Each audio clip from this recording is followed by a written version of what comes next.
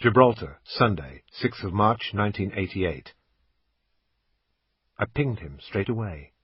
I got on the net.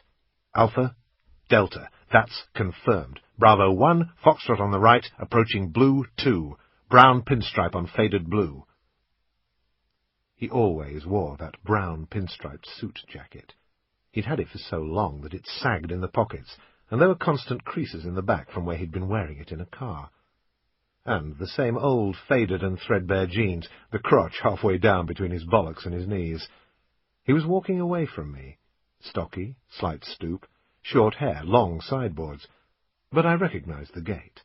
I knew it was Sean Savage. I got back on the net. Delta still has. That's Blue 2 towards Blue 7.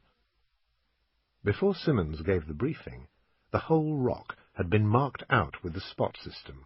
Junctions and major landmarks were identified by a colour and a number.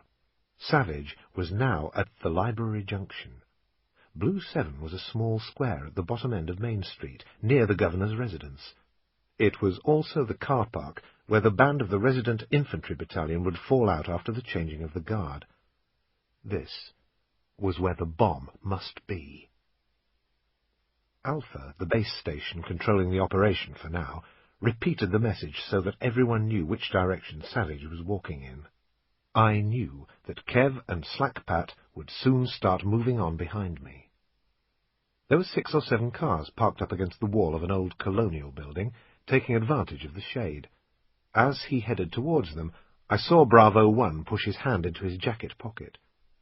For one split second I thought he was going for the initiation device, and my mind flashed back to the briefing. Simmons hadn't been able to tell us the exact make or model of car they'd be using. All he knew was that the bomb was a big one, and it would be an RCIED, a remote-controlled, improvised explosive device. His closing words had echoed around the smoke-filled room. "Remember, gentlemen, any one of the PIRA team, or all of them, could be in possession of the initiation device. That bomb must not detonate. There could be hundreds of lives at risk." Without checking his stride, Savage focused on one vehicle in particular and headed towards it. "Alpha, Delta," I said.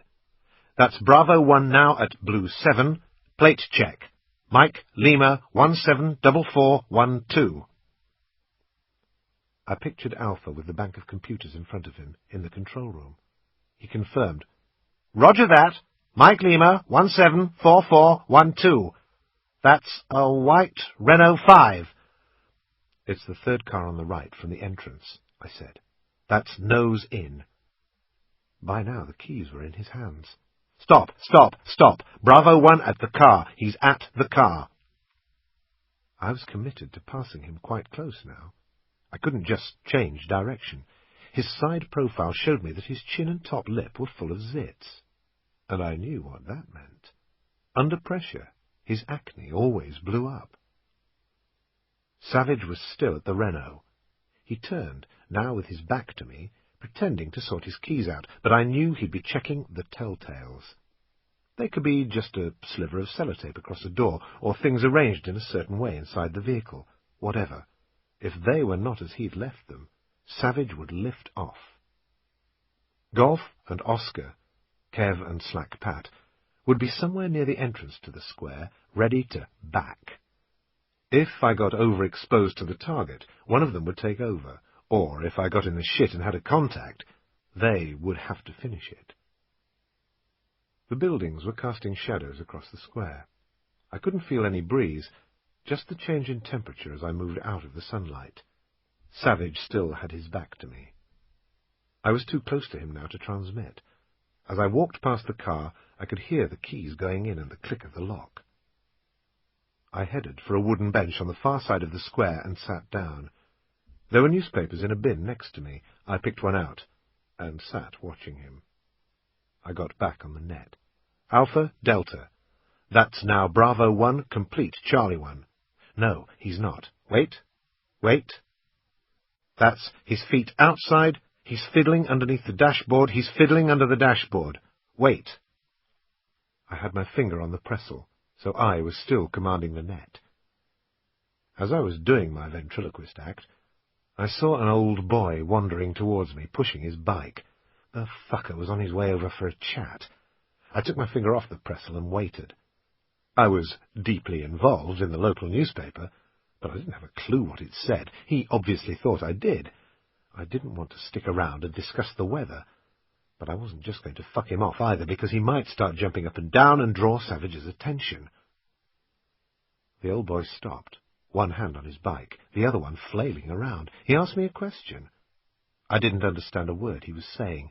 I pulled a face that said I didn't know what the world was coming to, shrugged, and looked down again at the paper. I'd obviously done the wrong thing. He said some angry shit, and then wheeled his bike away, arm still flailing. I got back on the net. I couldn't see exactly what Savage was doing, but both of his feet were still outside the Renault. He had his arse on the driver's seat and was leaning over underneath the dash. It looked as if he was trying to get something out of the glove compartment, as if he'd forgotten something and gone back to get it. I couldn't confirm what he was doing, but his hands kept going into his pockets. Was he making the last connection to the device? I was caught up in my own little world, everything closing in. The air was crisp and clean under a blindingly blue Mediterranean sky, the morning sun just starting to make it comfortable enough for shirt sleeves. The trees that lined the square were packed with birds, so small I couldn't see them amongst the thick foliage, but they made enough noise to drown out the sound of traffic going up and down the main drags just out of sight. I felt like a boxer. I could hear the crowd. I was listening to my seconds and the referee. I was listening for the bell, but mostly I was focused on the boy that I was fighting. Nothing else mattered. Nothing. I was totally detached from what was going on around me. The only important people in the whole world were me and Bravo 1. Ewan was still working like a man possessed, trying to get on top of the other two targets. I knew this guy like a brother, in fact, probably better. I hadn't seen any of my family for over 20 years. He was dedicated to the job. I knew exactly the way he thought. I knew that what he said on the net would be very calm, very precise, and very clear. Kev and Slack Pat were still backing me. The other two, Zulu and Lima, were with Ewan. All four would still be satelliting, listening on the net so as to be out of sight of the targets, always close enough to back us if we got in the shit. We could all hear Ewan on the net, closing in on Bravo 2 and Echo 1. The two players were coming in our direction.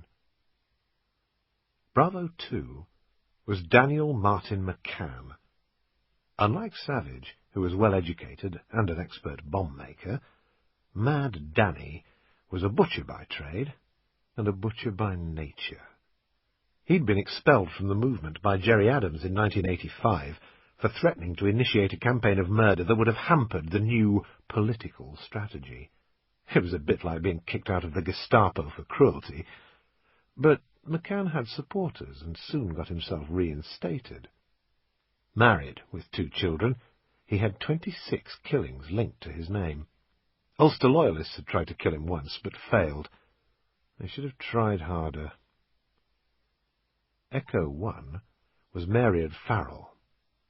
Middle class and an ex-convent schoolgirl, she was, at 31, one of the highest-ranking women in the IRA. See her picture and you'd think, oh, an angel.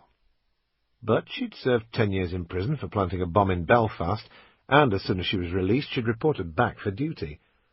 Things hadn't gone her way. A few months earlier, her lover, another terrorist, had accidentally blown himself up. As Simmons had said at the briefing, that made her one very pissed off Echo 1. Ewan was giving commentary on the route they were taking. Everybody knew where they were. Everybody would keep out of the way so they had a clear run in. That's Bravo 2 and Echo 1 at Blue 2, left to right, straight towards Blue 7. They were crossing the road on their way to the Renault. I recognized the other two as soon as they turned the corner. Farrell, with her petite, almost innocent features, and McCann, blonde curly hair and mean mouth. I knew them both well. I had been working against them for years. I got on the net and confirmed the ID. Everybody was in place. The only problem was that the situation still hadn't been handed over to the military. Alpha, our controller at the moment, would be with the senior policeman. People from the Foreign Office, people from the Home Office, you name it. Every man and his dog would be there, everybody wanting to put their tuppence worth in, everybody with their own concerns. We could only hope that Simmons would be looking after ours. I'd only met the SIS, Secret Intelligence Service, desk officer for Northern Ireland, a couple of days earlier, but he certainly seemed to be running our side of the show. His voice had confidence that was shaped on the playing fields of Eton, and he measured his words slowly, like a QC with the meter running. All our concerns were on the ground. We'd got 3 players together, and, if we weren't careful, they were going to kill every fucker in this square, including us. We wanted the decision made now, but I knew there would be big debates going on in the ops room. You'd probably have to cut your way through the cigarette smoke with a knife. Our liaison officer would be listening to us on his radio and explaining everything that we were doing to the police, confirming that the team was in position. At crunch time, it was the police, not us, who would decide that we went in. Once it was handed over to the military, Kev would control the team. The frustration was outrageous. I just wanted to get this over. By now, Farrell was leaning against the driver's door, the 2 men standing and facing her. If I hadn't known differently, I'd have said they were trying to chat her up. I couldn't hear what they were saying, but their faces showed no sign of stress, and now and then I could hear laughing above the traffic noise. Savage even got out a packet of mints and was passing them round. I was still giving a running commentary. Alpha, Delta, that's no change, no change. Alpha, roger that. Alpha came back on the net. Hello, all call signs, I have control, Golf, acknowledge. Kev acknowledged. The police had handed over. It was Kev's show now. To my left, I heard, "Oh, let's have a sit down here. Let's have a rest." An old British couple came bimbling over and sat down next to me. They were both carrying newspapers and little bottles of Evian water, and as they settled onto the bench, they unscrewed the tops of the bottles and took a sip. Then all I could hear was some shit about it being a lot warmer now, and something to do with losing a coat. At the same time, what I had coming from Golf was, "Delta, send a sit-rep, send a sit-rep." I couldn't do anything. I couldn't talk on the net, and I didn't want to move. There was nowhere to go anyway. Golf was now flapping. "Delta, check! Delta, check!" I pressed twice. He now knew I couldn't talk. "Is that Bravo 1, 2 and Echo 1 still at Charlie 1? Click, click. "Are they aware?" Nothing. "Are they looking unaware?" Click, click. "Are the doors on the vehicle still closed?" Click, click. "Are they locked?" Click, click. "Are they talking?" Click, click. "Does Echo 1 still have her bag?" He was concerned that the firing device could be in her bag. Click, click. "Did they get anything out of the vehicle?" Nothing. In the same ear, I'm getting these old people talking to each other. They're sitting there reading the newspaper. Something about a pop star and sex-crazed orgies with 16-year-old girls. Loads of pictures of old slappers in stockings and suspenders on the front page. "Have you read this? Oh, look at this! There's no smoke without fire, that's what I say." She was tucking into a half-pound bar of fruit and nut. The targets started to move away from the vehicle, and I clicked the Pressel 4 times. Golf came back. "Stand by! Stand by!" "Is that them, Foxtrot?" Click, click. "Are they going towards Yellow 6? Nothing. Of course not. They're going back the way they came, towards the bottom of Main Street. Ask again. "Are they going back towards Blue 2? That's better. Click, click. "Roger that. Do you have?"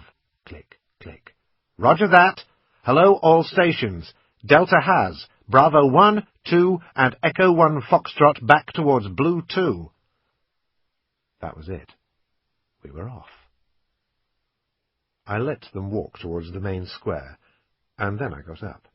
I knew we wouldn't lift them here. There were far too many people.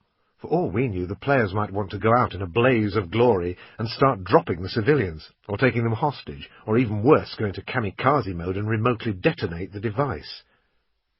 I was now out of earshot of the old couple. "Stand by! Stand by! That's Bravo 1, 2, and Echo 1 Foxtrot. Halfway, Blue 7 to Blue 2. They were under control. The others didn't have to close in yet. I'd take them out of the square, back onto the main street. But all of a sudden, Alpha came back on the net. "Hello! All call signs! All call signs! Cancel! Cancel! Cancel! I do not have control! Cancel! Golf! Acknowledge!" I could almost hear him thinking. Then we heard Kev's not-so-correct reply. "What the fuck's going on? Tell me what's going on!" The desk came back on the net. "Wait! Wait!" He sounded under pressure. There were voices in the background. All stations! This is Alpha. The police need another ID. They need to be sure. Golf, acknowledge." What did they want? Introductions? "Hi, I'm Sean, IRA bomber and murderer. I enjoy travelling and working with children." We were in danger of losing them across the border into Spain if we didn't act soon. Alpha came back on the net. "All stations! ATO is moving to check the vehicle. Delta, we need that confirmation." I gave 2 clicks. There was obviously some flapping going on in the ops room. The boss was getting a hard time from the police, and it sounded like a chimp's tea party in there. They would be crossing the border within minutes. I was now on the other side of the road. I wanted at least to get parallel to them so that I could see their faces again. I had to reconfirm the players, then stick with them. I got back on the net. "Roger that. That's confirmed. Bravo 1, Bravo 2, Echo 1, Foxtrot on the right, at Red 1 towards Blue 6. To allow a natural gap to develop between me and the players, I bent down and pretended to do up the lace on one of my trainers. As I did so, I got a jab in the ribs from the hammer of the 9mm Browning. The holster was covert, inside my jeans. That way only the pistol grip would be in view if I pulled back my black nylon bomber jacket. I preferred to have my pistol at the front. A lot of the blokes wore theirs on the side, but I never could get used to it. Once you find a position you like, you don't change. You might be in the shit one day, go to draw your weapon, and it isn't there. It's several more inches to the right, and you're dead. In the Browning, I had an extended 20-round magazine protruding from the pistol grip. I also had 3 standard 13-round mags on my belt, and reckoned that if 59 rounds weren't enough, I shouldn't be doing this for a living. Alpha left the net open. I could hear all the tension in Alpha's voice now, telephone lines ringing, people milling about. Golf cut onto the net. "Fuck the ops room, let's keep on top of them until someone somewhere makes a fucking decision. Lima and Zulu, can you get forward of Blue 6? Zulu came on the net for himself and Lima, very much out of breath. "Zulu and Lima, we can do that." "Roger that. Move up. Tell me when you're there." Kev wanted them to go beyond the health centre at Blue 6. That way, the players came to them. They were running hard to get beyond the targets. They didn't care who saw them, as long as the players didn't. We still hadn't got control. What the fuck were we going to do if they got over the border? Kev came back on the net. "Alpha, Golf, you need to get your finger out now. We're going to lose them. What do you want us to do?" Alpha was straight back on the net. "Golf, wait, wait." I could still hear noise in the background. Lots of talking, more telephones ringing, people shouting instructions to each other. Everything went quiet, just waiting for Alpha to come back. "Wait! Wait!" All I could hear now were the background noises of Alpha on my radio, plus my pulse pounding in my head, very, very slowly. There seemed to be an unnatural pause. Then, at last, in the background, I heard a decision being made. It was Simmons' voice, very clear. A voice you wouldn't argue with, very calm and slow in the confusion. "Tell the ground commander he can continue." All call signs! All call signs! This is Alpha! I have control! I have control! Golf, acknowledge!" Kev got on the net, and instead of acknowledging said, Thank fuck for that. All call signs, if they get as far as the airport, we'll lift them there. If not, on my word, on my word. Zulu and Lima, how's it going? They came back on the net. That's us static at the junction, Blue 9. We can take at Blue 9. That was the end of Main Street and the start of Smith-Dorrien Avenue, the main approach road to the crossing into Spain. The players were just a few hundred yards from the border. Golf came back. Roger that. Delta, acknowledge. Delta, roger that. I still have Bravo 1, Bravo 2, Echo 1 on the right, Blue 6 to Blue 9. That's about halfway. Golf, roger that. Lift off at Blue 9. Delta, roger that. Still on the right, still towards Blue 9. Zulu came back. Roger that. I can take at Blue 9. Delta, roger that. Still straight. That was me, nearly finished. I could lift off soon. I'd done the job I'd been brought here to do. I was preparing myself for the handover as the players turned right onto Smith-Dorrien Avenue, still towards the border. But then they stopped. Fuck! Stop, I said. That's Bravo 1, 2, and Echo 1 static. 20 meters past Blue 9, still on the right. Everybody was closing in. Come on, let's lift them here and now. All of a sudden, Savage split from the other two and headed back the way they'd come, towards the town centre. It was all going to rat shit. We had two groups to control now, and we didn't know who had the initiation device. I could see Kev arrive to back me as I moved in to take Savage. All he and I were worrying about was Bravo 1. It was now up to the rest of the team to take Bravo 2 and Echo 1, with Ewan as the trigger. On the net, I could hear the other two players being followed along Winston Churchill Avenue by the rest of the team. From my days as a young garrison soldier, I remembered that it was a dual carriageway running north-south that led to the border. On one side was an apartment complex called the Laguna Estate. Between the estate and the road was a Shell petrol station. Kev and I stayed with Savage, back towards the town centre. He turned left down an alleyway. I was just about to get on the net when I heard a police siren, followed by gunfire behind me. At the same time I heard Ewan on the net. Contact! Contact! Then more shots. What the fuck was going on? Kev and I looked at each other. We ran round the corner and saw Savage. He'd heard the shots too, and turned back the way he'd come. Even from this distance I could see his eyes, as big as plates, and jerking as if he was having a seizure. There was a woman between us. Savage turned again and started to run. Kev shouted, "Stop! Security forces, stop!" With his left hand, he had to push the woman over to the side and bang her against the wall to keep her out of the way. She was going down, blood pouring from her head. At least she wouldn't get up and become a target. She began screaming. We had Kev hollering and screaming at Savage, and all the people in the area were starting to scream. It was turning into a gang fuck. Kev flicked back the right side of his sports jacket to reach the pancake holster over his kidneys. We always put a bit of weight in a pocket, a full mag is good, to help the jacket flick back out of the way. But I wasn't really looking at Kev, I was looking at Savage. I could see his hand moving to the right side of his jacket. It was decision time. He must not use that detonation device. Savage was aware. He wasn't some knuckle-dragging moron from the back streets. The moment he saw us, he knew his time had come. Kev drew his pistol, brought it up, and went to fire. Nothing. Stoppage! Fuck! Nick! Fuck! Fuck! Trying to clear his weapon, he dropped on one knee to make himself a smaller target.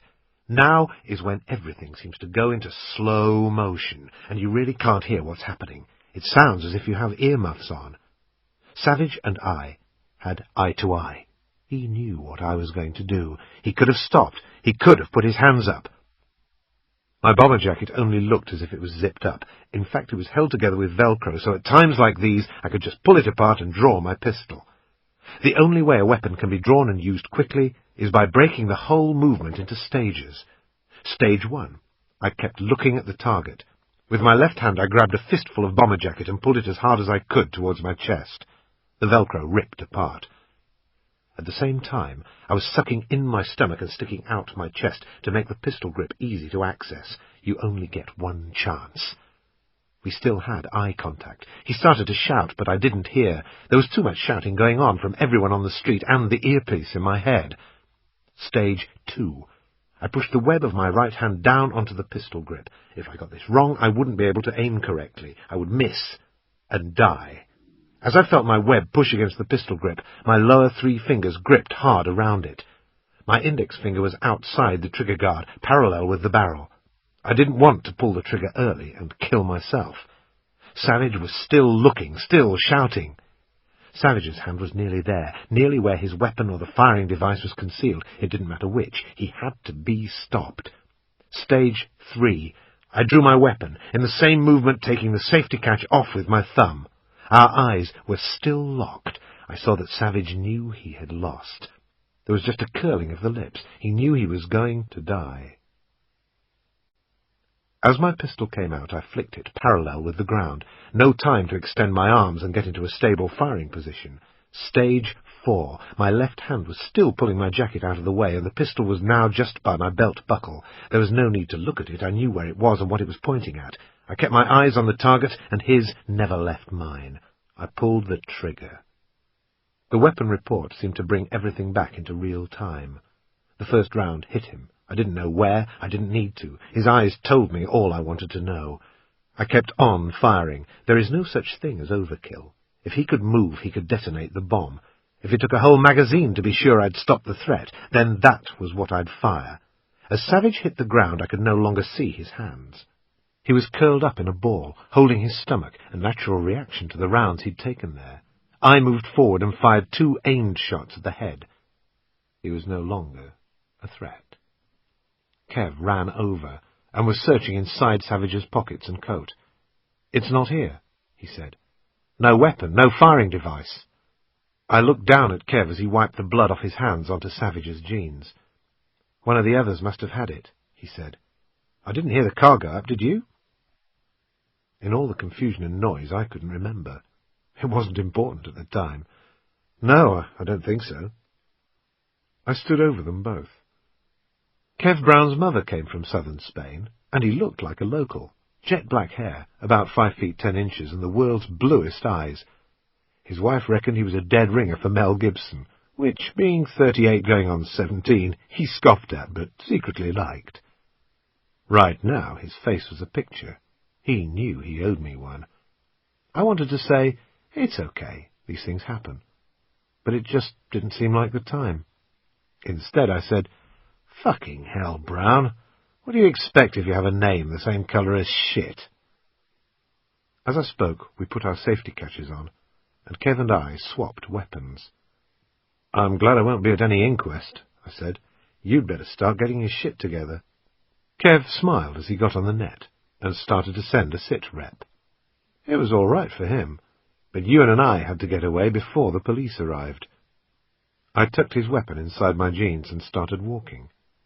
Ewan and I had been seconded from the regiment to work on undercover operations with 14 Intelligence Group, known as the Det. Its remit only extended to Northern Ireland. It was illegal for its members to operate anywhere else. 1997. Chapter 1. If you work for the British Intelligence Service and get formally summoned to a meeting at their headquarters building on the south bank of the Thames at Vauxhall, there are 3 levels of interview. First is the one with coffee and biscuits, which means they're going to give you a pat on the head. Next down the food chain is the more businesslike coffee but no biscuits, which means they're not asking but telling you to follow orders. And finally, there's no biscuits and no coffee either, which basically means that you're in the shit. Since leaving the regiment in 1993 and working as a K, an operator on Deniable operations, I'd had a number of interviews at every level, and I wasn't expecting a nice frothy cappuccino to be on the cards this particular Monday. In fact, I was flapping quite severely because things hadn't been going too well. As I emerged from the tube station at Vauxhall, the omens weren't exactly with me either. The March sky was dull and overcast, preparing itself for the Easter holiday. My path was blocked by roadworks, and a burst from a jackhammer sounded like the crack of a firing squad. Vauxhall Cross, home of what the press call MI6, but which is actually the Secret Intelligence Service, is about a mile upstream of the Houses of Parliament. Bizarrely shaped, like a beige and black pyramid that's had its top cut off, with staged levels, large towers either side, and a terrace bar overlooking the river, it only needs a few swirls of neon, and you'd swear it was a casino. Wouldn't look out of place in Las Vegas. I missed Century House, the old headquarters building near Waterloo Station. It might have been 1960s ugly, square with loads of glass, net curtains and antennae, and not so handy for the tube, but it was much more homely. Opposite Vauxhall Cross, and about 200 metres across the wide arterial road, is an elevated section of railway line, and beneath that are arches that have been turned into shops, 2 of which have been knocked through to make a massive motorbike shop. I was early, so I popped in and fantasised about which Ducati I was going to buy when I got a pay rise, which wasn't going to be today. What the hell? The way my luck was going, I'd probably go and kill myself on it. I'd fucked up. Severely. I'd been sent to Saudi to encourage, then train, some northern Iraqi Kurds to kill 3 leading members of the Ba'ath Party. The hope was that the assassinations would spark everything up and help dismantle the regime in Baghdad. The first part of my task was to take delivery in Saudi of some former Eastern Bloc weapons that had been smuggled in, Russian Dragunov sniper weapons, a couple of Makarov pistols and 2 AK assault rifles, the parachute version with a folding stock. All serial numbers had been erased to make them deniable. For maximum chaos, the plan was to get the Kurds to make 3 hits at exactly the same time in and around Baghdad. One was going to be a close-quarters shoot using the Makarovs. The idea was for the 2 boys to walk up to the family house, knock on the door, take on whatever threat presented itself, make entry into the house, zap the target, and run. The second was going to be a sniper option. The target saw himself as a big-time fitness freak. He'd come out and have a little jog round a running track, all of about 400 metres. He emerged from his house every day in a lime green fluffy velour shell suit, did 1 lap, and that was his training for the day. The boys were going to hit him, just as he started to sweat and slow down, which, by the look of him, would be after about 100 metres. I would be on this one, to coordinate the hit so that both fired at once. The third target was going to be taken out on his way to the ministry. 2 bikes would pull up at traffic lights and give him the good news with their AK-47s. I landed up in northern Iraq without any problems and started the build-up training. At this stage, not even the Kurds knew what their task was going to be. The Dragunov sniper rifles were a heap of shit. However, the weapon is never as important as the ammunition, which in this case was even worse. Indian 7.62mm. Given a free hand, I would have wanted to use Lapua, manufactured in Finland and the best in the world for sniping because of its consistency. But Western rounds would have given the game away. The Indian ammunition was hit and miss. Mostly miss. On top of that, the Dragunovs were semi-automatic rifles. Ideally, you need a bolt-action weapon, which is not only better for taking the hit, it also doesn't leave an empty case behind because it stays in the weapon until you reload. However, it had to be Russian kit that they were zapped with, and it had to be deniable. Once all 3 jobs went down, the weapons were dumped in a hide and should have been destroyed. They weren't. On the AK, there is a forward leaf sight, and underneath that is scratched a serial number. I had been told that all serial numbers had been removed at source and had taken the information at face value. I didn't check. I fucked up. The only way to retrieve the situation as far as London was concerned was to kill the Kurd teams I had been training. It was damage limitation on a drastic scale, but it had to be done. Detail counts. If the Iraqis could trace the weapons back, they might make the UK connection. If they then captured the Kurds, who just happened to mention the fact that they'd been trained by a Westerner called Nick Stone, it wouldn't take a mastermind to work out which country he came from. It actually pissed me off to have to kill them, because I got to know these boys really well. To this day I was still wearing the G-Shock watch one of the snipers had given me. We'd had a bet when we were on the range and he lost. I knew that I could beat him, but still cheated because I had to win. I'd really got to like him. Back in the UK, there'd been an inquiry and everybody was covering their arse. and because I was a K, they could land it all on me. The armourers and technicians from the intelligence service said it was my fault for not checking. What could I say? I didn't even exist. I was bracing myself to take the hit.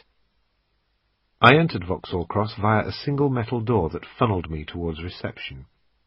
Inside, the building could be mistaken for any high-tech office block in any city. Very clean, sleek, and corporate. People who worked there were swiping their identity cards through electronic readers to get in, but I had to go over to the main reception desk. 2 women sat behind thick, bulletproof glass. Through the intercom system, I said to one of them, "I'm here to see Mr. Lynn. Can you fill this in, please?" She passed a ledger through a slot under the glass. As I signed my name in 2 boxes, she picked up a telephone. "Who shall I say is coming to see Mr. Lynn?" "My name's Stamford." The ledger held tear-off labels. One half was going to be ripped off and put in a plastic badge container, which I'd have to pin on. My badge was blue and said, "Escorted everywhere." The woman came off the phone and said, "There'll be somebody coming down to pick you up." A young clerk appeared minutes later. "Mr. Stamford?" I said, "All right, mate. How you going?" He half smiled. "If you'd like to come with me." He pressed the lift button and said, "We're going to the 5th floor." The whole building is a maze. I just followed him. I didn't have a clue where we were going. There was little noise coming from any of the offices, apart from the hum of the air-conditioning ducts. Just people bent over papers or working at PCs. At the far end of one corridor we turned left into a room. Old metal filing cabinets, a couple of 6-foot tables put together, and, as in any office anywhere, the kettle and cups, jars of coffee, packets of sugar, and a milk rotor. None of that for me, though. In free-fall talk, I'd just stand by and accept the landing. Lieutenant Colonel Lynn's office was off to one side of the larger area. When the clerk knocked on the door, there was a crisp and immediate call of, "Come!" The boy turned the handle and ushered me past. Lynn was standing behind his desk. In his early 40s, he was of average build, height, and looks, but had that aura about him that marked him out as an absolute flyer. The only thing he didn't have, I was always pleased to note, was plenty of hair. I'd known him on and off for about 10 years. For the last 2 years his job had been liaison between the MOD and SIS. It was only as I walked further into the room that I realized he wasn't alone. Sitting to one side of the desk, obscured until now by the half-open door, was Simmons. I hadn't seen him since Gibraltar. What a switched-on boy he'd turned out to be, sorting out the inquest and basically making sure that Ewan and I didn't exist. I felt a mixture of surprise and relief to see him here. He'd had nothing to do with the Kurd job. We might be getting the kettle out after all. Simmons stood up.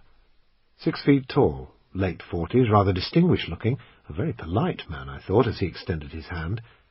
He was dressed in corduroy trousers the colour of Coleman's mustard, and a shirt that looked as if he'd slept in it. "Delighted to see you again, Nick." We shook hands, and Lynn said, "Stone, would you like a brew?" Things were looking up. "Thanks. Coffee, white, no sugar." We all sat down. I took a wooden chair that was on the other side of the desk and had a quick look round the office while Lynn pressed the intercom on his desk and passed the order on to the clerk. His office was at the rear of the building and overlooked the Thames. It was a very plain, very functional, very impersonal room, apart from a framed photograph on the desk of a group which I presumed were his wife and 2 children. There were 2 Easter eggs and wrapping paper on the window-sill. Mounted on a wall bracket in one corner was a television. The screen was scrolling through CFAC's World News headlines. Under the TV was the obligatory officer's squash racket and his jacket on a coat stand. Without further formalities, Lynn leaned over and said, "We've got a fastball for you." I looked at Simmons. Lynn continued, "Stone, you're in the shit over the last job, and that's just tough. But you can rectify that by going on this one. I'm not saying it'll help, but at least you're still working. Take it or leave it." I said, "I'll do it." He'd known what I was going to say. He was already reaching for a small stack of files containing photographs and bits of paper. As a margin note on one of the sheets, I could see a scribble in green ink. It could only have been written by the head of the firm. Simmons still hadn't said a word. Lynn handed me a photograph. Who are they? Michael Kerr and Morgan McGear. They're on their way to Shannon as we speak, then flying to Heathrow for a flight to Washington. They've booked a return flight with Virgin, and they're running on forged Southern Irish passports. I want you to take them from Shannon to Heathrow, and then on to Washington. See what they're up to and who they're meeting. I'd followed players out of the Republic before, and could anticipate a problem. I said, what happens if they don't follow the plan? If they're on forged passports, they might go through the motions just to get airside, then use their other passports to board another flight and fuck off to Amsterdam. It wouldn't be the first time. Simmons smiled. I understand your concern, and it is noted. But they will go. Lynn passed me a sheet of paper. These are the flight details. They booked yesterday in Belfast. There was a knock on the door.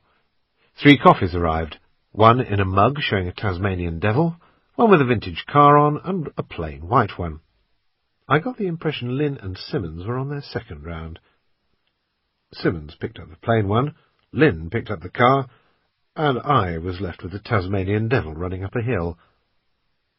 Who's taking them from Belfast to Shannon? Simmons said, Actually, it's Ewan. He has them at the moment. He'll hand over to you at Shannon. I smiled to myself at the mention of Ewan's name. I was now out of the system and basically just used as a K on Deniable operations. The only reason I did it was to finance other things I wanted to do. What they were, I didn't know yet. I was a 37-year-old man with a lot on his mind, but not too much in it. Ewan, however, still felt very much part of the system.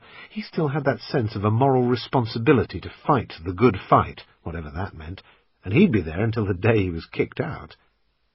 Simmons handed me a folder. Check that off, he said.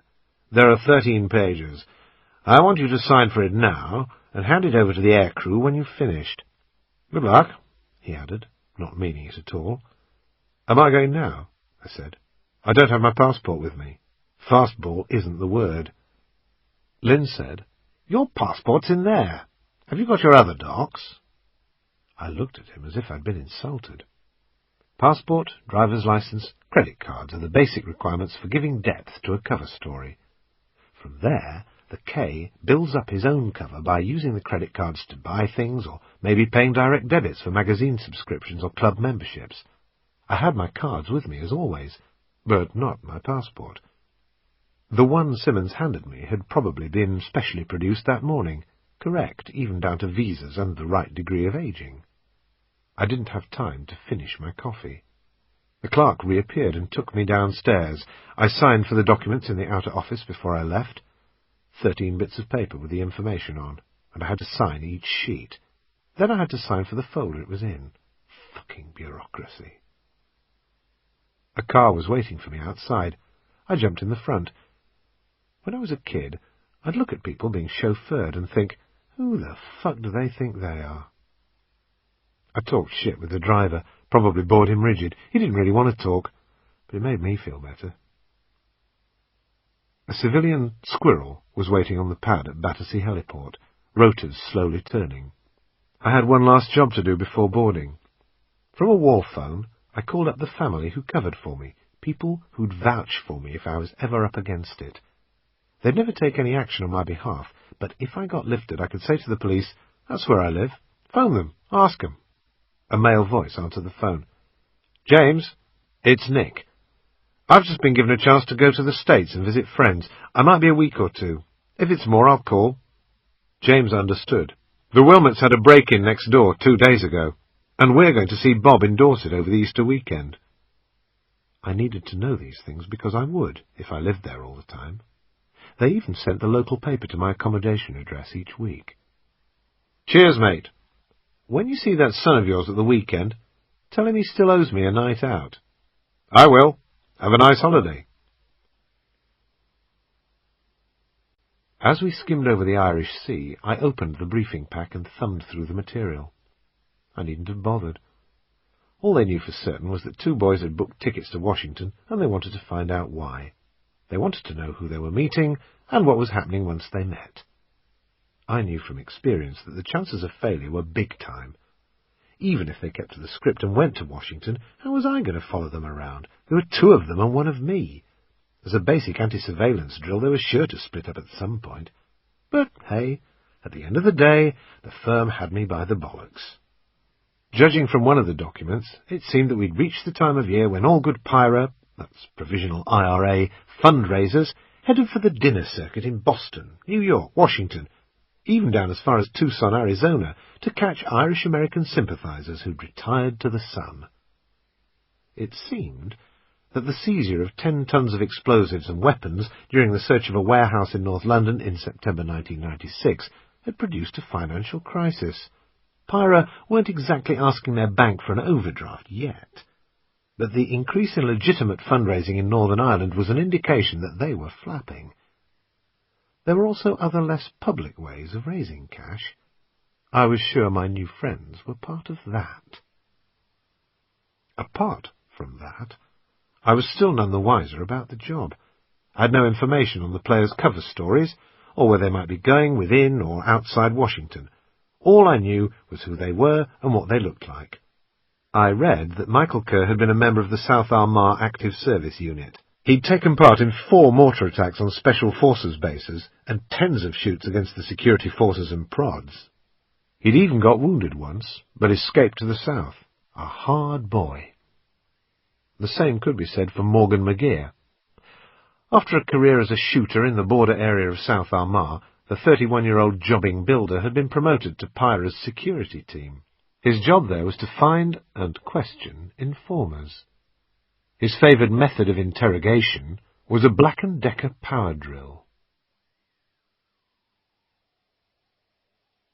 Chapter 2. The helicopter was operated by a civilian front company, so the arrivals procedure at Shannon was no different than if I'd been a horse breeder coming to check the assets at his stud farm in Tipperary, or a businessman flying in from London to fill his briefcase with EU subsidies.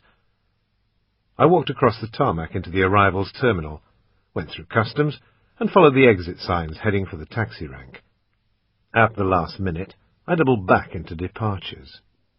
At the Aer Lingus ticket desk, I picked up my ticket for Heathrow, which had been booked in the name of Nick Stamford. When choosing a cover name, it's always best to keep your own Christian name. That way, you react naturally to it. It also helps if the surname begins with your real initial, because the signature flows better. I'd picked Stamford after the Battle of Stamford Bridge. I love medieval history. I headed straight to the shop to buy myself a bag. Everybody has hand luggage. I'd stick out like the balls on a bulldog if I boarded the aircraft with nothing but a can of Coke. I never travelled with luggage that had to be checked in, because then you're in the hands of whoever it is that decides to take bags marked Tokyo and send them to Buenos Aires instead. Even if your baggage does arrive safely, if it then reaches the carousel 5 minutes after the targets, you're fucked. I bought some toothpaste and other odds and ends, all the time keeping an eye out for Ewan. I knew that he'd be glued to Kerr and McGear, unless they'd already gone airside. The departure lounge seemed full of Irish families who were going to find the Easter sun, and newly retired Americans who'd come to find their roots, wandering around with their brand-new Guinness sweatshirts, umbrellas and baseball caps, and leprechauns in tins, and little pots of grow-your-own shamrock. It was busy, and the bars were doing good business. I spotted Ewan at the far end of the terminal, sitting at a table in a cafe, having a large, frothy coffee and reading a paper. I'd always found Ewan a strange name for him. It made me think of a bloke with a skirt on running up and down a glen somewhere, swinging a claymore. In fact, he was born in Bedford, and his parents came from Eastbourne. They must have watched some jock film and liked the name. Ewan was short and had an acne-scarred face and the world's biggest motorbike.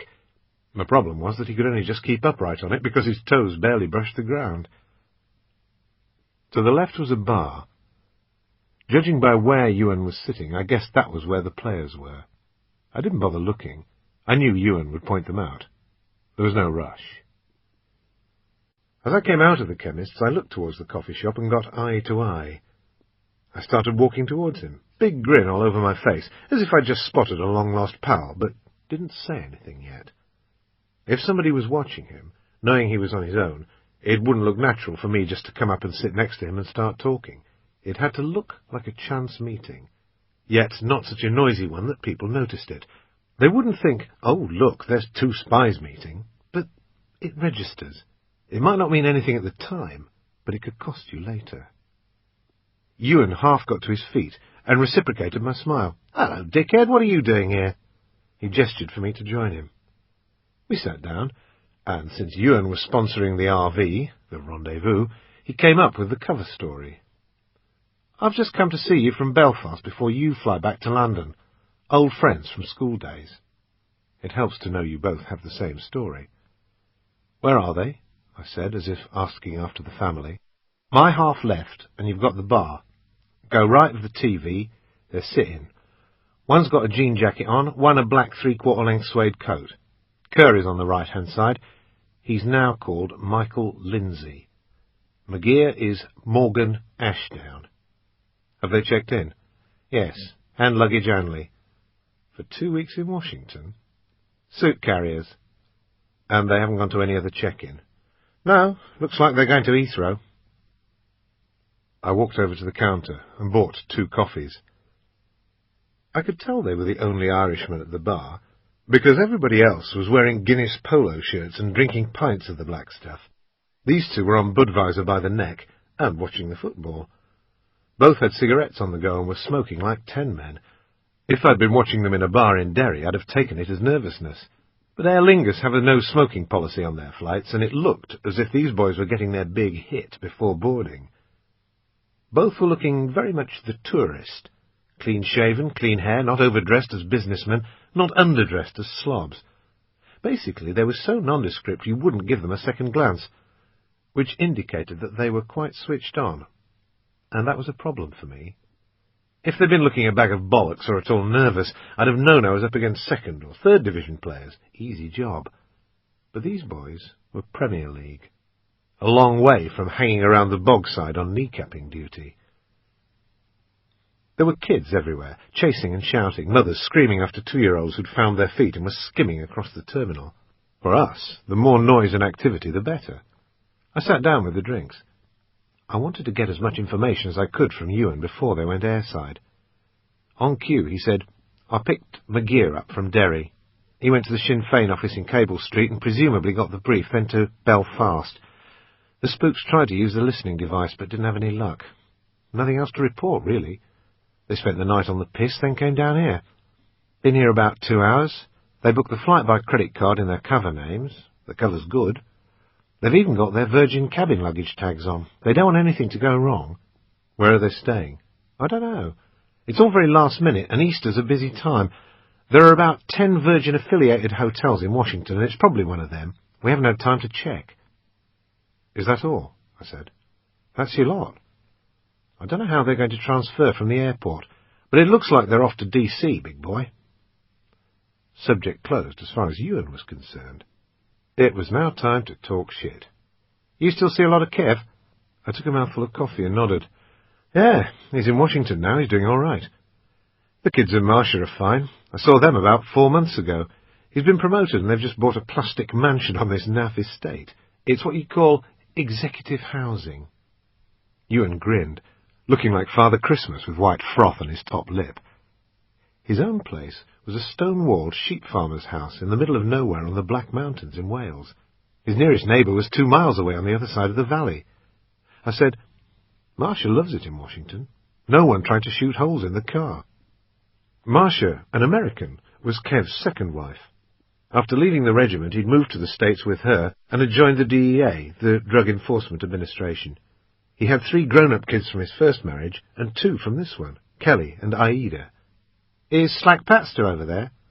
"I think so. But you know what he's like. One minute he's going to learn how to house build, and the next minute he's going to take up tree-hugging and crocheting.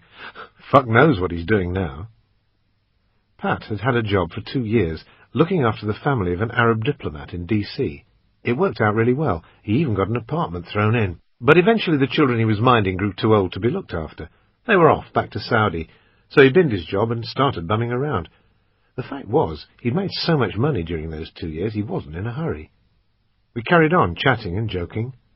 But all the time Ewan's eyes flickered towards the targets. The players ordered another drink, so it looked as if we were going to be sat there for a while. We carried on spinning the social shit. "How's Year 10 of the house-building programme?" I grinned. "I'm still having problems with the boiler." He'd decided that he was going to put in the central heating himself. But it was a total balls-up. He'd ended up spending twice as much money as if he'd got someone in. "Apart from that, it's all squared away. You should come down sometime. I can't wait to finish this fucking tour, then I've got about 2 more years and that's me out." "What are you going to do?" "As long as it's not what you're doing, I don't care. I thought I'd become a dustman. I don't give a fuck, really." I laughed. "Ha! You do? You'll be scratching to stay in. You're a party man. You'll stay in forever. You moan about it all the time, but actually you love it." Ewan checked the players, then looked back at me. I knew exactly what he was thinking. I said, "You're right. Don't do this job, it's shit. What have you been up to since your little Middle Eastern adventure?" "I've been on holiday, got some free fall in. Did a bit of work for a couple of the companies, but actually not much. And to tell you the truth, it's great. Now I'm just waiting for the outcome of the inquiry. I think I'm in the shit, unless this job gets me out." Ewan's eyes moved again. "It looks like you're off." The 2 boys must have started to sort themselves out at the bar. I said, "I'll give you a ring after this is finished. When are you back in the UK?" "I don't know, maybe a few days." "I'll give you a call, we can arrange something." "You got yourself a woman yet, or what?" "You've got to be pissed.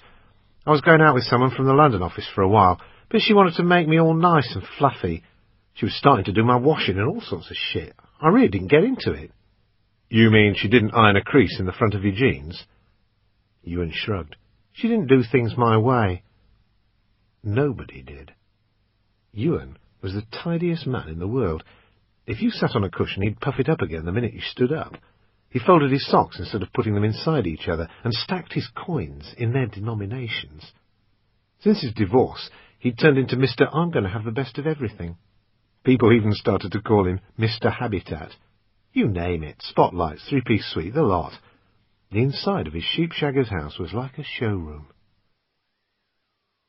I could tell Ewan was watching the 2 players pick up their kit and walk from the bar.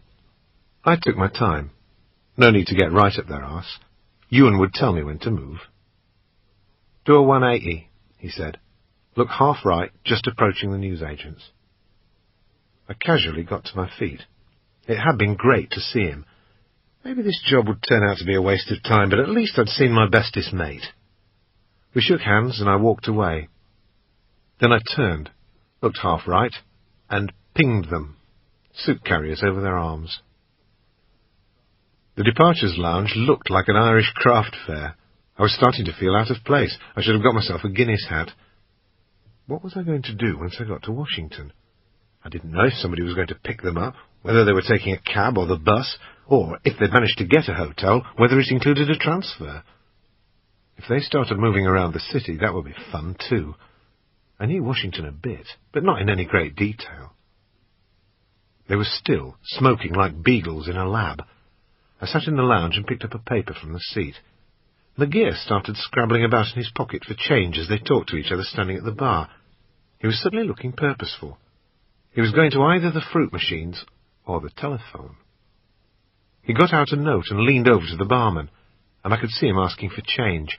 I was sitting more or less directly behind them and about 20 feet back, so even if they turned their heads 45 degrees either side, I still wouldn't be in their peripheral vision. McGear walked towards the fruit machines, but carried on past. It must be the telephone. I got up and wandered over to the newsagents, pretending to check the spinning rack of paperbacks outside. He picked up the phone, put a couple of pound coins in, and dialed. He got the number from a piece of paper, so it wasn't one that was well known to him. I looked at my G-Shock. It was 16:16. The display was still on dual time. If there were any Iraqis in the lounge needing to know the time in Baghdad, I was their man. I checked my pockets for coins. I had about 2.5 quid. I would need more for what I was going to do, so I went in and bought a newspaper with a £20 note. The woman behind the counter looked well impressed. McGear finished his call and went back to the bar. These boys weren't going anywhere. They ordered another beer, opened their papers, and lit another fag. I gave it a couple of minutes, then strolled over to the phone McGear had been using. I picked up the receiver, threw in a couple of pound coins, and looked for a number on the set. I couldn't find one. Not to worry. It would just take a bit longer. I dialed a London number, and a woman's voice said, "Good afternoon. Your PIN number, please." 2422. The digits were etched into my memory. They were the first half of the army number that I'd had since I was 16. She said, "Do you have a number?" "No. This line, please." "Wait." I heard a click, then nothing. I kept my eyes on the players and fed the phone. Within a minute she was back. "What times are you interested in?" "I'd like to book it from 16:13 up till now." "That's fine. Do you want me to call you, or will you call back?" "I'll call back. 10 minutes?" "Fine. Goodbye." And that was it. No matter where you are in the world, you can dial in, and the firm will run a trace. I phoned back 10 minutes later. We went through the same PIN number routine. Then she said, "Nothing until 16:10 hours. A Washington, D.C. number, 703-661-8230. Washington Flyer Taxis, USA." I jotted down the number, hung up, and immediately dialed it. "Good morning, Washington Flyer Taxis. Jerry speaking. How may I be of assistance today?" "Yes. I wonder if a Mr. Ashdown or Lindsay has booked a taxi. I just want to check they're going to get to a meeting on time." "Oh, yes, sir. We've just had the booking. Collect from Dulles, arriving on flight number—" I cut in. "Are you going to drop them off at the hotel, or are they coming straight to me at Tyson's Corner?" "Let me see, sir. They're booked for the Westin on M Street." "All right, that's fine. Thank you." Now, all I had to do was try to get to the Westin before them. Everything seemed to be going to plan. Either that, or the fuckers had pinged me and were putting in a deception. The flight to London Heathrow was getting ready to board. I watched them get up, find their passes, and walk. I followed. On something like this, you always travel club class, so you're at the front of the aircraft. Then you can choose either to sit down and watch people boarding, or let them through ahead of you and come in later on. At the destination, you can wait for the target to come off the aircraft and naturally file in behind, or get out of the way beforehand so that you're ready to do the pickup once you're out of arrivals. I thought about a drink, but decided against. I might have to start performing as soon as we got to the other side. These boys seemed switched on and professional, so chances were they weren't going to be doing any work after all the bud they'd been putting away. But still, no drink for me. As I settled into my seat, I started to think about Kev and his family. I'd been there when he first met Marcia. I was best man at their wedding and was even godfather to Aida, their second child. I took the job seriously, even though I didn't really know what I was supposed to do on the God front. I knew I'd never have any of my own kids. I'd be too busy running around doing shit jobs like this. Kev and Marcia knew that, and really tried to make me feel part of their setup. I'd grown up with this fantasy of the perfect family, and as far as I was concerned, Kev had it. The first marriage went a bit dodgy, but this one seemed absolutely right. His job with the DEA was now mostly desk-bound in Washington. He loved it. "More time with the kids, mate," he'd say. "Yeah, so you can be one," I'd reply. Luckily, Marcia was the mature and sensible one. When it came to the family, they complemented each other really well. Their house at Tyson's Corner was a healthy, loving environment. But after 3 or 4 days, it would get too much for me, and I'd have to move on. They'd make a joke of it. They knew I loved them, but somehow couldn't handle people showing so much affection. I guess that was why I'd always felt more comfortable with Ewan. We were both from the same job lot. And Pat? Slack was younger than Kev, early 40s, and really annoying. Blonde-haired, blue-eyed, good-looking, clever, articulate, funny.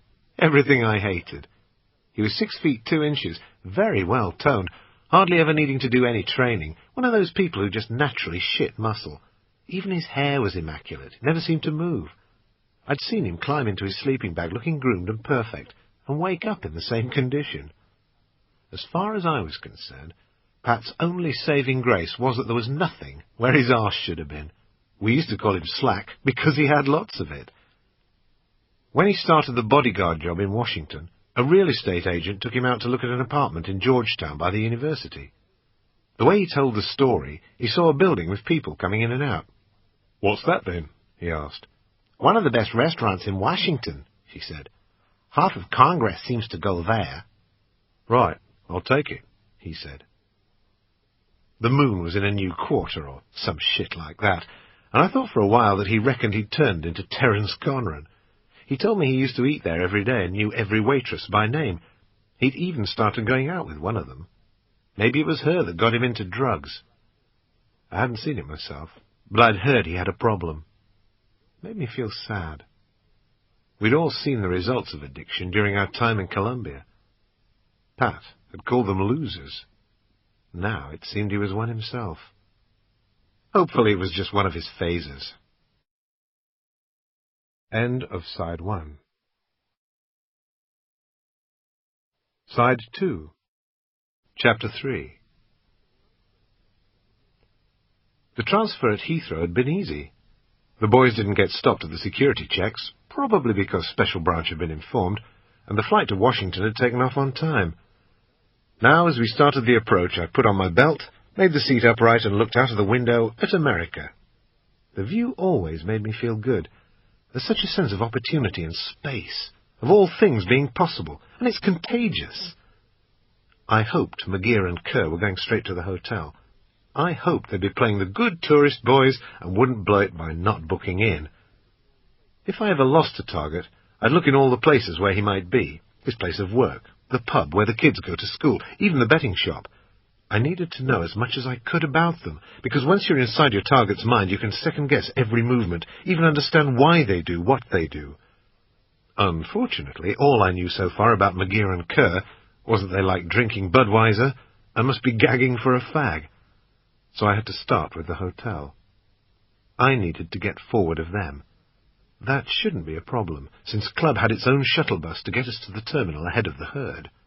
However, since they'd pre-booked a transfer, I'd need to grab a cab pretty sharpish if I was going to beat them to M Street. I could have booked one of my own when I spoke to Washington Flyer, but I'd tried to do that in Warsaw once in similar circumstances, only to come out and find the two drivers fighting over who to take first, me or the target. It was the taxi rank for me from then on.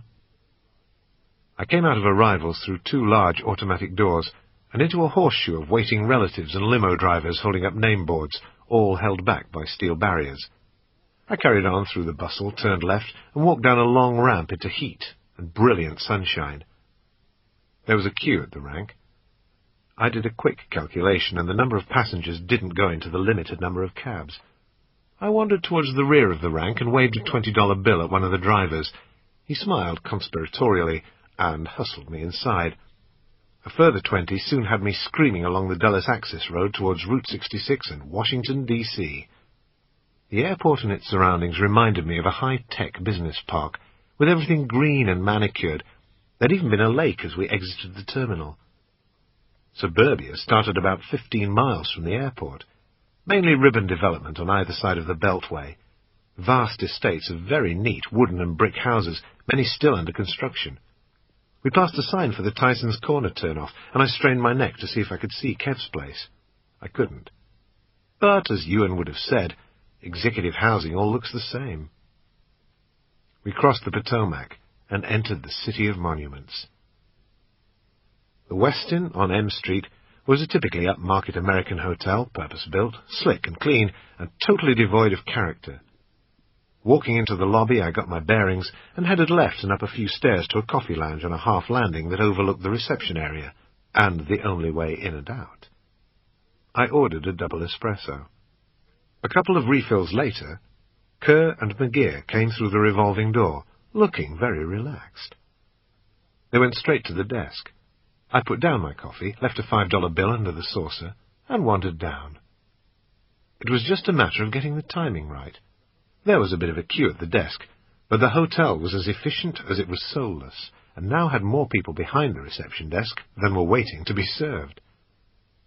I couldn't hear what McGear and Kerr were saying, but it was obvious they were checking in. The woman looking after them was tapping a keyboard below desk level. Kerr handed over a credit card for swiping, and now was the time to make my approach. It makes life far easier if you can get the required information this way, rather than trying to follow them. And there was no way I was going to risk a compromise by getting in the lift with them. I only hoped they were sharing a room. To the right of them, on the reception desk, was a rack of information cards, advertising everything from restaurants to trolleybus rides. I stood about 2 meters away with my back to them. There was no big flap about this. It was a big, busy hotel, and they weren't looking at me. They were doing their own stuff. I made it obvious I was flicking through the cards and didn't need help. The woman said, "There you are, gentlemen. You're in room 403. If you turn left just past the pillars, you'll see the elevator. Have a nice day." All I had to do now was listen to their conversations while they were in their room, and to make that happen, I went to the bank of payphones in the lobby and dialed the firm. A woman's voice asked me for my PIN number. 2422. "Go ahead." "I'd like a room, please. The Westin on M Street, Washington, D.C. 401 or 405 or 303 or 503. "Have you a contact number?" "No, I'll call back in half an hour's time." They would now telephone the hotel using the name of a front company and request one of the rooms I'd specified. It didn't really matter whether the room was above, beside, or below the targets, as long as we could get in and plant surveillance devices. I went back to the raised lounge area and read a few of the leaflets and cards I'd picked up, all the time watching the exit onto M Street. I ran through a mental checklist of surveillance equipment to ask for. I'd fit the first wave of kit myself. Wall-mounted listening devices, phone line devices, both voice and modem, and cables that fed into the TV in my room to relay pictures. They'd only take me about 3 hours to rig up once the firm had dropped them off. The second wave, once McGear and Kerr had vacated their room for the day, would be fitted by technicians from the embassy. In their expert hands, a hotel room TV could become a camera, and the telephone a microphone. Half an hour later, I rang the contact number and again gave my PIN number. There was a bit of clicking, then the strains of a string quartet. About 5 seconds later, the woman came back again. "You are to lift off and return today. Please acknowledge." I thought I'd misheard her. There was a conference at the hotel given by the Norwegian Board of Trade, and all the delegates were exiting for coffee. "Can you repeat, please?" "You are to lift off and return today. Please acknowledge." "Yes, I understand. I'm to lift off and return today." The phone went dead. I put the phone down. Strange. There had even been a memo in green ink from the head of the service about this, the fastball job, that had now come to a sudden halt. It wasn't unusual to get lifted off, but not so quickly. Maybe Simmons had decided these people weren't that important after all. Then I thought, so what? Who gives a fuck? At the end of the day, they wanted me to do the job, and I've done it. I called the booking agency and tried to get a flight out of Washington. The only one I could get on was the British Airways at 21:35, which was hours away. Kev and Marcia were only an hour down the road towards the airport, so why not? I dialed another number, and Kev answered. His voice was wary, then he recognized mine. "Nick, how's it going?" He sounded really happy to hear me. "Not too bad. I'm in Washington." "What are you doing?" "Nah, I don't want to know. Are you coming to see us?" "If you're not busy. I'm leaving tonight, back to the UK. It'll be a quick stop and hello, okay?" "Any chance of you getting your ass up here right away? I've just got the ball rolling on something, but I'd be interested to know what you think. You really like this one." "No problem, mate. I'll hire a car at the hotel and head straight over. Marcia will want to go into cordon bleu overdrive. I'll tell her when she gets back with the kids. Have a meal with us, then I'll take you to the airport. You won't believe the stuff I've got here. Your friends over the water are busy." "Oh, I can't wait. Nick, there's one other thing." "What's that, mate?" "You owe Aida a birthday present. You forgot again, dickhead." Driving west along the freeway, I kept wondering what Kev could want to talk to me about. Friends over the water. Kev had no connection with Pyra that I knew of. He was in the DEA, not the CIA or any anti-terrorist department. Besides, I knew that his job was far more administrative than fieldwork now. I guess he probably just needed some background information. I thought again about Slack Pat. I made a mental note to ask Kev if he had a contact address for the arseless one. I got on the interstate. Tyson's Corner was the junction I had to get off at. Well, not really. I wanted the one before, but I could never remember it. The moment I left the freeway, I could have been in leafy suburban Surrey. Large detached houses lined the road, and just about every one seemed to have a 7-seater people carrier in the drive and a basketball hoop fixed to the wall. I followed my nose to Kev's estate and turned into their road, Hunting Bear Path. I carried on for about a quarter of a mile until I reached a small parade of shops arranged in an open square with parking spaces, mainly little delis and boutiques specialising in scented candles and soap. I bought sweets for Aida and Kelly that I knew Marcia wouldn't let them have, and a couple of other presents.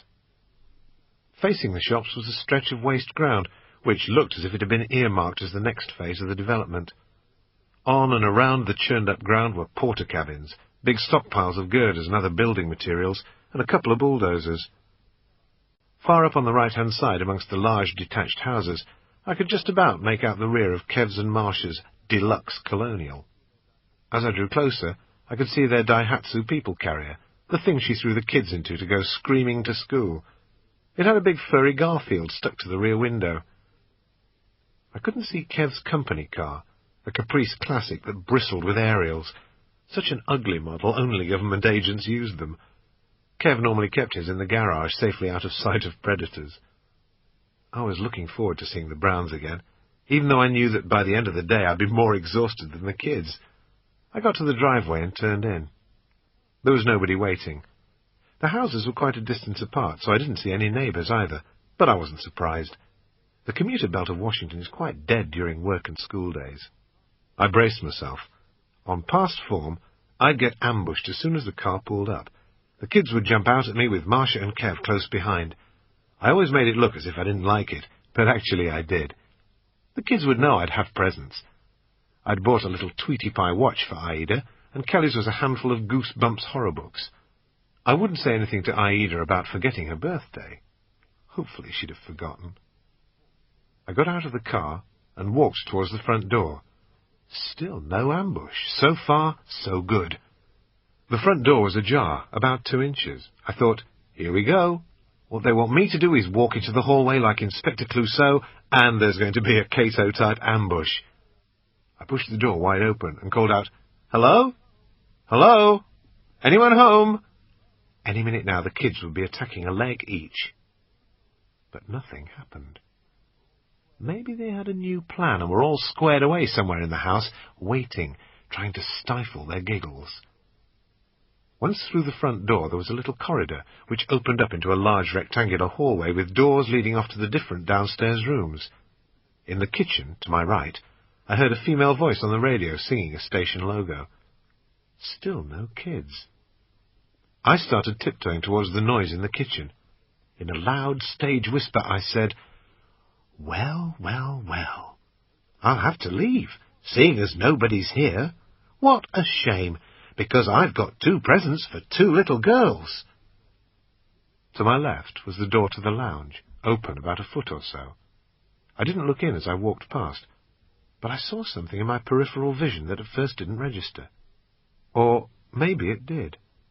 Maybe my brain processed the information and rejected it as too horrible to be true. It took a second for it to sink in. And when it did, my whole body stiffened. I turned my head slowly, trying to make sense of what was in front of me. It was Kev. He was lying on his side on the floor, and his head had been battered to fuck by a baseball bat. I knew that because I could see it on the floor beside him. It was one he'd shown off to me on my last visit, a nice, light aluminium one. He'd shaken his head and laughed when he said the local rednecks called them Alabama lie detectors. I was still rooted to the spot. I thought, fucking hell, he's dead. Or should be, looking at the state of him. What about Marcia and the kids? Was the killer still in the house? I had to get a weapon. There was nothing I could do for Kev at the moment. I didn't even think about him, just that I needed one of his pistols. I knew where all 5 of them were concealed in the house, always above child level and always loaded and made ready, a magazine on the weapon and a round in the chamber. All Marcia or Kev had to do was pick up one of the weapons and blat anyone who was pissed off with Kev. And there were more than a few of those in the drug community. I thought, fuck, they've got him at last. Very slowly, I put the presents on the floor. I wanted to listen for any creaking of floors, any movement at all around the house. The living room was large and rectangular. Against the left-hand gable wall was a fireplace. Either side of it were alcoves with bookshelves, and I knew that on the second shelf up, on the right, was the world's biggest, fattest thesaurus, and on top of that, tucked well back out of view just above head level, but close enough to reach up for, was a big, fat gun. It was lying so that as you picked it up, it would be in the correct position to fire. I ran. I didn't even look to see if there was anyone else in the room. Without a weapon, it wouldn't have made much difference. I reached the bookcase, put my hand up and took hold of the pistol, spun round and went straight down onto my knees in the aim position. It was a Heckler & Koch USP 9mm, a fantastic weapon. This one even had a laser sight under the barrel. Where the beam hits, so does the round. I took a series of deep breaths. Once I'd calmed myself, I looked down and checked chamber. I got the top slide and pulled it back a bit. I could see the brass casing in position. Now, what was I going to do?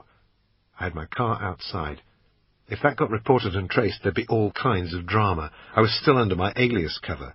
If I got discovered, that meant the job got discovered, and then I'd be in a world of shit. I had a quick look at Kev, just in case I could see breathing. No chance.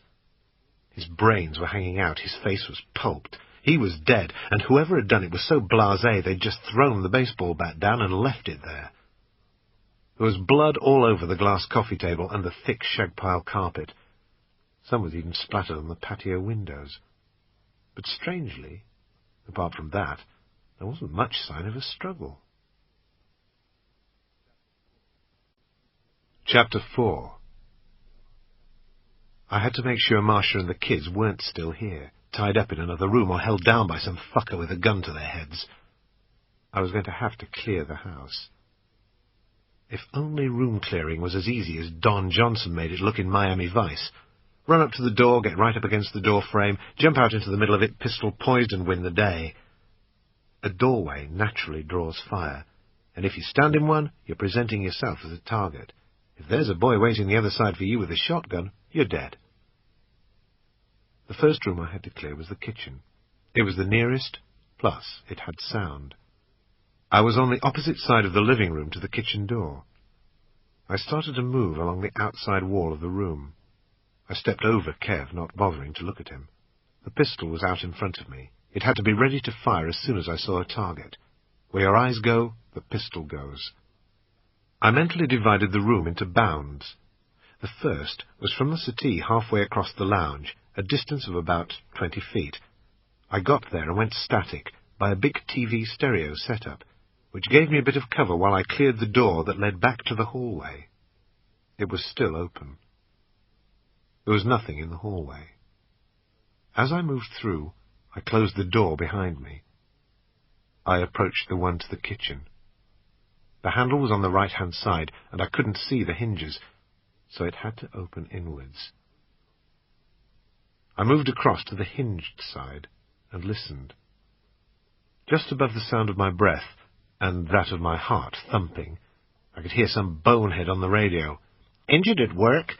Fight for compensation through our expert attorneys. And remember, no win, no fee." My pistol arm wasn't completely stretched out, but the weapon was still facing forward. I leaned over to the handle, turned it, gave the door a push, and moved back.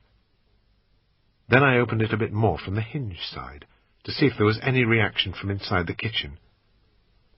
I could hear more of the radio and also a washing machine, turning, stopping, turning, but nothing happened.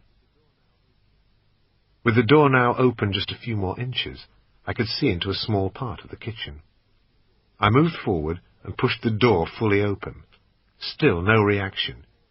Using the door frame and wall as cover, I edged round slowly.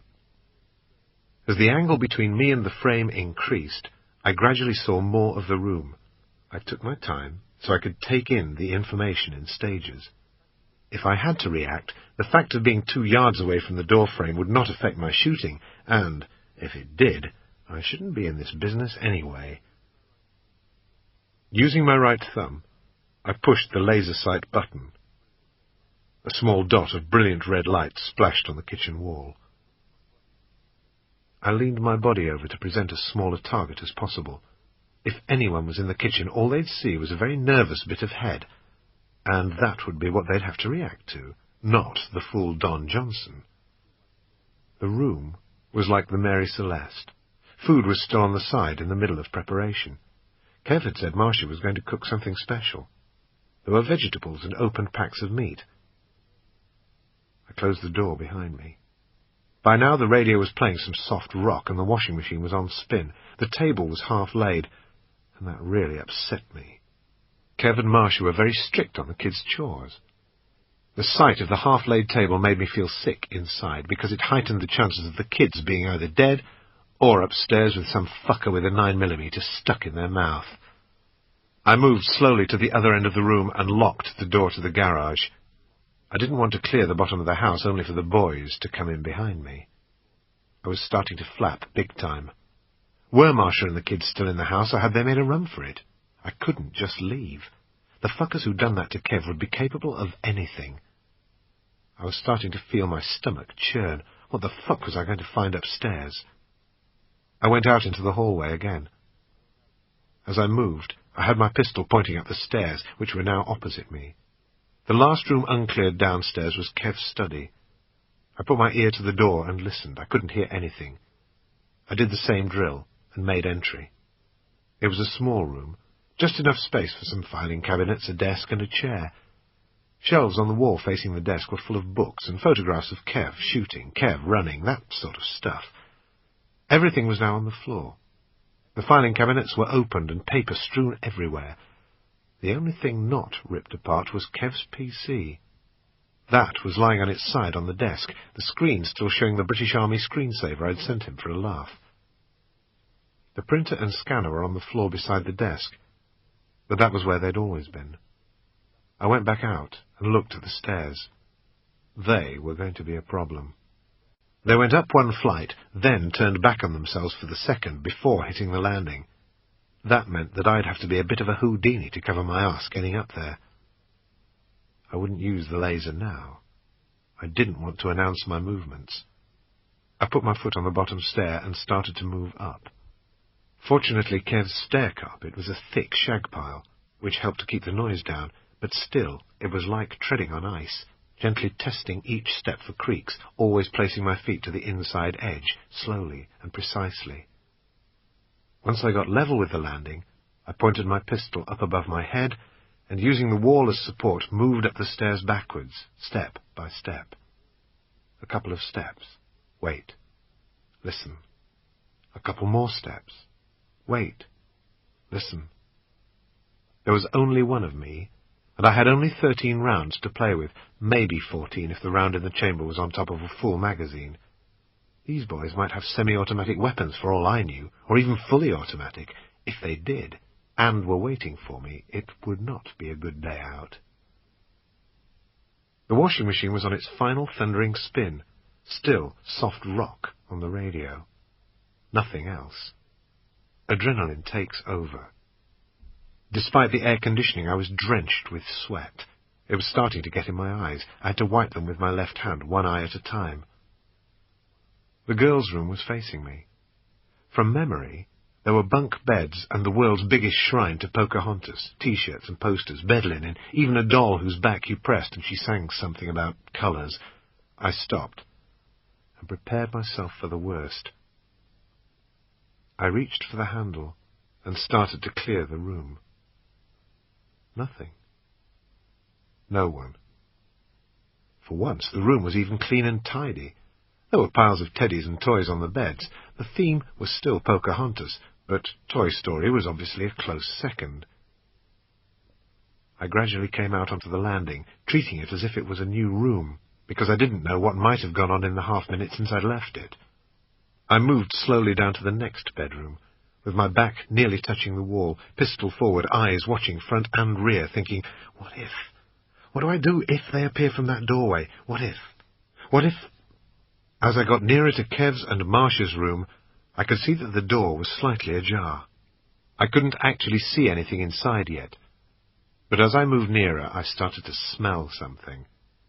A faint metallic tang, and I could smell shit as well. I felt sick. I knew that I'd have to go in. As I inched round the door frame, I got my first glimpse of Marcia. She was kneeling by the bed, her top half spread-eagled on the mattress. The bedspread was covered in blood. I sank to my knees in the hallway. I felt myself going into shock. I couldn't believe this was true. This was not happening to this family. Why kill Marcia? It should have been Kev they were after. All I wanted to do was throw my hand in and sit down and cry. But I knew the kids had been in the house. They might still be here. I got a grip on myself and started to move. I went in, forcing myself to ignore Marcia. The room was clear. The next job was the ensuite bathroom. I made entry, and what I saw made me lose it. Totally fucking lose it. Bang! I went back against the wall and slumped onto the floor. Aida was lying on the floor between the bath and the toilet. Her 5-year-old head had been nearly severed from her shoulders. There was just 3 inches of flesh left intact, and I could see the vertebrae still holding on. Blood was everywhere. I got it all over my shirt and hands. I was sitting in a pool of it, soaking the seat of my trousers. Turning my head away and looking out of the ensuite, I could now see more of Marcia. I had to hold back my scream. Her dress was hanging normally, but her tights had been torn, her knickers were pulled down, and she had shat herself, probably at the point of death. All I saw at this distance of about 15 feet away was someone I really cared for, maybe even loved, on her knees, her blood splattered all over the bed, and she'd had the same done to her as Aida. I was taking deep breaths and wiping my eyes. I knew I still had another 2 rooms to clear, another bathroom and the large annex above the garage. I couldn't give up now because I might land up getting dropped myself. I cleared the other rooms and half collapsed, half sat on the landing. I could see my bloody footprints all over the carpet. Stop, calm down, and think. What next? Kelly. Where the fuck was Kelly? Then I remembered the hiding place. Because of the threats to Kev, both kids knew where they had to go and hide in the event of a drama. The thought brought me to my senses. If that was where Kelly was hiding, she was safe for the time being. Better to leave her there while I did the other stuff I had to do. I got up and started to move down the stairs, making sure that as I moved, I had my pistol pointed. As I descended, I could see the blood I had left on the wall and carpet where I'd sat. I was almost willing the attackers to appear. I wanted to see the fuckers. I got a cloth and a bin liner from the kitchen and started to run round the house, wiping door handles and any surfaces where I might have left fingerprints. Then I went over to the patio sliding doors and closed the curtains. I didn't want anybody to discover an alien set of fingerprints before I was well out of it, hopefully on a plane back to London. I took a quick look at Kev and knew I was back in control. He was now just a dead body. I went back upstairs, washed the blood off my hands and face, and got a clean shirt and a pair of jeans and trainers from Kev's cupboards. His clothes didn't fit me, but they do for now. I bundled my own blood-stained stuff into the bin liner that I'd be taking with me. Chapter 5. Kev had shown me the hidey-hole, as he called it, built under an open staircase that led up to a little makeshift loft stacked with ladders. If ever Kev or Marcia shouted the word Disneyland, the kids knew they had to go and hide there, and they were not to come out until Daddy or Mummy came and got them. I started making entry into the garage. Pushing the door slightly, I could see the rear of the large metal up-and-over doors to the right. The garage could easily have taken 3 extra vehicles besides Kev's company car. "Fucking thing," I remember Kev saying. "All the luxury and mod cons of the late 90s in a car that looks like a 60s fridge." The kids' bikes were hanging from frames on the wall, together with all the other clutter that families accumulate in garages. I could see the red laser splash on the far wall. I moved in and cleared through. There was no one here. I went back to the area of the staircase. Chances were she wasn't going to come out unless her mum and dad came for her. But as I moved, I started to call out very gently, "Kelly, it's Nick. Hello? Kelly, where are you?" All the time the pistol was pointing forward, ready to take on any threat. Moving slowly towards the boxes, I said, "Oh well, since you're not here, I'll go. But I think I'll have one more look, and I bet you're hiding in the Disneyland place. I'll just have a look. I bet you're in there." There was a pile of large boxes. One had contained a fridge-freezer, another a washing machine. Kev had made a sort of cave with them under the staircase and kept a few toys there. I eased the pistol down my waistband. I didn't want her to see a gun. She'd probably seen and heard enough already. I put my mouth against a little gap between the boxes. "Kelly, it's me, Nick. Don't be scared. I'm going to crawl towards you. You'll see my head in a minute, and I want to see a big smile." I got down on my hands and knees and carried on talking gently as I moved boxes and squeezed through the gap, inching towards the back wall. I wanted to do it nice and slowly. I didn't know how she was going to react. "I'm going to put my head round the corner now, Kelly." I took a deep breath and moved my head round the back of the box, smiling away but ready for the worst. She was there, facing me, eyes wide with terror, sitting curled up in a fetal position, rocking her body backwards and forwards, holding her hands over her ears. "Hello, Kelly," I said, very softly.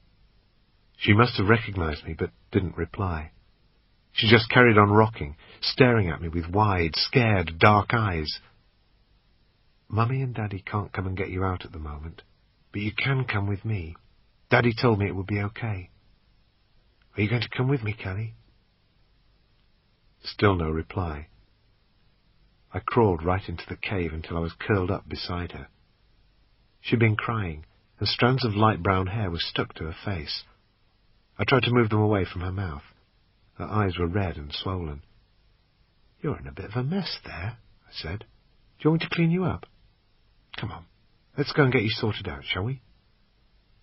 I got hold of her hand and gently guided her out into the garage. She was dressed in jeans shirt, trainers, and a blue nylon puffer jacket.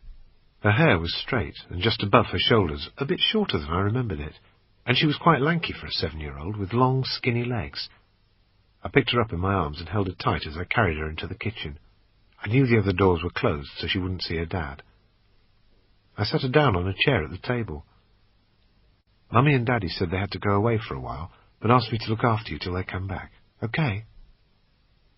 She was trembling so much I couldn't tell if her head was nodding or shaking.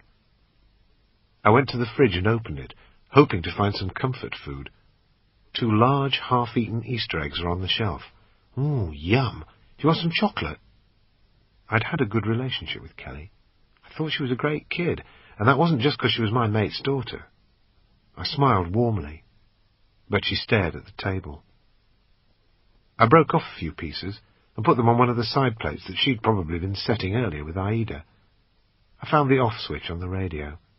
I'd had enough relaxing, soft rock for one day. As I looked at her again, I suddenly realized I'd fucked up. What was I going to do with her? I couldn't just leave her here. Her family were lying dead all over the house. But more importantly, she knew me. When the police arrived, she'd be able to say, "Nick Stone was here." They'd soon find out that Nick Stone was one of Daddy's mates, and the house was full of photographs with me in them. And if they did arrest the grinning drunk in the barbecue shots, they'd find that for some strange reason he wasn't Nick Stone at all. He was Mrs. Stamford's little boy. as they used to say in the Harp commercial, time to make a sharp exit. Kev's jacket was hanging over one of the chairs. I said, "Let's wrap you up in your dad's coat. That'll keep you nice and warm." At least she'd have something of her dad's. With luck it would cheer her up. There was just a little bit of whimpering in reply. She was almost in rigor mortis with shock, though at least she had turned her head to look at me now. This was where normally I would have let Marcia take over, because a child's mind was far too complicated for me to work out. But I couldn't do that today. I wrapped the coat around her and said, "Here you are. Get this around you. Look, it's your dad's. Don't tell him, eh? Ha ha ha." I felt something solid in one of the pockets and checked. "Oh, good, look, we can phone him up later." I looked out of the window. No movement. I picked up the bin liner, grabbed Kelly's hand, then realized that to reach the front door, I'd have to come out of the kitchen and into the hallway. "Just sit there a second," I said. "I've got to do something." I had a quick check to make sure the doors were closed. I thought again about fingerprints, but if I missed a set, there was nothing I could do about it now. My only thought was to get out of the area and keep Kelly away from the police until I'd sorted things out. I went back and got her, and checked the front of the house again for movement. She seemed to be finding it hard to walk. I had to grip Kev's coat by the collar and half drag her towards the car. I put her in the front passenger seat and smiled. "There you go. That's nice and warm. Better look after your dad's coat for him. Keep it nice for when you see him." Then I threw the bin liner in the back, settled into the driver's seat, put my seatbelt on, and turned the ignition. We drove off at a really sensible pace. Nothing outrageous, nothing likely to be noticed. We'd only gone a few hundred yards when I thought of something. I looked across at her and said, "Kelly, put your seatbelt on. Do you know how to do that?" She didn't move, didn't even look at me. I had to do it for her. I tried to make small talk. "It's a nice day today, isn't it?" "Yep, you'll stay with me for a while. We'll get everything sorted out." Silence. My mind switched back to the matter in hand. What was I going to do? Whatever I decided, I knew it was no good where we were at the moment. We needed to lose ourselves in a crowd. I headed for Tyson's Corner. I turned to Kelly and smiled, trying to be happy-go-lucky Uncle Nick. But it just wasn't happening. She was staring anxiously out of the window, as if she thought she was being wrenched away from all her familiar landmarks and seeing them for the last time. "It's okay, Kelly." I tried to stroke her hair. She jerked her head away. "Fuck it. Just let her get on with it. With luck, I'd be able to offload her before too long." I turned my thoughts to Kev. He'd said he had some information about my friends over the water. Could it have been Pyra who'd killed him? What the hell for? It was highly unlikely that they'd start messing about like that, not in America. They were too switched on to bite the hand that was feeding them. Other things weren't adding up. Why wasn't there a struggle? Both Marcia and Kev knew where the weapons were. Why weren't they used? Why was the front door ajar? There was no way that would have happened. People didn't just wander in off the street into Kev's house. They had to be invited in. I felt a rush of anger. If the family had been killed in a car crash, fair one. If the killers had come in and maybe shot them, I'd be upset. But at the end of the day, if you live by the sword, you must be prepared to die by the sword. But not this way. They'd been hacked about for no reason that I could see. I forced myself to think rationally. There was no way I could phone the police and explain my version. Although I'd been lifted off, I was still operating in another country without its consent. It goes on in the UK, too, but getting caught would be a big no-no. The operation here would be seen as a sign of betrayal and would create distrust between the two security communities. There was no way SIS would back me up. That would defeat the whole purpose of deniable ops. I was on my own. Looking at my passenger, I knew I had a problem. As we drove towards Tyson's Corner, I realized what I had to do. I saw a Best Western hotel on the left and an open-plan mall on the right. I had to dump the car because, if I'd been seen, that was one of the connections between me and the house. I needed somewhere to leave it that wasn't isolated, somewhere without video cameras. As well as the shopping mall and its massive car parks, satelliting it was a drive-through Burger King with its own parking. It's all very well abandoning a vehicle in the middle of hundreds of others in a car park during shopping hours. But at night, it might be the only car left there. It's going to stick out and will be checked over by police patrols. What I was after was an area that was really busy day and night. Multi-storey car parks were out, because 9 times out of 10 they have video cameras to stop muggings and car theft. Many multi-storey car parks have a camera that takes a picture of the number plate and driver as you drive in. At any major junction, and along most major thoroughfares, there are traffic video cameras. If my car had been pinged outside Kev's house, the first thing they'd do was study the traffic videos and car park photography. "Shall we get a burger and some shakes?" I suggested. "Do you like milkshakes? I tell you what, I'll park up. Maybe we'll even go shopping." Again, it would be no good driving into the Burger King car park, stepping out and then walking a few hundred metres to the shopping mall. That isn't normal behaviour. It might register in people's minds and be triggered off at a later date. So I wanted to make the two of us look as natural as possible. "Strawberry or vanilla? Which one do you want?" No reply. "Chocolate?" "Go on, I'm going to have a chocolate." Nothing. I parked up. The place was pretty full. I cupped my hand under her chin and gently turned her face so that she was looking at my big smile. "Milkshake." There was a faint movement of her head, or maybe it was a nod of appreciation, not much. But at least it was a reaction. I carried on with the bullshit. "You just sit here then. I'll get out. I'll lock the car and go and get the milkshakes. And then, I'll tell you what, we'll go into the shopping mall. How about that?" She looked away. I carried on as if she'd given me a positive response. I got out of the car and locked her in. I still had the pistol tucked into my waistband, concealed by Kev's jacket. I went into the Burger King, got 2 different flavoured milkshakes, and came straight back to the car. "Here we go then. Chocolate or vanilla?" She kept her hands by her sides. "I'll tell you what, I'll have the vanilla. I know you like chocolate." I put the shake in her lap. It was too cold for her legs, and as soon as she lifted it up, I said, "Come on then, let's go to the shops. You can bring that with you." I got her out, closed the door, and locked up. I did nothing about our fingerprints. No matter how hard I tried, I'd never get rid of them all, so what was the point? I opened the boot, pulled out the bag with the bits and pieces I'd bought at Shannon, and threw in the bin liner full of blood-stained clothing. It looked like rain. We walked towards the shopping mall, and I kept on talking to her because the situation felt so awkward. What else do you do, walking along with a kid who doesn't belong to you and doesn't want to be with you? I tried to hold her hand, but she refused. I couldn't make an issue of it with people around, so I gripped the shoulder of the jacket again. There was everything in the shopping centre, from a computer discount warehouse to an army surplus store, all housed in long, one-storey purpose-built units that were like islands in a sea of car park. We went into a clothes store, and I bought myself some jeans and another shirt. I'd change as soon as I'd had a shower and got Aida's blood off my back and legs. At an ATM I drew out $300, the maximum allowed on my credit card. We came back out to the car park, but didn't return to the car. I kept a firm grip on her as we walked towards the hotel across the road. Chapter 6.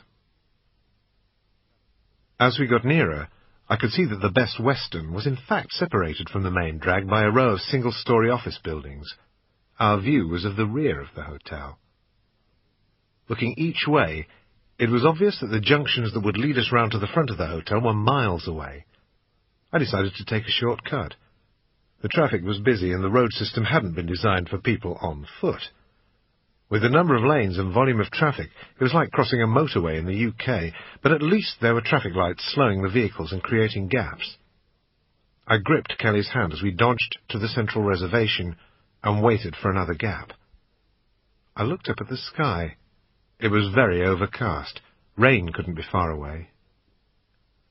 Drivers who'd probably never seen pedestrians before hooted furiously, but we made it to the other side and scrambled over small railings onto the sidewalk. More or less directly in front of us was a gap between two office buildings. We went through and crossed a short stretch of waste ground that brought us into the hotel car park. As we walked past the lines of vehicles, I memorized the number of letters and numbers for a Virginia plate. The Best Western was a large 4-story rectangle, the architecture very 1980s.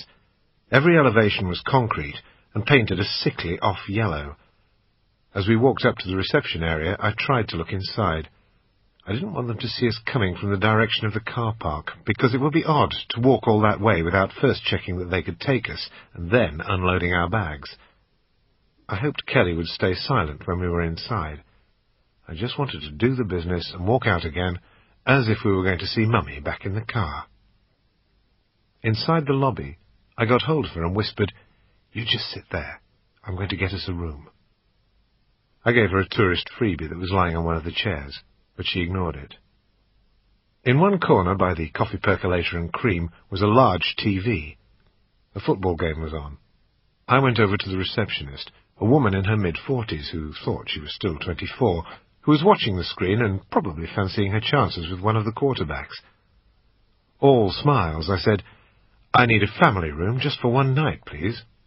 "Certainly, sir," she said, a graduate with honours from Best Western's charm school, "if you'd like to fill out this card." As I started to scribble, I said, "How much is a room, anyway?"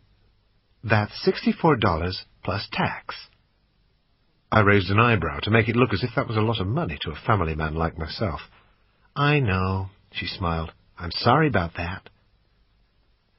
She took my credit card to swipe, and I filled in the form with crap. I'd been doing this for donkey's years, lying on hotel forms, looking relaxed as I wrote, but in fact scanning about 4 questions ahead. I filled in a car reg, too, and for number of occupants, put 2 adults and a child. She handed back my card. "There you are, Mr. Stamford. It's room 224. Where's your car?" "Just around the corner." I pointed vaguely to the rear of the hotel. "Okay. If you park by the stairs where you see the Coke and ice machines, turn left at the top of the stairs, and you'll see room 224 on the left-hand side. You have a nice day now." I could have described the room even before I ran the key card through the lock and opened the door. A TV, 2 double beds, a couple of chairs, and the typical American hotel designer's obsession with dark wood veneers. I wanted to get Kelly settled quickly so I could use the phone. I pressed the remote and flicked through the channels, hoping to find Nickelodeon. Eventually I found some cartoons. "I remember this one. It's good. Shall we watch it?" She sat on the bed, staring at me. The expression on her face said she didn't like this outing too much, and I could understand that. "Kelly," I said, "I'm going to leave you for just a couple of minutes because I've got to make a phone call. I'll get a drink while I'm out. What would you like? Coke? Mountain Dew? Or do you want some candy?" There was no reaction, so I just carried on. "I'm going to lock the door, and you're not to answer it to anybody. Nobody at all, okay? I'll use the key to get back in again. You sit there and enjoy yourself, and I'll just be about 5 minutes, okay?" Still there was no reaction. I hung the Do Not Disturb sign on the door, made sure I had the door swipe card, and left. I was heading for a call box I'd seen in the street, because I didn't want her to hear the telephone conversation I was about to have. I didn't know much about kids, but I knew that when I was 7, nothing had gone unnoticed in my house. On the off chance that it wasn't pin-protected, I took Kev's mobile from his jacket pocket. I pressed the power button, and it demanded a PIN number. I tried 2 basic ones, the usual factory default, 4 zeros, and then 1, 2, 3, 4. Nothing. I couldn't try any more. With some phones you can only try the wrong PIN 3 times, and then it automatically cuts out and you need to go back to the dealer to get it rectified. I turned off the power and put it back in my pocket. I'd ask Kelly about it later. I turned left via the car park and headed for the call boxes out on the road. I spent a few moments sorting out in my mind what I wanted to say, and then I dialed London. In veiled speech, I said, "I've just finished work, and I'm in Washington to visit an old friend. I used to work with him 10 years ago. He's now working here for the U.S. government." I outlined the problem and said that Kelly and I both needed help. Veiled speech isn't some magical code. All you're trying to do is intimate what is going on, yet at the same time put off a casual listener. You're not going to fool any professional eavesdroppers. That's what codes and one-time pads and all the rest of it are for. But all London needed to know was that I was in the shit, I had Kev's child, and needed sorting out. Quick time. I'll pass that message on. Have you a contact number? No, I'll ring you back in an hour. Okay, goodbye. These women never ceased to amaze me. They never ever got worked up about anything. It must be hard work being their husbands on a Saturday night. I put down the phone and felt a bit better as I strolled over to a filling station. I knew the firm would work everything out. They might have to call in some big-time favours in the US to detach me from this shit, but what are friends for? They'd pull out all the stops, not so much to get me off the hook, more to make sure their operation was covered up. I was trying to look on the bright side, which was more than the weather was doing. It had been starting to drizzle when I left the hotel, and that had now turned to light rain. With luck, the firm would pick us both up tonight. Kelly would be taken care of, and I would be whisked back to the UK for another interview without coffee and biscuits. I bought some food and drink at the filling station so we could stay in the room and out of the public eye, together with a few other goodies to pass the time, then crossed the road and went back to the hotel. At the drinks machine, I went up the stairs, turned left, and knocked on our door. As I opened it, I said, "I've got loads of stuff. I've got candy, sandwiches, chips, and I've even got you a Goosebumps book to read." I reckoned it was better to buy loads of stuff to keep her mind off things, rather than try to cuddle or console her. I'd have felt really uncomfortable with that sort of stuff anyway. She was lying on the bed exactly where I'd left her, staring in the direction of the television set, but not really watching, her eyes glazed over. As I put the stuff down on the other bed, I said, "Right, I reckon what you need now is a nice hot bath. I've even bought some Buzz Lightyear bubbly stuff." It would give her something to do, and maybe relax her out of the catatonic state she was in. Apart from that, when I handed her over to the firm, I wanted them to see that I'd made an effort and that she was all nice and clean. After all, she was my mate's kid. I turned the taps on and called back into the room. "Come on, then. Get undressed." She didn't reply. I went back into the bedroom, sat at the end of the bed, and started undressing her. I thought she might resist, but instead she sat placidly as I pulled off her shirt and vest. "You do your jeans," I said. She was only 7, but I felt awkward about taking those off. "Come on, undo your buttons." In the end, I had to. She was miles away. I carried her into the bathroom. Good old Buzz had done his job, and the bubbles were halfway to the ceiling. I tested the water, lifted her into the bath, and she sat down without a word. "There's loads of soap and shampoo," I said. "Do you want me to help you wash your hair?" She sat, stock still, in the water. I gave her the soap, which she just stared at. It was nearly time to call London again. At least I wouldn't have to go to a call box for this one. She'd be out of earshot in the bath. Just in case, I kept the TV on. There was some weird and wonderful cartoon on, 4 characters in jeans, half man, half shark, who said things like, "Fantastic!" and "Shark time!" and apparently didn't kick ass, they kicked dorsal. The street sharks. The opening credits finished, and I dialed London. Straight away I heard, "PIN number, please." I gave it. She went, "One moment." A few seconds later, the phone went dead. That was strange. I dialed again, gave my PIN number, and again got cut off. What the fuck was going on?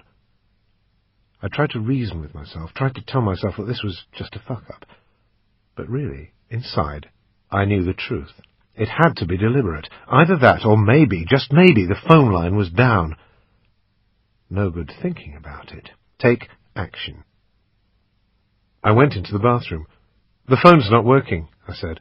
"I'll just go down to the one in the street. Is there anything we need from down the shops? I'll tell you what, we'll go down there later on, the 2 of us together." Her gaze didn't leave the tiles at the end of the bath. I lifted her out and put a towel around her. "You're a big girl now. You can dry yourself." I took the hairbrush from the wash kit and dragged her into the bedroom.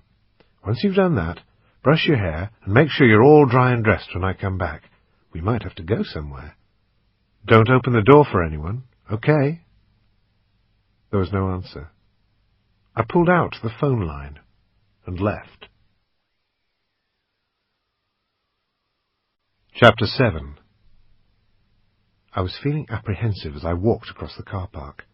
I'd done nothing wrong, so why were they cutting me off? Were the firm going to stitch me up? I started to go through all the scenarios in my head. Did they think that I was the killer? Were they cutting away now as a prelude to denying everything? I got to the phone, dialed, and the same thing happened. I slowly put down the receiver. I went and sat down on a low wall that made up part of the entrance to the hotel. I needed to think hard. It didn't take long to decide that there was only one option, and that was to phone the embassy. I'd be breaking every rule in the book. I wouldn't even bother going through all the protocol. I dialed 411 for directory inquiries and got the number. I got straight through. "Hello, British Embassy. How may I help you?" "I want to talk to Loso." "Excuse me?" "Loso. Liaison Officer, Special Operations." "I'm sorry. We don't have an extension number for that name." "Get hold of the defense attaché and tell him there's somebody on the phone who wants to speak to Loso. It's really important. I need to speak to him now." "Hold on a moment." She clicked off, and a string quartet took her place. I listened and waited while the phone card was used up. Another woman came on the line. "Hello, how may I help you?" "I want to talk to Loso." "I'm sorry, we have no one of that appointment." "Then put me through to the DA." "Sorry, the defense attaché is not here. Can I help you? Would you like to give me a name and contact number?" I said, "Listen in. This is the news. I want Loso or the DA to pass this on. I've tried to phone up on my PIN number. My PIN number's 2422, and I'm getting blanked off. I'm in a really bad situation at the moment, and I need some help. Tell Loso or the DA that if I don't make contact with London, I'm going to expose what I've got in my security blanket. I will call back in 3 hours' time." The woman said, "Excuse me, could you repeat that?" "No, you're recording. The message will be understood. All you've got to do is pass that on to the DA or Loso. I don't give a fuck which one. Tell them I'll call London on the PIN line in 3 hours' time." I put the phone down. The message would get to them. Chances were the DA or Loso was listening anyway. Some of the operations I'd been on had been so dirty that no one would want them exposed. But that could cut two ways. It also meant that someone like me would be expendable if things weren't working too well. I'd always operated on the basis that if you were involved in deniable operations for the intelligence services and hadn't prepared an out for the day they decided to shaft you, then you deserved everything you got. The head shed knew that K's had security blankets, but everybody denied it.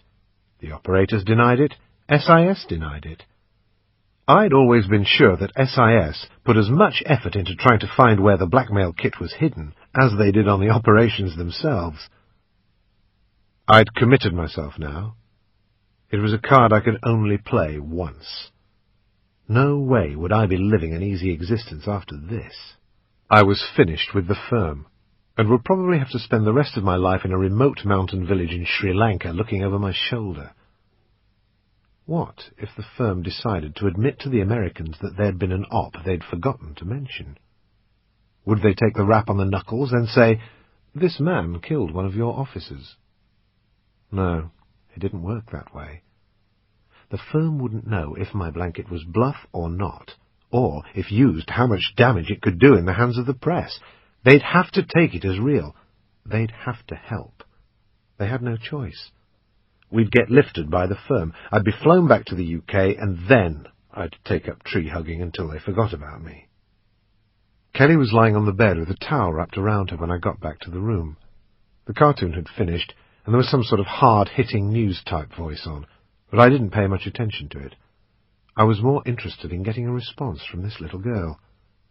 It seemed that I was fast running out of friends, and she might be just 7 years old, but I wanted to feel she was on my side. I said, "We've got to hang around for another hour or two, and then somebody's coming to—" And then it hit me. The no-nonsense female voice was saying, "Brutal murders and a possible kidnap!" I switched my attention to the screen. She was black and mid-30s. Her face was in camera with Kev's house in the background and the Daihatsu still in the drive. Police were milling around 2 ambulances with flashing lights. I grabbed the remote and hit the off button. "Kelly, naughty girl," I grinned. "You haven't cleaned your neck. Just you go and get back in the bath right this minute." I nearly threw her into the bathroom. "And don't come out until I tell you to." I hit the on button and kept the volume low.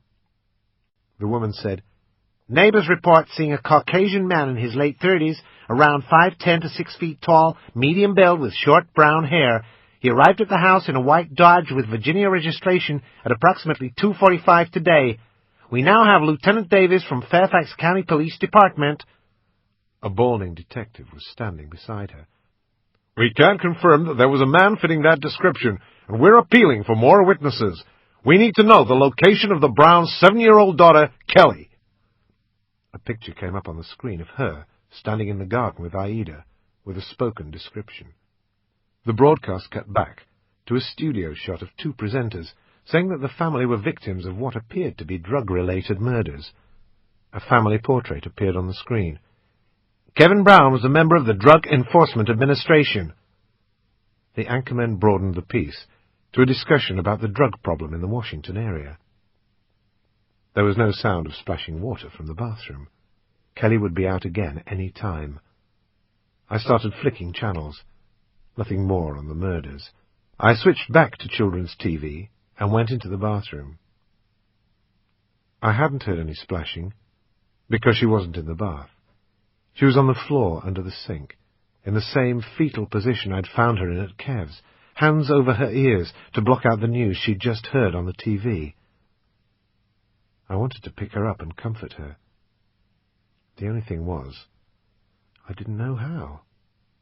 I decided to appear unaffected by her condition. "Hello, Kelly," I smiled. "What are you doing down there?"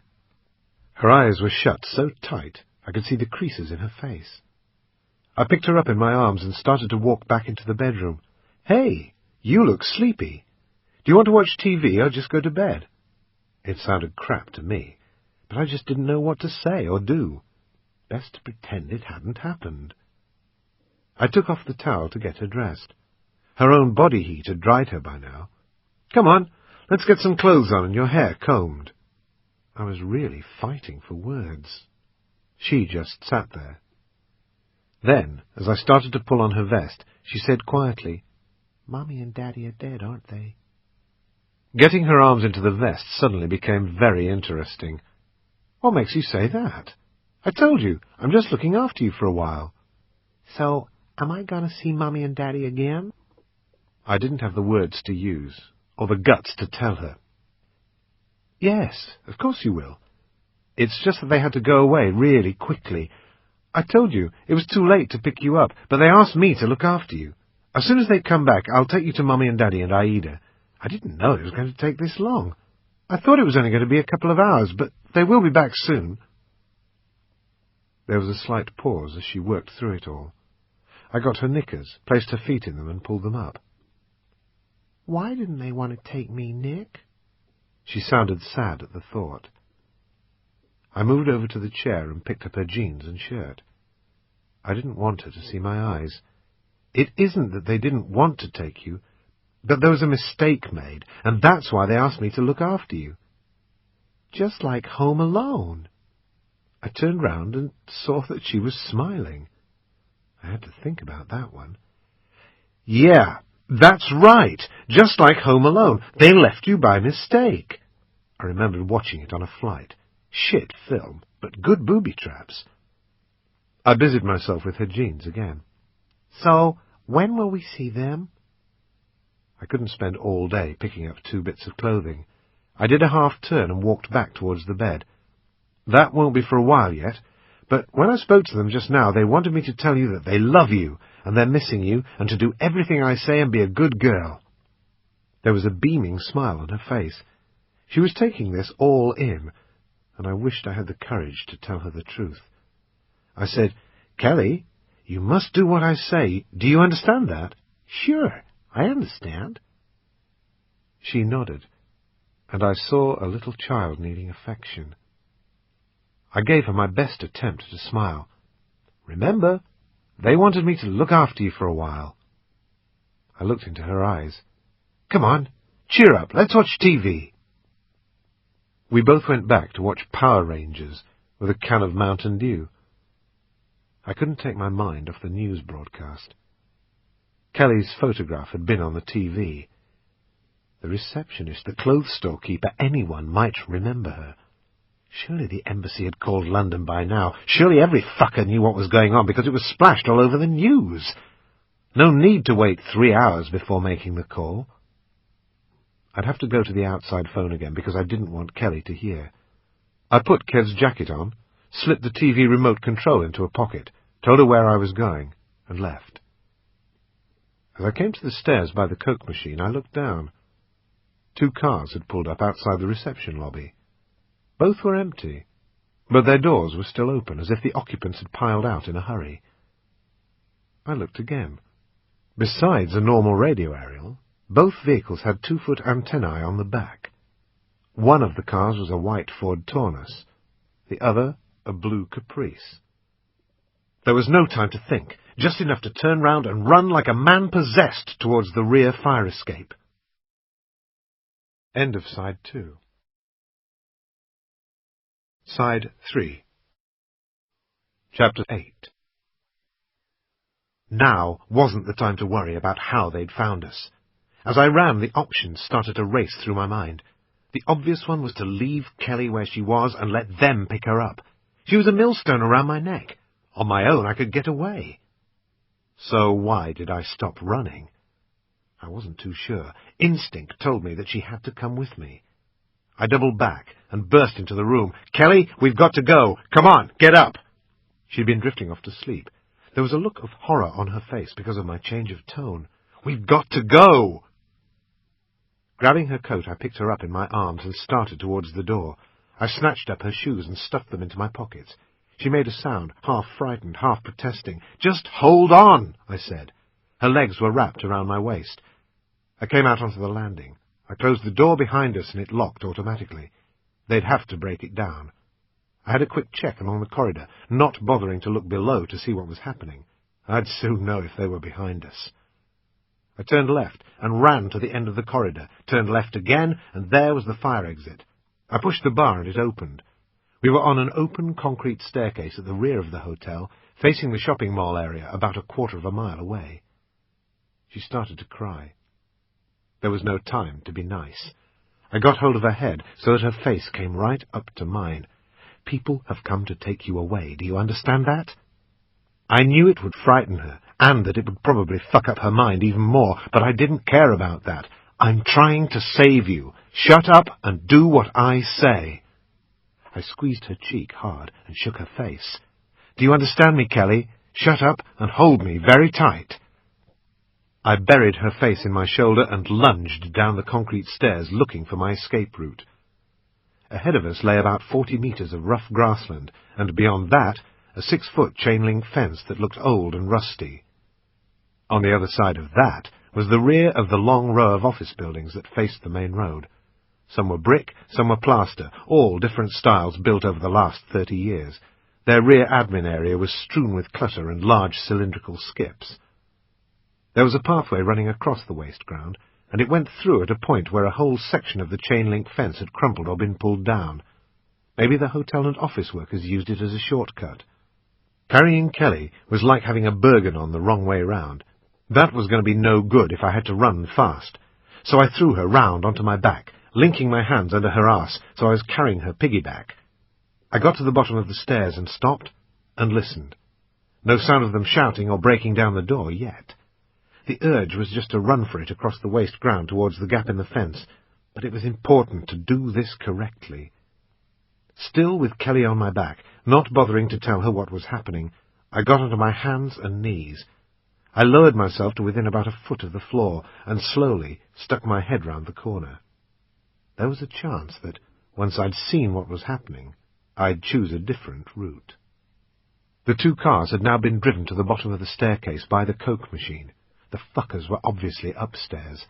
I didn't know how many of them there were. I realized that they couldn't see most of the waste ground from where they were. I started running. The rain had been light but constant, and the ground was muddy. It was reasonably well looked after, littered only here and there with bits of paper, old soft drink cans and burger boxes. I kept heading for the gap in the chain-link fence. Kelly was weighing me down. I was taking short, quick strides and not bending my knees too much, just enough to take her weight, bending forward from the hips as if I was lugging a Bergen. She made involuntary grunts in time with the running movements as the wind was knocked out of her. We reached the broken section of chain-link, which was buried in the mud. I heard the screech of car tyres, then the sound of protesting suspension and bodywork. I didn't bother looking round, just dug deep and lengthened my stride. Once through the gap, we were faced with the rear of the office buildings. I couldn't see the alleyway we'd come through earlier. I turned left, looking for any other route through to the main drag. There must be one somewhere. Now on tarmac I could make good speed, but Kelly started slipping. I shouted, "Hold on!" and felt her tense up more. "Harder, Kelly, harder!" It wasn't working. With my left hand I got hold of both her wrists and pulled them down in front of me towards my waist. She was nice and tight on me now, and I could use my right hand to pump myself forward. My priority was to make good speed and distance. They would be out and running soon. I needed that alleyway. It's a strange thing when untrained people are being chased. Subconsciously, they try to get as much distance as they can between themselves and their pursuers, and whether it's in an urban environment or a rural one, they think that means going in a straight line. In fact, what you need to do is put in as many angles as possible, especially in a city or a town. If you come to a junction with 4 options, it makes the chaser's job more difficult. They have a larger area to cover and have to split forces. A hare being chased in a field doesn't run in a straight line. It has a big bound, changes direction, and off it goes again. The pursuers are getting momentum in a straight line, and all of a sudden they have to change direction too, which means slowing down, re-evaluating. I was going to be that hare. As soon as I got to the end of the alleyway, I was going to chuck a left or a right, I didn't even know which yet, and run as fast as I could until I hit other options. I found the alleyway. No time to think if it was the right decision, just make one. I could hear shouting behind me, maybe 100 to 150 metres away, but it wasn't directed at me. They were too professional for that. They knew it wouldn't have any effect. I heard the cars turning round. They'd be trying to cut me off. I ran. By now I was out of breath with this 7-year-old on my back. My mouth was dry, and I was breaking into a sweat. Her head was banging on the back of mine, and I was holding her so tight that her chin was digging into my neck. It was starting to hurt her, and she was crying, "Stop! Stop, Nick!" I wasn't listening. I reached the end of the alleyway and ran into a totally different world. In front of me was a minor road that ran the length of the office buildings, and on the other side of it a grass bank that went downhill to the main drag. Beyond that lay car parks and the malls. Traffic noise drowned out Kelly's cries. The flow of vehicles was fast in both directions, despite the wet road. Most had their headlights dipped and their wipers on intermittent. I stopped. We must have looked a sight. A man with a shoeless child on his back, puffing and panting down the grass slope, the child moaning as her head banged on the back of his. I climbed the railings at the side of the main drag, and now we were playing chicken with the Washington traffic. Cars sounded their horns or braked sharply to avoid us. It seemed my new name was Fuck, Nut, or Jerk. I didn't acknowledge anybody, even the ones who saved our lives by braking. I just kept on running. Kelly was screaming. The traffic scared her as much as the running. All her young life she'd probably been warned about playing near the road, and here she was on a grown-up's back, cars and trucks swerving all around her. Crossing the railings at the far side, I, too, was starting to flap. Kelly was slowing me down without a doubt, and I still had quite a distance to run to get to safety. I ducked and weaved through the car park, using the height of pickups and people carriers to block us from their view. At the far right of the mall was Comp USA, a computer superstore, and that was where I headed. There's always a good chance that a large store on a corner site will have more than one entrance. I'd expect there to be one on the other side, maybe at the rear, so even if they saw me going in, they'd have problems. I knew the store would be hard for them to deal with, because I'd had to do this sort of thing myself in Northern Ireland. If a player went into the shopping centre, we would send only one bloke in with him, then rush to seal up all the exits. It was hard enough when we knew a target, let alone having to find and identify him. If he was doing anti-surveillance drills, he could go up in a lift, leave by one exit, go back in through another, and up 2 floors, down in a lift 1 floor, then wander out into a car park. And he's gone. If these boys were switched on, they'd start sealing the exits as soon as they saw where I'd gone. I had to be quick. We went in through wide automatic doors. It was like a mega DIY store, with aisles and aisles of office equipment, computers and software packages. I went past the checkout counters without taking a trolley, still with Kelly on my back. The place was packed. I was standing there drenched with sweat, chest heaving up and down as I fought for breath, and Kelly was crying. People started looking at us. Kelly moaned, "I want to get down now!" No, let's just get out of here. I took a look behind, and I could see 2 boys coming across the car park. In their suits, they looked very much like plainclothes police, and they were running purposefully towards the store. They'd be heading to block off the exit. I had to put in some angles, had to get that confusion going. I ran down a couple of aisles crammed with CD-ROM games, turned right, and ran along the exterior wall looking for an exit. Fuck it, there wasn't one. The warehouse seemed to be one big, sealed unit. I couldn't go back out the way I'd come in, but if I didn't find another exit, I was going to spend the rest of the day running around the shop in circles. One of the young assistants looked at me, turned away, and went trotting down the aisle, obviously looking for the manager or security guard. Seconds later, 2 men in shirt sleeves with name badges started to approach us. "Yes, excuse me, can we help you?"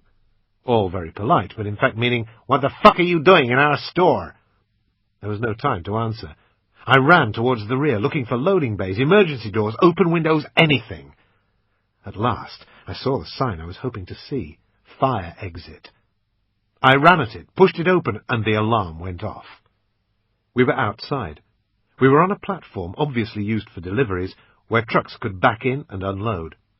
I ran down the 4 or 5 metal stairs and hit the ground. As I started to run to the left, I shouted at Kelly to hold tight. The rear of the shopping mall was deserted, just a long stretch of admin areas with skips, porter cabins, even a container detached from its truck and being used as a static storeroom. There were piles of cardboard boxes and bulging bin liners everywhere, a day's worth of garbage. Beyond the tarmac stretch was a chain-link fence, surrounding the whole area and probably about 15 feet high. Then waste ground, with trees and bushes. On the other side of that, I guessed, would be more car parking and stores. I felt like a trapped rat. I had only 2 exits now, the slip roads at either end of the long line of shops. Chapter 9. I couldn't get over the fence with Kelly on my back, and if I tried to throw her over, she'd break her legs. I started to run to the left, along the rear of the shops, heading towards the slip road. It was no good. They'd had too much time to react. The road would be sealed. I had to make a decision quickly. I moved towards one of the collection areas of skips, bagged up garbage and cardboard boxes. I lifted her from my back and positioned her in amongst it all, throwing boxes over the top of her and moving others to fill in the gaps each side. She looked at me and started to cry.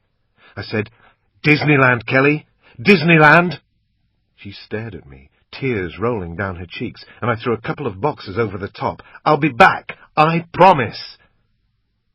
As I ran, I looked at the container that was right up against the fence. It was a huge thing, the height of a truck. Without 50 pounds of young girl on my back, running towards it was like floating on air. At last I was in control. I felt as if I'd lost a ball and chain. Sprinting like a maniac, using the cover of the bins and skips, I suddenly spotted the boot of a car jutting out from one of the loading bays. It was a mid-1980s model, not one of the cars that had been chasing me. I'd check it for ignition keys, and if I was out of luck, I'd cross the open ground to the container. The truck was parked up near another loading bay. I started to run past it. A guy was running full pelt the other way, and we smashed our heads together. We both went down. Shit! I looked at him through blurred eyes. He had a suit on. There was no way I was going to take a chance. I staggered to my feet and charged at him, banging him up against the car. He tried to wrap himself around me. As I was pushing into him, I could feel with the side of my face that his body was solid. This fucker had covert body armor on. I pinned him up against the car, moved back a pace, and pulled my weapon, flicking on the laser sight with my thumb. Then, dazed, I sank back to my knees. I was seeing stars, and my head was spinning, and he was probably in exactly the same state. He looked down at me, confused, but trying to make a decision. I aimed the sight onto his face. "Don't do it," I said. "Don't waste your life on this. It's not worth it. Get your hands up, now." As his hands moved, I could see he was wearing a wedding ring. "Think about your family. It's not worth dying over this. Number one, you're wrong. It wasn't me. Number two, I'll kill you. Put your hands on your head." My brain was clearing. What the fuck was I going to do now? Their cars would be here soon. "Stay on your knees," I said. "Turn right. Move to the back of the vehicle." I got up off the ground and stumbled behind him. My eyes were still smarting as if I'd been hit with CS gas. We were between the loading bay and the car. He knew the score, and hopefully was thinking of his wife and kids. I switched my pistol into my left hand, moved into him and quickly jabbed the pistol muzzle into his armpit, twisting it into the material of his jacket.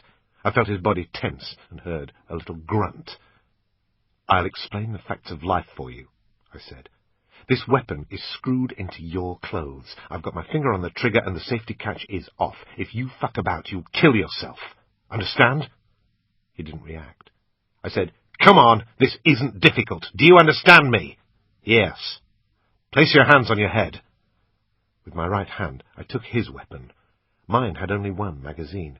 He was carrying a SIG 45 in a pancake holster over his right kidney and 3 magazines on his belt. The SIG is an approved weapon of the FBI. He was in his mid-30s and straight off the set of Baywatch. Blonde, tanned, fit, good-looking, square jaw. I could smell baby lotion. This boy wanted to keep his skin soft. Or maybe he had a baby. Who cared? If he moved, he'd be dead. There was a white wire behind his ear, linked to an earpiece. "Who are you?" I said. Not that it made any difference whether he was FBI or plainclothes police. No reply. "Listen, whatever you think, I did not kill that family. I did not kill them. Do you understand?" Nothing. I knew I wouldn't get Baywatch Man to talk. In any event, there wasn't any time to waste trying. I took the radio and cash from his wallet. Then, with the pistol still in his armpit, I whispered loudly over my shoulder, "Stay where you are, Kelly! Don't worry, I'm coming!" I gripped him harder. "Kelly! I said we're going to go in a minute!" If they thought Kelly was still with me when I legged it, maybe they'd move on and search a fresh area. I turned back to him and said, "I'm going to untwist this now. Don't fuck me about. It's not worth it." I gradually released my pistol, making sure I could fire at any stage. I was behind him, with the weapon now pointing at his head. He knew that. I said, "You know what I've got to do next, don't you?" There was a slight nod of acceptance. I picked up a lump of angle iron from a pile of discarded shelving, and gave him the good news where his neck met his shoulder. That took him down, good style. For good measure, I gave him a few kicks to the head and bollocks. At the end of the day, he wasn't going to be more pissed off with me because of this kicking. He probably already wanted to kill me.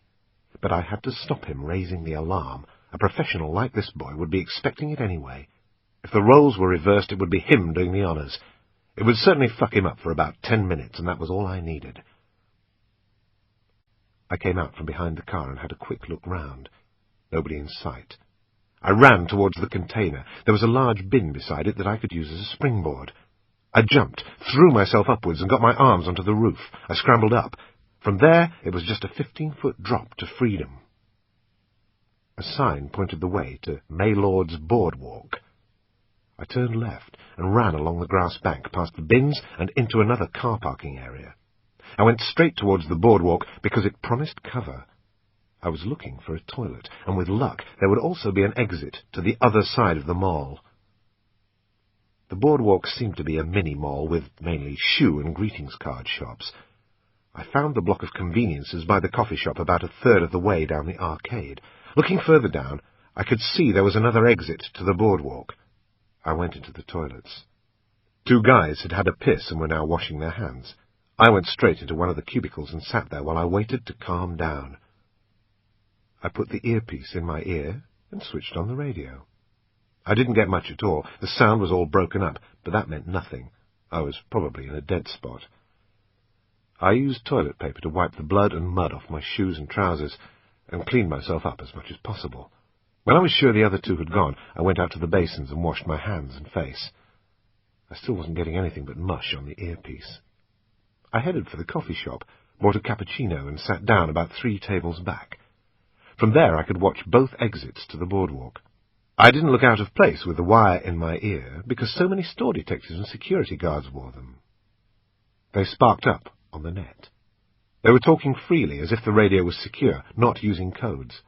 I checked, and there was a jack on the radio for the key gun, the device that sends the chosen encryption codes to the radio. Once this has been done to 2 or more sets, they can talk together securely. Everybody else would just hear mush. I listened to some of them checking round the back, where the boy had been dropped, and others in places that I couldn't identify. What I couldn't hear was a base station, a central control. I started to wonder about that. Then I thought, why was it these guys and not uniformed police that had turned up at the hotel? I was supposed to be a kidnapping murderer. In situations like these, I'd expect to see heavily armed SWAT teams leaping from Chevrolet vans. I realized it was this that had made me run back for Kelly without even knowing it. I should have checked the boy I'd dropped for any ID. Never mind. It was too late now. How did they find me so quickly at the Best Western? Had my call to London been traced to our room? Impossible. Too quick.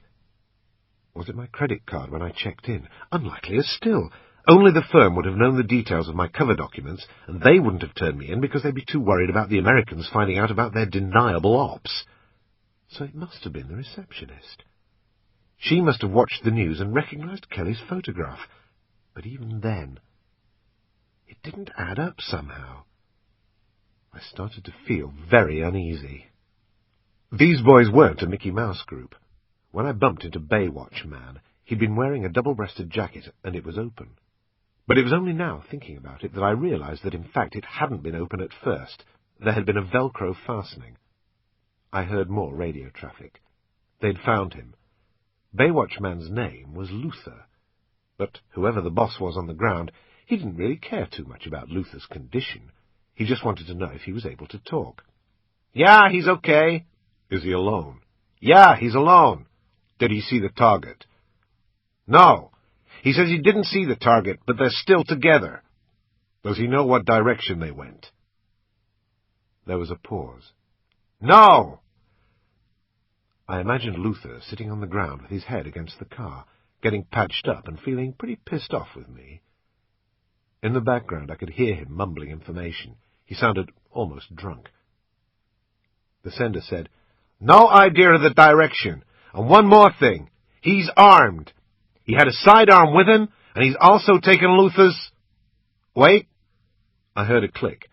Then whoever was with Luther came back on the net, and his voice was very agitated. "We got a problem! He's got the radio! He's got the radio!" The boss came back on. "Fuck! Everybody, all stations! Cut comms! Close down now! Out!" The earpiece went dead. They were going to turn off the radios and refill with a new code. Luther's radio was obsolete. What I wouldn't have given now for a key gun. Chapter 10. Luther said he hadn't seen the target. So it was Kelly they were after, not me. My face burned with anger. These were the people who'd killed Kev. They must be. This chase was nothing to do with law enforcement. This was about people who wanted to finish the job. Maybe they thought Kelly had seen them. By now I'd finished my coffee, and the waitress had whisked the cup away. I was starting to be a pain in the arse here. Other people were waiting for my table. I went back into the toilets. The TV remote control was still in my pocket. That went into the waste bin along with the useless radio. What about Kelly? What did I have to gain by going back? What if they'd found her, disposed of her, and were waiting for me to pick her up? That's what I would have done. I could think of a lot of reasons why I shouldn't go back. Bollocks! I walked back towards the mall exit. Looking half left in the dead ground, I could just about see the roof of Comp USA. The car park was still full, and it was raining harder now. I turned up the collar of Kev's jacket and looked towards the main drag. I could see a Wendy's, like a desert island in the middle of the car park. It was coffee time again. I checked the route ahead for any sign of my new friends, and again used tall vehicles as cover. I took my burger and coffee over to a window seat. I couldn't see the rear of the buildings, but I could see the nearer of the two slip roads, the one I'd been running towards when I met Luther. Better than nothing. The Wendy's had a PlayStation, which was great cover. Kids screamed around in a tub of multicoloured tennis balls while their parents sat it out, just like me. I sat and stared out of the window at the rain. I remembered the times I'd been bad as a child, and got a slapping from my stepfather, and been put in the shed for the night. I'd been terrified of the rain beating down on the clear plastic wriggly roof. I'd sat there, curled up, thinking that if the rain could get me, then so could the bogeyman. As a soldier and a K, I'd been shot at, beaten up, imprisoned. I'd always been scared, but nothing like those times as a child. I thought of Kelly, abandoned in her makeshift hidey-hole, rain beating down on the cardboard. Then I cut it from my mind. She'd get over it. I shouldn't let it concern me. I'd done worse things. Still looking out of the window, I saw the white Taunus come out from behind the mall onto the slip road, stop at the junction, and turn with the flow of traffic. It was 4 up, by the looks of things, all suits, though in the rain it was hard to be certain. 4 up was a good indication that they were lifting off. If they were taking Luther to hospital, there'd be 3 at most inside, 1 driving, 1 looking after the casualty. The others would have stayed behind. I was beginning to feel a decision coming on. I'd have to change my appearance, and I'd have to do it on the cheap. I had about $500 in total and would be needing every cent. I finished my coffee and went back into the boardwalk. I found a clothes shop and bought a thin cotton raincoat that folded up to about the size of a handkerchief. I also bought a Kangol cap, the sort it was fashionable to wear the wrong way round, so the peak was hanging down the back of your neck and the logo was in front.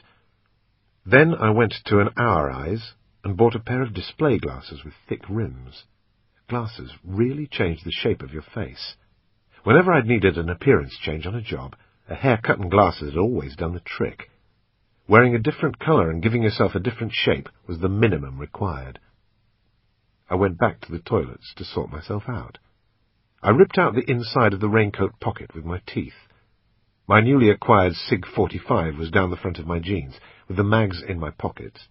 If the shit hit the fan, I could draw the weapon and fire through the coat. I wanted to use the last 3/4 of an hour of daylight, doing a recce of the bin area. The lift-off might have been a ploy, and I wanted to reassure myself that nobody was lying in wait. The idea would be to do a complete 360 degrees around the target area, but before that, I wanted to go back and give the hotel a walk past. I wanted to see if there were any police cars outside, to confirm whether or not it had been an official lift. If Luther and his friends were after a murder suspect, the police should be up there by now, dusting for prints and taking statements. I put on my disguise and looked in the mirror at Washington's hippest dude. Well, nearly. If people looked closely, they'd think I was the oldest swinger in town. I turned the cab round with the peak forward, and off I went. I walked straight across the car park, crossed the main drag at the junction, and worked my way back up to the Best Western, along the roads. I saw nothing. Everything looked perfectly normal. Not a police car in sight. As I walked back, I thought about the state that Kev, Marcia, and Aida had been left in. Why hack them to bits? Luther and his friends weren't dopeheads. They were pros. They'd do nothing without a reason. They must have wanted it to appear drug-related to cover their arses. Given the number of attempts on Kev's life in the past, it would have been perfectly reasonable for the police to assume that one of them had finally succeeded and that the perpetrators had then gone overboard and slain the whole family as a warning to others. But I knew that wasn't the reason. They had killed Marcia because they'd have had to assume that Kev had passed on whatever he knew, and then they'd had to kill Aida simply because they didn't want witnesses. Kelly owed her life to the fact that they hadn't seen her. It was probably only after the news reports that they realized they hadn't finished the job and that there might be a witness after all. The way they'd butchered Aida brought back to me a story about the American Hearts and Minds program in Vietnam. In one region, they injected the children of a village against smallpox. The Viet Cong came along a week later and cut off each child's arm. It worked. No more Hearts and Minds program for them. Sometimes the end justifies the means. I had a sort of respect for Luther and Co., but I knew I mustn't fuck about with these people. They were too much like me. Rush hour was now in full swing, and it would soon be dark. The shops were still open, and the area was packed with people. It was great for me. It made me just another punter. As I walked, I had my head down against the rain. I reached the Wendy's car park. This time I was nearer the fence. Wiping my glasses, I looked across the low ground as the rear of the mall came into view. There was a loud hiss of air brakes as a truck backed up to a loading bay. 3 other trucks were already parked up alongside the car where I'd met Luther. But again, just as at the hotel, there were no police investigating the crime scene. Maybe they didn't like the weather. Only the bays that were in use were lit. The huddle of skips where I'd hidden Kelly was pretty much in shadow. One was being filled up with the old metal shelving I'd used on Luther. Even from where I was, I could hear the loud crash and clatter. Kelly must be petrified down there. No need for a 360. I'd seen enough. As I looked forward, deciding where to go now, I watched a bus pull up by a shelter, take on passengers, and drive off again. Maybe that was our way out of here. But if they'd found Kelly and set an ambush, where was I going to run? I had to work out an escape route. Hijacking cars doesn't work so well in a built-up area. It attracts too much attention. Better to use the crowds and confusion. I picked 3 possible routes. Hanging around increased the chance of getting pinged, so I decided to lift off from the area for a while. I carried on to the shops. I thought I'd get some stuff for Kelly, because she'd be needing an appearance change too. She'd been on the news. She was famous now. I bought her a nice big floppy hat. I wanted to tuck her hair up out of the way and hide her face as best I could. I also bought her a thinly padded pink 3/4-length coat to cover those skinny legs, and a completely new set of clothes to fit a 9-year-old. She was tall for her age, so I thought I'd better get the largest size. Almost as an afterthought, I bought myself some new jeans and a T-shirt. With a handful of carrier bags, I retraced the route along the fence. As I walked away from the shops, their lights reflected on the wet tarmac of the car park. The traffic was slow on the main drag, windscreen wipers on full speed. As I got to the fence, I looked left. There was no change. I carried on walking. As I got level with the shops, the slip road started to rise up to meet me. The fence stopped. I turned left down a slippery grass bank and onto the slip road that led to the back of the shops. I followed the fence again as I dropped down into the dead ground. The rain had turned the dust into mush. I now had the fence to my left and the loading bays to my right. I kept on walking, fighting the temptation just to run to Kelly, grab her and fuck off out of it. That's what gets people caught or killed. My eyes must have looked as if I was plugged into the mains. They were darting everywhere, getting as much information into my head as possible. I wanted to see this ambush before it was sprung. I was committed now. If push came to shove, I'd fucking shove. What if Kelly wasn't there? I'd call 911 and say I'd seen that girl from the news wandering around the area. If she hadn't already been lifted, hopefully the police would get her before Luther's pals did. That was if they hadn't already. I'd then have to take my chances when the Nick Stone manhunt began. Whoever had her would also have my name. I got to within about 20 metres of the bins, still walking at the same steady pace. I didn't even look around now, because that took time and effort. I came up to the bins and started to lift away the boxes. "Kelly, it's me." "Kelly! See? I told you I'd come back." The cardboard was soaking and came apart in my hands. As I pulled the last of it away, I could see she was more or less exactly in the position I'd left her, curled up, sitting on some dry board. My mind flashed back to how she'd looked when I'd found her in the garage. At least she wasn't rocking with her hands clamped over her ears. She was dry. Maybe the bogeyman had got in, but at least the rain hadn't. I stood her up and put her new coat round her shoulders. "I hope you like pink," I said. "I got this for you, too." I put the hat on her head to preserve whatever was left of her body heat. She put her arms around me. I hadn't been expecting it, and I didn't know how to react. I just kept talking to her.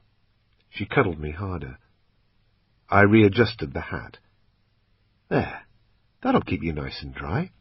Now, let's go and get you a bath and something to eat, shall we?" I had the bags in my left arm, and she gripped my left sleeve as we walked.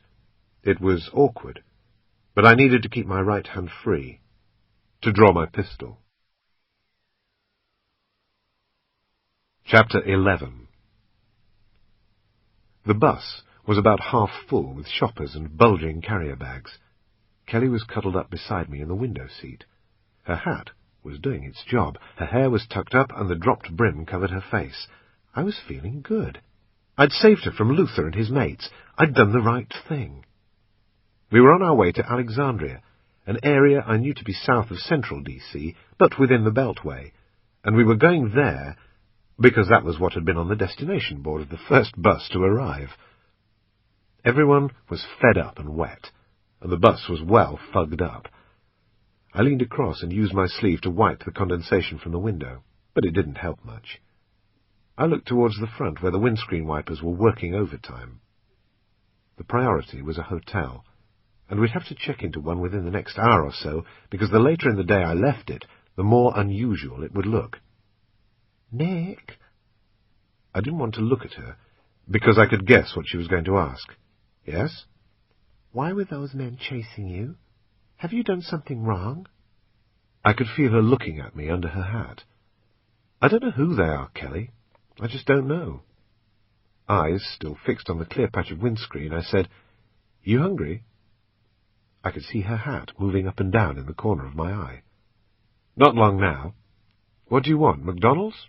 Wendy's?" She nodded for both, then mumbled something. I was still looking out of the window. "What's that?" "Mickey D's." "Mickey D's?" "McDonald's. Get with the program." "Oh, okay. That's what we'll get." I went back to my thoughts. I would only use cash from now on. I had to assume the worst, which was that we'd been traced through my credit card. Despite that, I'd still call London again. Deep down, I guessed that they'd probably already consigned my records to the shredder. But what did I have to lose? We drove past a place called the Roadies Inn. It fitted the bill. I didn't have a clue where we were, but that didn't matter. I'd sort that out later. I signalled the driver that we wanted the next stop.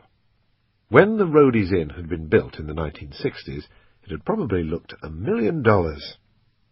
Now, even the grass outside looked faded, and on the red neon vacancies sign, the V and the N were flickering.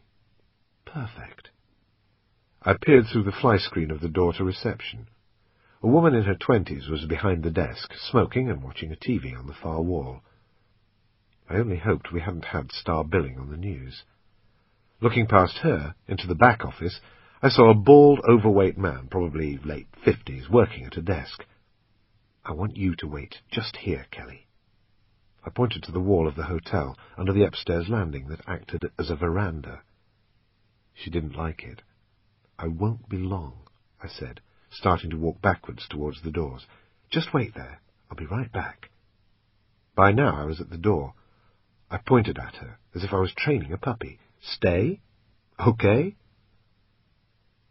The receptionist was wearing jeans and a T-shirt. Her hair was the blondest I'd ever seen, apart from the roots. She glanced away from the TV and said, on autopilot, "Hello, can I help you?" "I'm looking for a room for maybe 3 or 4 nights." "Sure. For how many?" 2 adults and a child. "Sure. One moment." And she ran her finger down the booking register. The news was on. I turned and watched, but there was nothing about the murders. Maybe we were already old news. I hoped so. "Can I take an imprint of your card?" I pulled a face. "Ah, that's where we have a problem. We're on a fly-drive holiday and we've had our bags stolen. We've been to see the police and I'm waiting for replacement cards, but I'm just running on cash at the moment. I understand you have to take imprints, but maybe if I pay in advance and you disconnect the phone in the room." She was starting to nod her head, but her expression was still the wrong side of sympathetic. "We're really stuck." I played the wet and sorrowful Brit abroad. "We've got to go to the British consulate tomorrow and sort out our passports." I brought out some dollar bills. It seemed to take a while for it all to sink in. "I'm so sorry to hear about that." She paused, waiting for more chemicals to interact in her brain. "I'll get the manager." She went into the office, and I watched her talking to the bald guy at his desk. From their body language, I got the impression he was her father. I felt a drop of sweat roll down my spine. If they refused us a room, we were stranded, maybe miles from the next motel, and would need to start ordering taxis and raising our profile. Hurry up. I turned and looked outside, but couldn't see Kelly. Fuck. I hoped Mr. Honest Citizen wasn't about to storm in, demanding to know who'd left a little girl all alone in the rain. I quickly walked to the door and stuck my head outside. She was still there, standing where I'd asked her to. I came back to the reception desk, just as Dad appeared from the back office. The girl was on the telephone taking a booking. "Just making sure our car isn't blocking the way," I grinned. "I hear you have a problem?" Dad had a vacant smile on his face. I knew we were okay. "Yes," I sighed. "We've been to the police and contacted the card companies. We're just waiting for it to get sorted. Until then, all I've got is cash. I'll pay for the next 3 days in advance." "That's no problem." I was sure it wasn't. There was no way our little cash transaction would be finding its way onto the books. What some people call white trash, Kev used to call children of the corn. They might take a while to understand things, but an earner's an earner in any language. He smiled. "We'll keep the telephone on for you." I played the grateful Brit and booked in. Then Kelly and I traipsed up 2 flights of concrete and breeze-block stairs. Kelly hesitated outside the room, then looked at me and said, "Nick, I want to see Mommy. When can I go home?" Shit, not that again. I wished more than anything that she could go and see Mummy. It would be one less problem. "Not long now, Kelly," I said. "I'll get some food in a minute, okay?" "Okay." I lay down on the bed and thought out the priorities. "Nick?" "Yes?" I was looking at the ceiling. "Can I watch TV?" Thank God for that. I reached over to the remote and quickly flicked the channels, checking I wasn't going to catch us both on the news. I found Nickelodeon and stuck with it. I'd made a decision. "I'm going out now to buy us something to eat," I said, my mind on the one option that hadn't yet been closed. "You stay here, same as before. I'll put the Do Not Disturb sign on the door, and you make sure that you don't open it for anybody. Do you understand?" She nodded. The call box was next to a Korean food store. It was still drizzling. I could hear the noise of car tires on wet tarmac as I crossed the road. I pushed in a couple of quarters and dialed. I got, "Good evening, British Embassy. How may I help you?" "I'd like to speak to the defense attaché, please." "May I say who's calling?" "My name is Stamford." Fuck it. I had nothing to lose. "Thank you. One moment, please." Almost immediately, a no-nonsense voice came on the line. "Stamford?" "Yes." "Wait." There was a long, continuous tone, and I was starting to think I'd been cut off again. Then, 30 seconds later, I heard Simmons. My call must have been patched through to London. Unflappable as ever, he said, "It seems you're in a spot of trouble." Trouble's not the word. In veiled speech, I told him everything that had happened since my last call. Simmons listened without interruption, then said, "There's not really a lot I can do. Obviously you understand the situation I'm in." I could tell he was pissed off with me, big style. "You were told to return immediately. You disobeyed an order. You should not have gone to see him. You know that." He was still cool about it all, but under the veneer I knew he was boiling. I could just picture him behind his desk in his crumpled shirt and baggy cords, with a family photo and maybe Easter eggs for his family on his desk, next to a pile of red-hot faxes from Washington that had to be attended to. "It's got nothing on the situation I can put you in," I said. "I've got stuff that would make your lot look not very British at all. I'll blow it to whoever wants to listen. It's not a bluff. I need help to get out of this shit, and I want it now." There was a pause. The patient parent, waiting for a child to stop its tantrum. He said, "Your position is pretty delicate, I'm afraid. There's nothing I can do unless you have some form of proof that you're not implicated. I suggest you make every effort to discover what's happened and why. Then we can talk, and I might be able to help. How does that sound to you? You can carry out your threat, but I wouldn't recommend it." I could feel his hand tighten around my balls. Whether they complied or called my bluff, I'd be spending the rest of my life on the run. The firm does not like being strong-armed. I've got no choice, really, have I? "I'm glad you see it like that. Bring what you find." The phone went dead. My mind racing, I wandered into the shop. I bought a bottle of hair tint, 1 wash in, 12 washes out, and a hair trimmer gadget. I also bought a full washing and shaving kit, because we couldn't look like a couple of scruffies at large in Washington. Then I filled the basket with bottles of Coca-Cola from the chiller and some apples and candy. I couldn't find a Mickey D's, and ended up in a Burger King. I bought 2 mega deals, then went back to the hotel. I knocked on the door as I opened it. "Guess what I've got? Burgers, fries, apple pies, hot chocolate." By the wall next to the window was a little circular table. The carrier bags went on the bed, and I dumped the burgers on the table with a flourish, like a returning hunter. Ripping the bags open to make a tablecloth, I tipped the chips out, opened the sauce, and we both dived in. She must have been starving. I waited until she had a mouthful of burger. "Listen, Kelly, you know how grown-up girls are always dyeing their hair and cutting it and all sorts of stuff? I thought you might like to try." She didn't look fussed. "What do you fancy? A really dark brown?" She shrugged. I wanted to get it done before she understood too much of what was happening. The moment she'd finished her hot apple pie, I led her to the bathroom and got her to take off her shirt and vest. I tested the shower temperature and leaned her over the bath, quickly wet her hair, then toweled and brushed it. I got the trimmer going, but I wasn't entirely sure what I was doing. I realized it was for beards, really, and by the time I'd got the hang of it, her hair looked shit. The more I tried to sort it, the shorter it was getting. Soon it was up around her collar. As I studied the bottle of dye, trying to read the instructions, she said, "Nick?" I was still reading the bottle and hoping I wasn't about to turn her hair into a ginger fuzzball. "What?" "Do you know the men who are chasing you?" I was the one who should have been asking questions. "No, I don't, Kelly, but I will find out." I thought about it, and put down the hair dye. I was standing behind her, and both of us were looking at each other in the mirror. Her eyes were now not so red around the edges. That only made mine even more dark and tired-looking. I looked at her a while longer.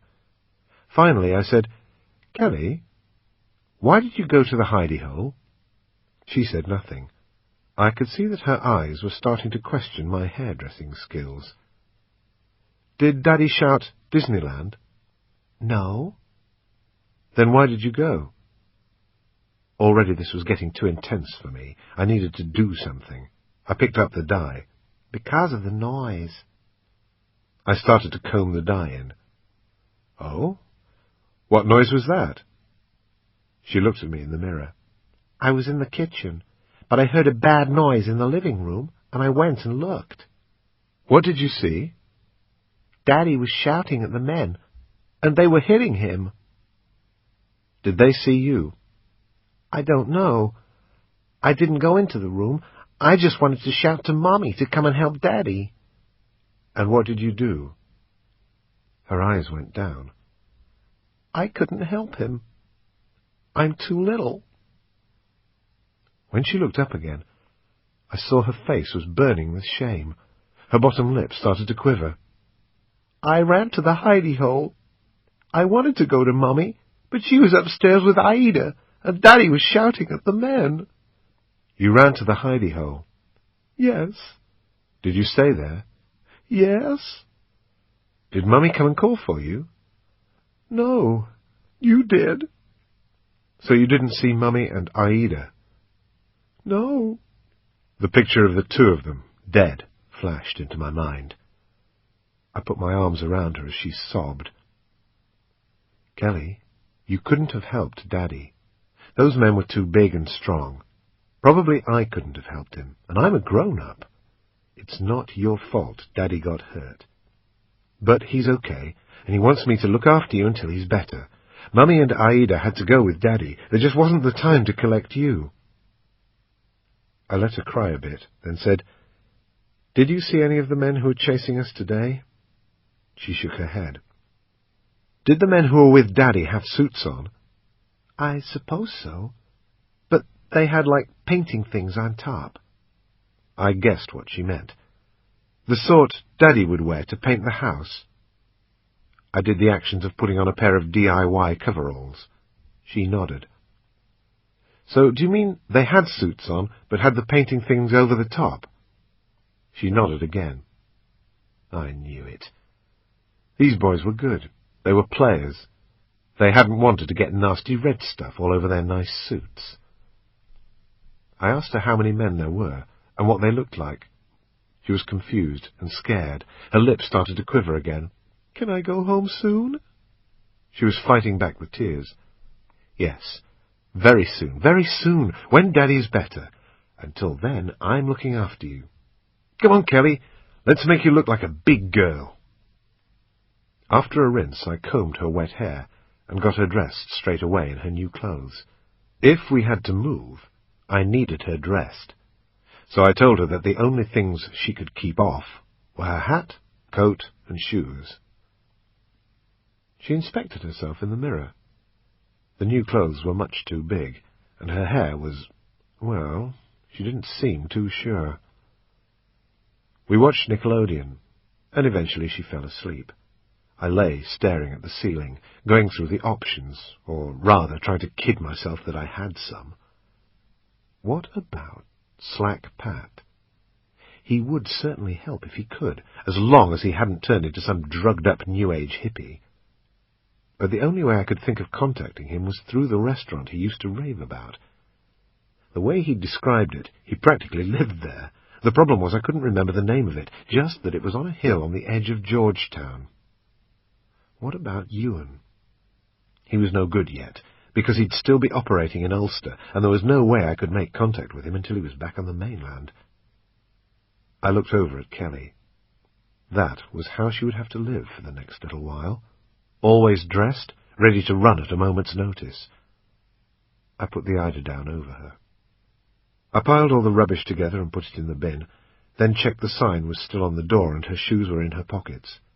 I checked chamber in both weapons, the 9mm in Kev's jacket and the SIG in my waistband. No doubt Kelly was going to be in all of tomorrow's papers, but at least if the shit hit the fan, we were ready to go. I knew my escape route and would not hesitate to shoot my way out.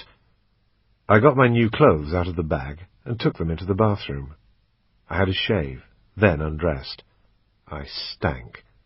Kev's things were stained on the inside with blood. The sweat had thinned it, spreading it right at the back and shoulders of his shirt and the legs of his jeans.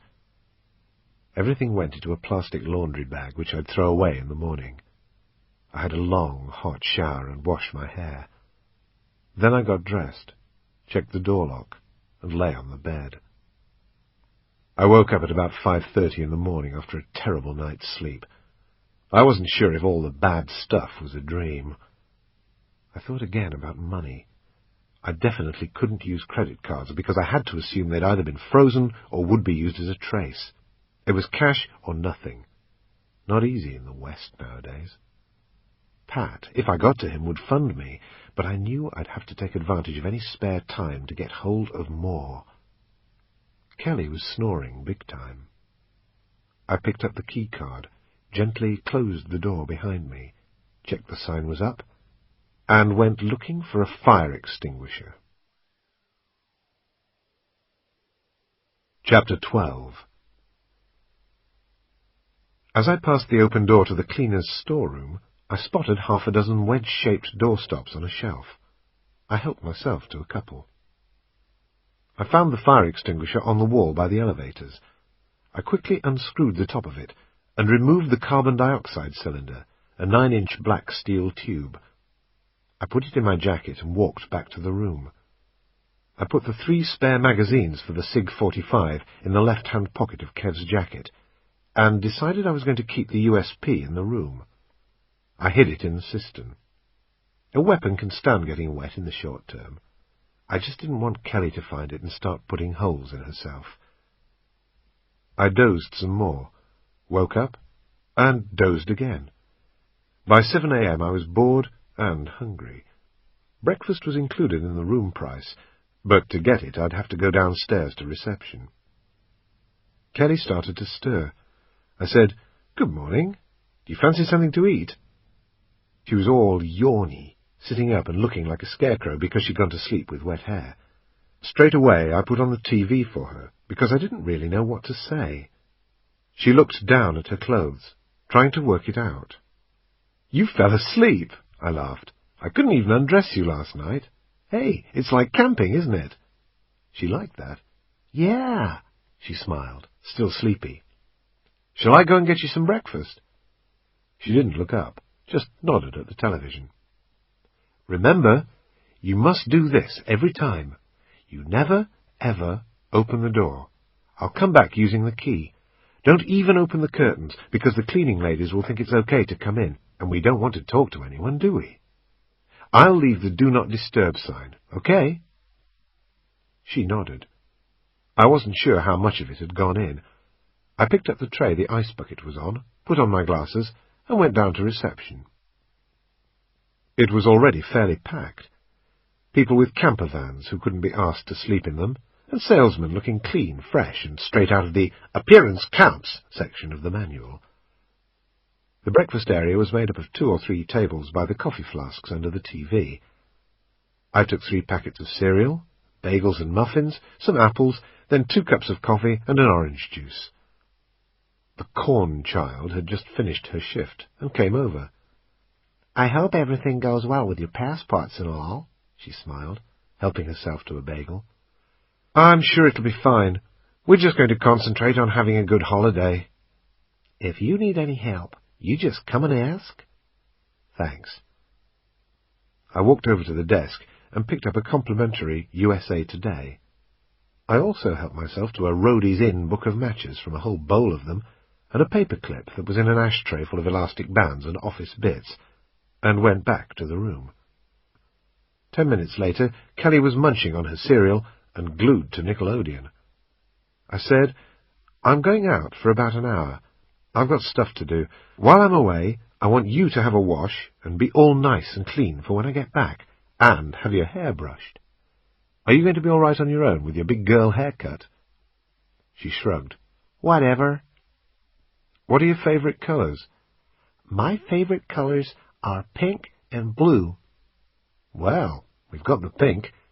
I pointed at the coat hanging up with her shoes sticking out of the pockets. That'd have been a bit of luck. "Now I've got to get you something blue." I gave my glasses a quick clean with toilet paper, put them back in their case and into Kev's jacket, then put my long black raincoat over the top, checking the pocket for the cylinder. I emptied my pockets of loose change. I wanted to cut down on noise, and always felt better anyway with as little as possible dragging around my clothes. I had my Kangol hat in my hand and was all ready to go. "I won't be long. Remember, let no one in. I'll be back before you know it."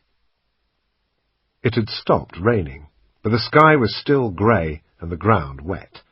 The road was choked with cars heading into downtown D.C. It's a people town, and the sidewalks were busy too. I walked briskly to keep pace with the office workers, all with their "gotta get up, gotta get on" expressions, all the time looking for the ideal place to make some money quickly and get back to the hotel before Kelly started panicking. It was too early for a shopping mall, since they didn't open until 10-ish, and I wasn't in an area with a lot of hotels. They were all further downtown.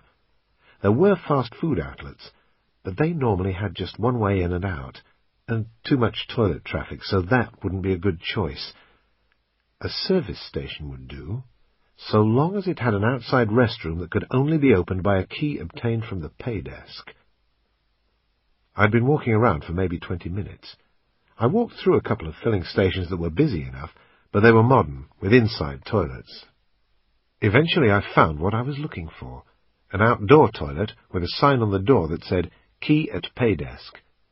I checked to ensure that the door was locked. Then I walked on. I was looking for two things now, for somewhere natural to watch the forecourt from, and for my escape route. Further up on the other side of the road was a run of lawyers' offices, credit unions and insurance brokers in wonderful 1930s detached brick houses. In between were what looked like well-used alleyways. I crossed over, walked down one, and came out onto the parallel road. Turning right, I followed the road to a junction, turned left, then right again up another alleyway. The whole area was perfect for angles and distance. I made my way back to the filling station by a different route. There was a bus stop across the street, about 100 meters away. I strolled along to it, stood in a doorway and waited. It had to look natural. I had to have a reason to be doing what I was doing. There were 2 or 3 people waiting. Then the queue gradually got longer.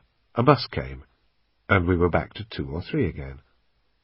I looked at the destination board of each bus as it approached, looked fed up that it wasn't the one I wanted, and got back in the doorway. People don't carry much cash with them nowadays, especially here in the land of the credit card. The ideal target is always a tourist. They tend to carry more cash and traveller's checks, but there weren't likely to be many in this part of town. Over a period of about 30 minutes there'd been 4 or 5 possibles going in to fill up their cars, but unfortunately it seemed that none of them was in need of a shit. I thought about Kelly. I hoped she was sticking to the script. A white guy in his 20s drove onto the forecourt in a new Camaro. It carried 30-day plates while waiting for the new registration. He was wearing a baggy shell suit that was red, blue, green, orange, and 6 other colours, and basketball shoes to match. His hair was shaved at the sides, with the rest pointing skyward. The sound system was booming out bass that I could feel vibrating from across the street. He filled up with fuel and went in to pay. When he came out, he was carrying what looked like a small lump of wood. He turned left towards the toilet. This was my boy. I stepped out of the doorway, turned up my collar, and headed across the road. He was putting his wallet into his shell suit top and doing up the zip. I'd already checked the garage surveillance cameras, and they wouldn't be a problem. They were focused on the forecourt to catch driveaways, not on the gable end of the building to catch toilet paper thieves. As I left the doorway, I was a man who needed a piss and couldn't wait any longer for his bus to arrive. He was unlikely to register with anybody at the bus stop. First thing in the morning, people are brooding about the day's work ahead, or about their mortgages, or kids, or the wife's headache the night before. They're not going to worry too much about a guy going into a toilet. I walked towards the door with just enough spring in my step to look like the man with the world's fullest bladder, and went in. The room was about 12 feet by 12, fairly clean, and reeking of bleach blocks. Dead ahead were 2 urinals, with a basin and a wall-mounted paper towel dispenser. My boy was in one of the 2 cubicles to the right. I could hear the sound of zips being undone, the rustle of a general's sorting out, and a little cough. I closed the door behind me and jammed in the 2 doorstops with my shoe. no one would be getting in or out of here, unless I wanted them to. I stood at the urinal and made it look as if I was taking a leak. My hands were in front of me, but holding the steel cylinder. I'd keep my back to him until he came out to wash his hands. I stood there for 3 or 4 minutes. I heard him pissing. It stopped. Then nothing. This character was taking too long. I swung my head to the right, as if to look out of the small, barred window, but carried on with the motions of pissing in case he could see me and for some reason was being hesitant about leaving the cubicle. Then, casually looking right behind me, I saw something really bizarre. American public toilets have saloon-type doors with a bigger gap at the top and bottom than in the UK. Through the bottom gap I could see one foot, which looked as if it was his right foot, on the ground and facing the toilet, and his tracksuit bottoms weren't bunched around his ankles. I thought, weird position, but there you go. Then I noticed that the door was open an inch. He hadn't locked it. I wasn't going to stop and puzzle it out. Clenching my right fist around the cylinder, and with my left hand out to protect myself, I started quickly but quietly towards the door. At the last minute, I took a deep breath, dropped my shoulder, and barged into it. He banged up against the wall, screaming, "What the fuck? What the fuck?" His hands went out to try to stop himself falling, and the door held. His bulk was stopping the door from opening. I had to barge it again. The hard and fast rule of mugging is to be exactly that, hard and fast. Putting all my weight behind the door, I had him pinned up against the wall. He was a big boy. I had to be careful. I could get fucked over here. I grabbed a handful of his gelled hair with my left hand and pulled his head over to the left, exposing the right side of his neck. You don't just use your arm to hit somebody. I needed to get as much weight as I could behind the cylinder, like a boxer using his hips and the top half of his body to power the swing. Still pushing the door with my left hand, I brought the cylinder up in my right and swung my whole body round as if throwing a downward right hook and cracked him just below the ear. The idea was just to take him down, not kill him or give him brain damage for the rest of his days. If I'd wanted to do that, I'd have cracked him over the head a few times. As it was, it wouldn't be his best day out, but tough shit. Wrong place. Wrong time. It had been a good hit. He groaned and went down. He was fucked, and, without a doubt, he would have had starbursts in the eyes, that crackling and popping sensation you get when you go down semi-conscious. He'd just want to curl up and get under the duvet and hide. That was why I'd used the cylinder instead of a gun. You can't predict people's reactions to a pistol. He might have been an undercover cop with a gun himself. He might have been some kind of a heroic have-a-go citizen. Not that it mattered now. The old ways are the best. He'd banged his head on the cistern and smashed his nose, and blood was pouring down his chin. There was a high-pitched, childlike moan coming from him. He was in a shit state, but he'd live. I gave him another one for good measure. I wanted him down and well out. He stopped making a noise. I put my left hand on his head and held it facing away from me. I didn't want him to be able to ID me. With my right hand I felt under his belly and twisted his shell-suit top round towards me, unzipped it, and pulled out his wallet. Then I started to feel down his pockets, in case he had another big wad stashed away there. My fingers closed around a plastic bag that filled the ball of my hand. I pulled out what looked like enough white powder to send the guy's entire neighbourhood into orbit, all in neat little plastic wallets, ready for sale. No good to me. I left it on the floor. It was then that I realized what he'd been up to while I was in the urinal. Wrapped tight around his left arm was a rubber tube, and there was blood dripping from a small puncture wound. He must have had his left leg up on the toilet seat to support his arm while he was shooting up. I saw the hypodermic on the floor. As I stood up, my trousers felt wet, and I looked down. He'd had the last laugh. I'd made him lose control of his bodily functions, and he'd pissed himself, and I'd been kneeling in it. I picked up the key from the floor. That, too, was covered in piss. He was starting to come round a bit, and there were a few moans and groans. I got hold of his head and banged it against the toilet to give him the message to stay where he was for a while. I stepped back from the cubicle. There was no time to try to clean my coat. I went to the main door, retrieved the wedges, put them in my pocket, came out and locked the door behind me. I tossed the key into some shrubbery. I was out of breath and had a bit of sweat coming down the side of my face, but I had to make myself look calm and casual. If another customer happened to come round the corner to use the toilet, I'd say it was out of order. As I crossed the road, I glanced left and behind me. Nothing. I wouldn't look back again. I'd soon know if something was going on, because I'd hear all the screaming and shouting, or the sound of people running towards me. Then I'd have to react. But at the end of the day, I was the one with the big fucking gun. I passed the bus stop and carried on towards the first alleyway. After 2 more turns, I took off my coat, wrapped it round the cylinder, and folded the whole lot up. I took off the hat and folded that into the coat as well. I carried on walking, found a bin, and got rid of my bundle. That was me sorted. A new man. Or I would be, as soon as I put on my glasses. Once out on the road again, I got out the wallet as if I was checking whether I had my credit card. I opened it up and found that I was a family man. There was a very nice picture of me, my wife, and 2 kids, the family of Lance White. I didn't think Mrs. White would be too pleased with the state of me when I got home. There was about $240 in the billfold. White had either just been to an ATM or done some early morning deals. There were also a couple of credit cards, but I wouldn't keep them. It would be time-consuming to sell them, and if I tried to use them for cash back, it could only be in the next hour or so. But why run the risk of the police doing a trace and ending up with my description from a sales assistant? The rest of the stuff was shit, bits of paper with phone numbers on. Probably his client list. As I passed another bin, I jacked everything, except the cash. I now had just under $400 in my pocket, enough for the next few days if I couldn't contact Pat, or he didn't come up with the goods.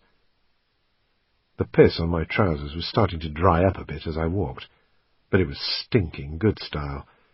It was time for a change of clothes.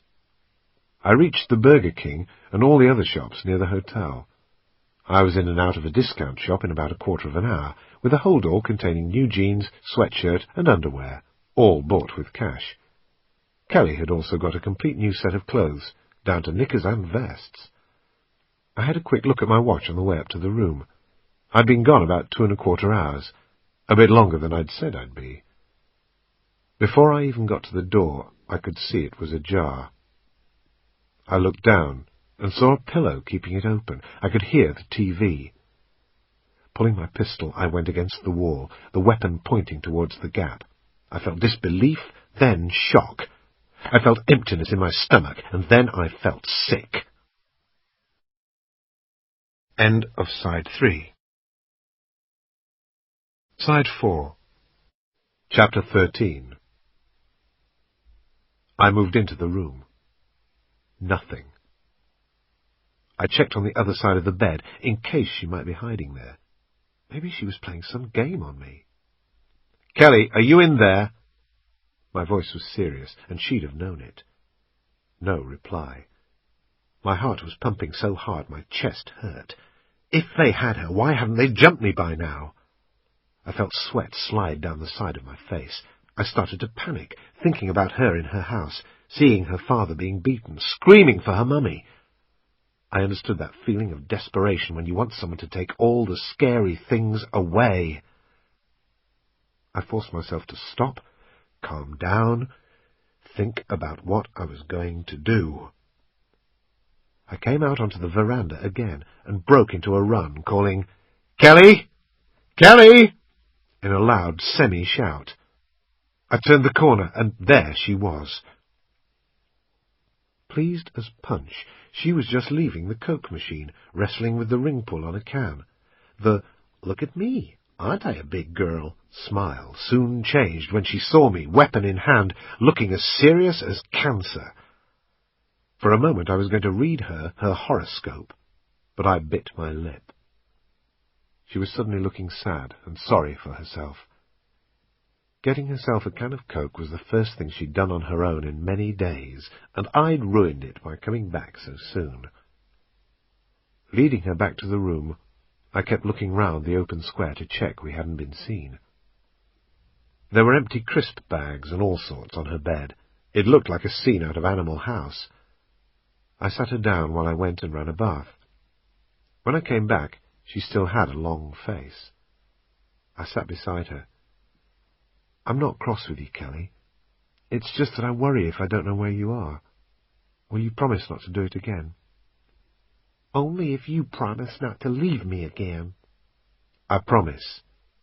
Now, get undressed for a bath."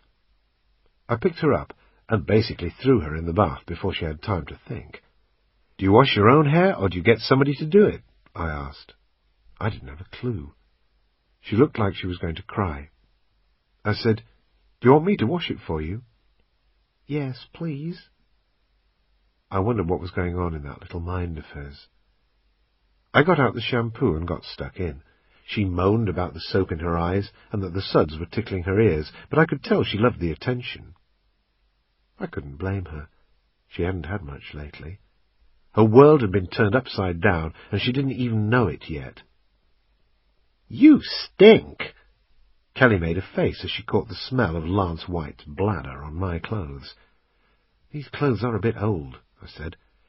"Make sure you get all the shampoo out of your hair and wash yourself with the soap." She looked as if she was having fun.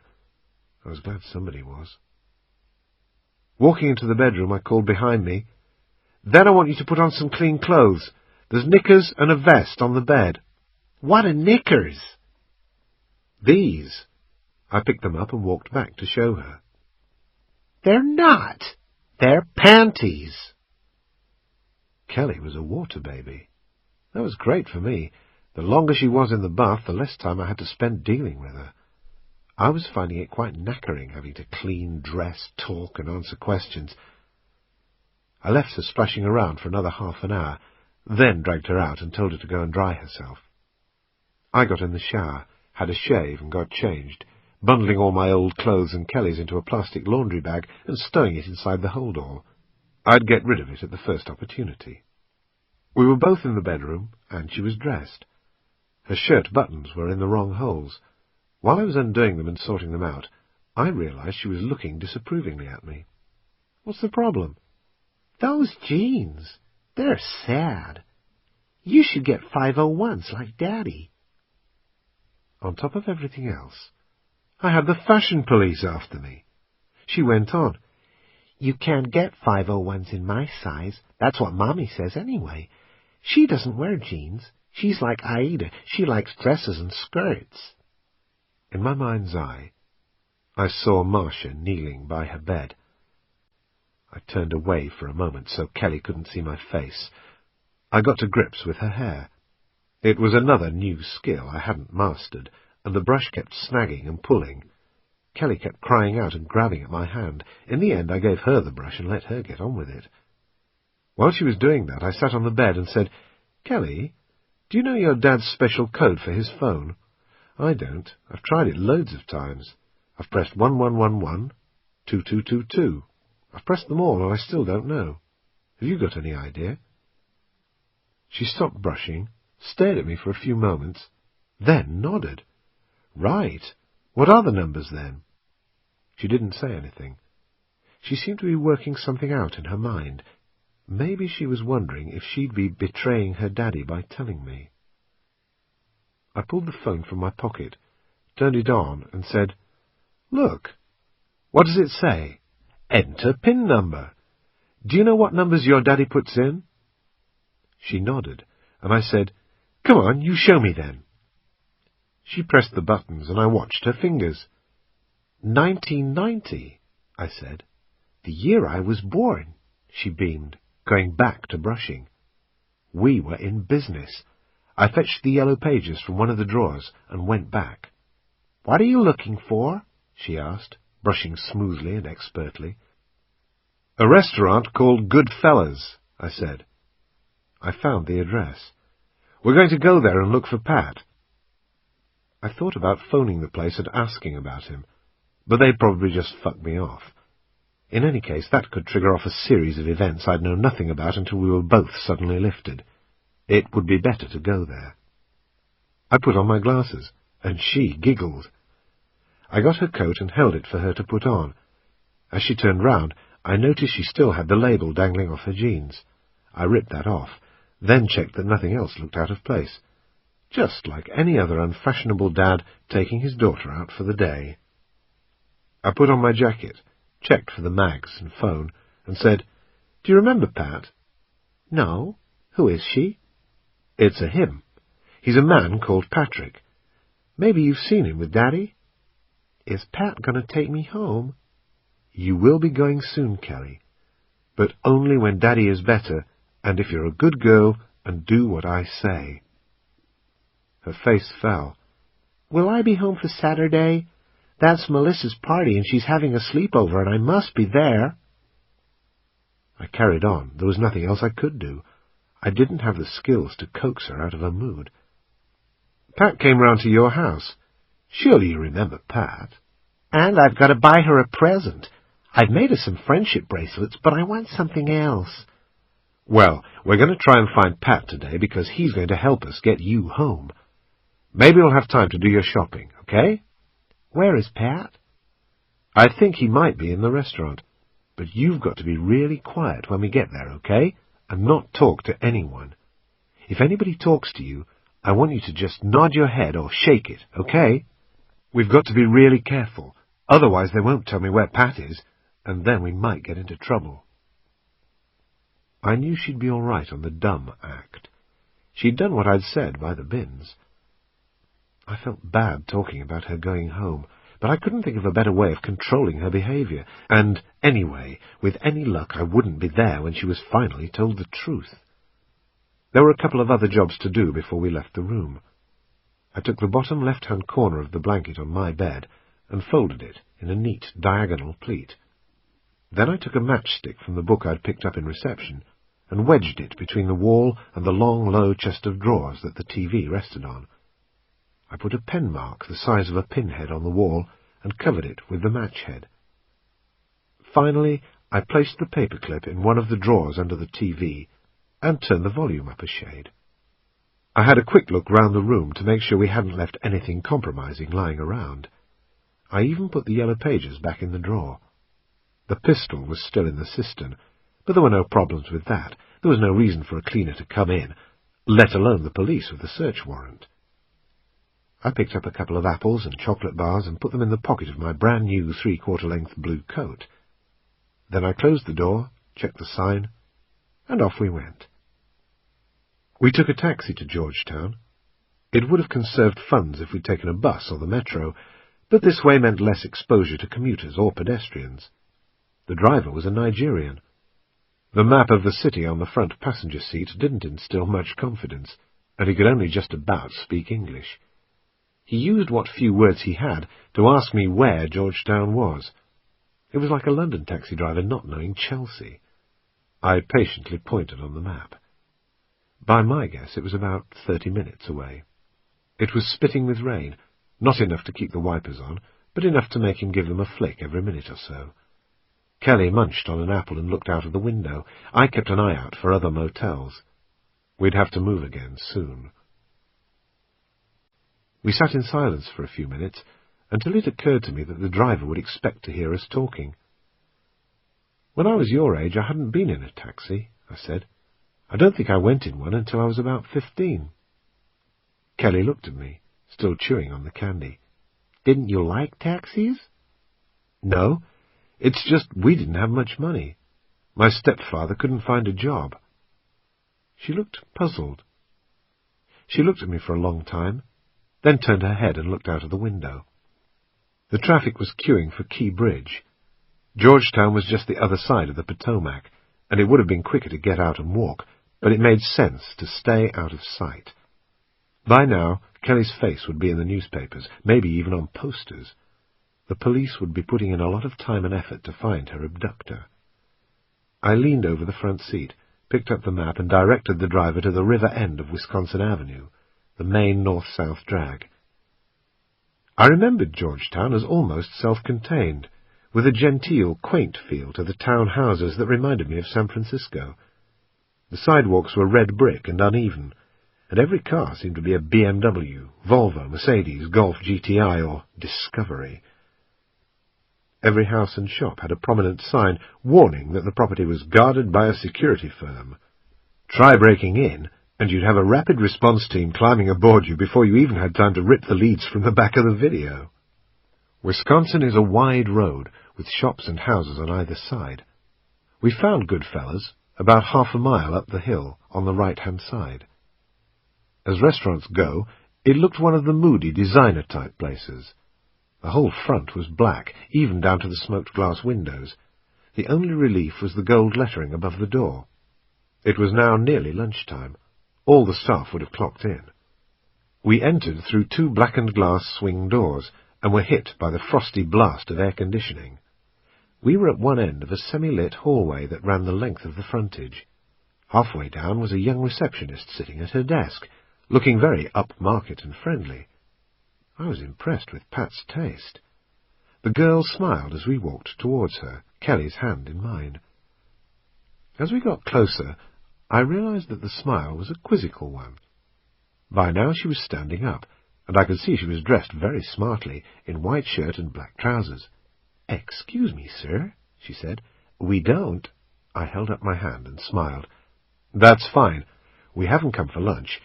I'm trying to find a friend of mine called Patrick. He used to come here a lot, maybe 6 or 7 months ago. Does that ring any bells? As far as I know, he was going out with one of your staff. He's an Englishman, speaks like me." "I don't know, sir. I've only been here since the beginning of the semester." "Semester? Of course. We were in Georgetown, the university area. Every student was also a waiter or waitress. Could you maybe call somebody? Because it's really important that I make contact with him." I winked conspiratorially and said, "I've brought a friend of his. It's a surprise." She looked down and smiled warmly. "Hi. Do you want a mint?" Kelly took a small handful. I went on, "Maybe one of the people in the back might know him." While she was thinking about it, a couple of boys in suits came in behind us. Kelly was looking up at them, lumps in her cheeks. "Hi, little lady," one of them laughed. "You're a bit young for this, aren't you?" Kelly shrugged. Not a word. The receptionist said, "Excuse me a moment," and went off to do her hostess bit, opening the door beyond the desk for somebody else to meet the 2 guests and show them to their table. She came back and picked up the phone. "I'll call." I looked down and winked at Kelly. "We've got somebody here with a child, and they're after an Englishman called Patrick," she said, with that upward inflection at the end that had started in Ramsay Street and taken over the world. She put down the phone and said, "There'll be somebody here in a minute." It rang again almost immediately, and she took a booking. Kelly and I just stood there. In a minute or two, a waitress appeared from the dining room. "Hi, follow me." Things were looking up. I got hold of Kelly's hand, and we went through the door to the dining room. People here obviously liked eating in semi-darkness, because all the tables were lit only by candles. Looking around, I noticed that all the waitresses seemed to wear small white T-shirts that exposed their midriffs, with tight shorts and sneakers with little ankle socks. On the right-hand side against the wall was a bar with overhead lighting. The 2 suits were the only 2 customers. In the middle of the room I noticed a small raised stage with spotlights above. I laughed to myself. Good stitch, Pat. Arse or no arse, Slack had always been successful with women. At the time of Gibraltar he was single like me and rented the house next door. For about a year he'd been having what he called a relationship. But we all knew better. They'd met at a medieval night fancy dress party. At 4 o'clock the next morning I was woken by the sound of a vehicle screeching up outside his house, then doors slamming and lots of giggling and laughing. We lived in a small estate, the sort of houses they threw up in about 5 minutes all through the 80s, so I could hear his front door crashing and thought, "Here we go." Then I heard a bit of music and the toilet flushing, which is always nice at 4 in the morning. Then lots more laughing and giggling, and they were away. At noon the next day I was in the kitchen mincing around with the washing up when a taxi drew up. And that was when Queen Elizabeth I and one of her young ladies-in-waiting came scuttling out of Pat's front door, hair all over the place, looking incredibly embarrassed as they jumped into the cab, hoping no one would see them. When we grilled him, it turned out he was doing it with a mother and daughter combo. We hadn't let him hear the end of it ever since. Now it looked like he'd got his own back. One of the girls waved to Kelly. "Hi, honey." Beneath her T-shirt was what looked like a dead heat in a Zeppelin race. Kelly was loving it. I held her hand tight. As we followed the girl, Kelly looked up at me and said, "What is this place?" "It's a kind of bar where people go to relax after work." "Like TGI Fridays?" "Sort of." We came to another set of double doors and went through into a world of bright light and clatter. There were the kitchens on the right, full of noisy chaos. On the left, offices.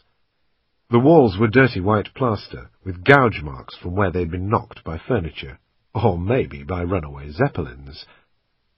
Further down the corridor we came to another room. Our friend led us in and announced, "Here he is."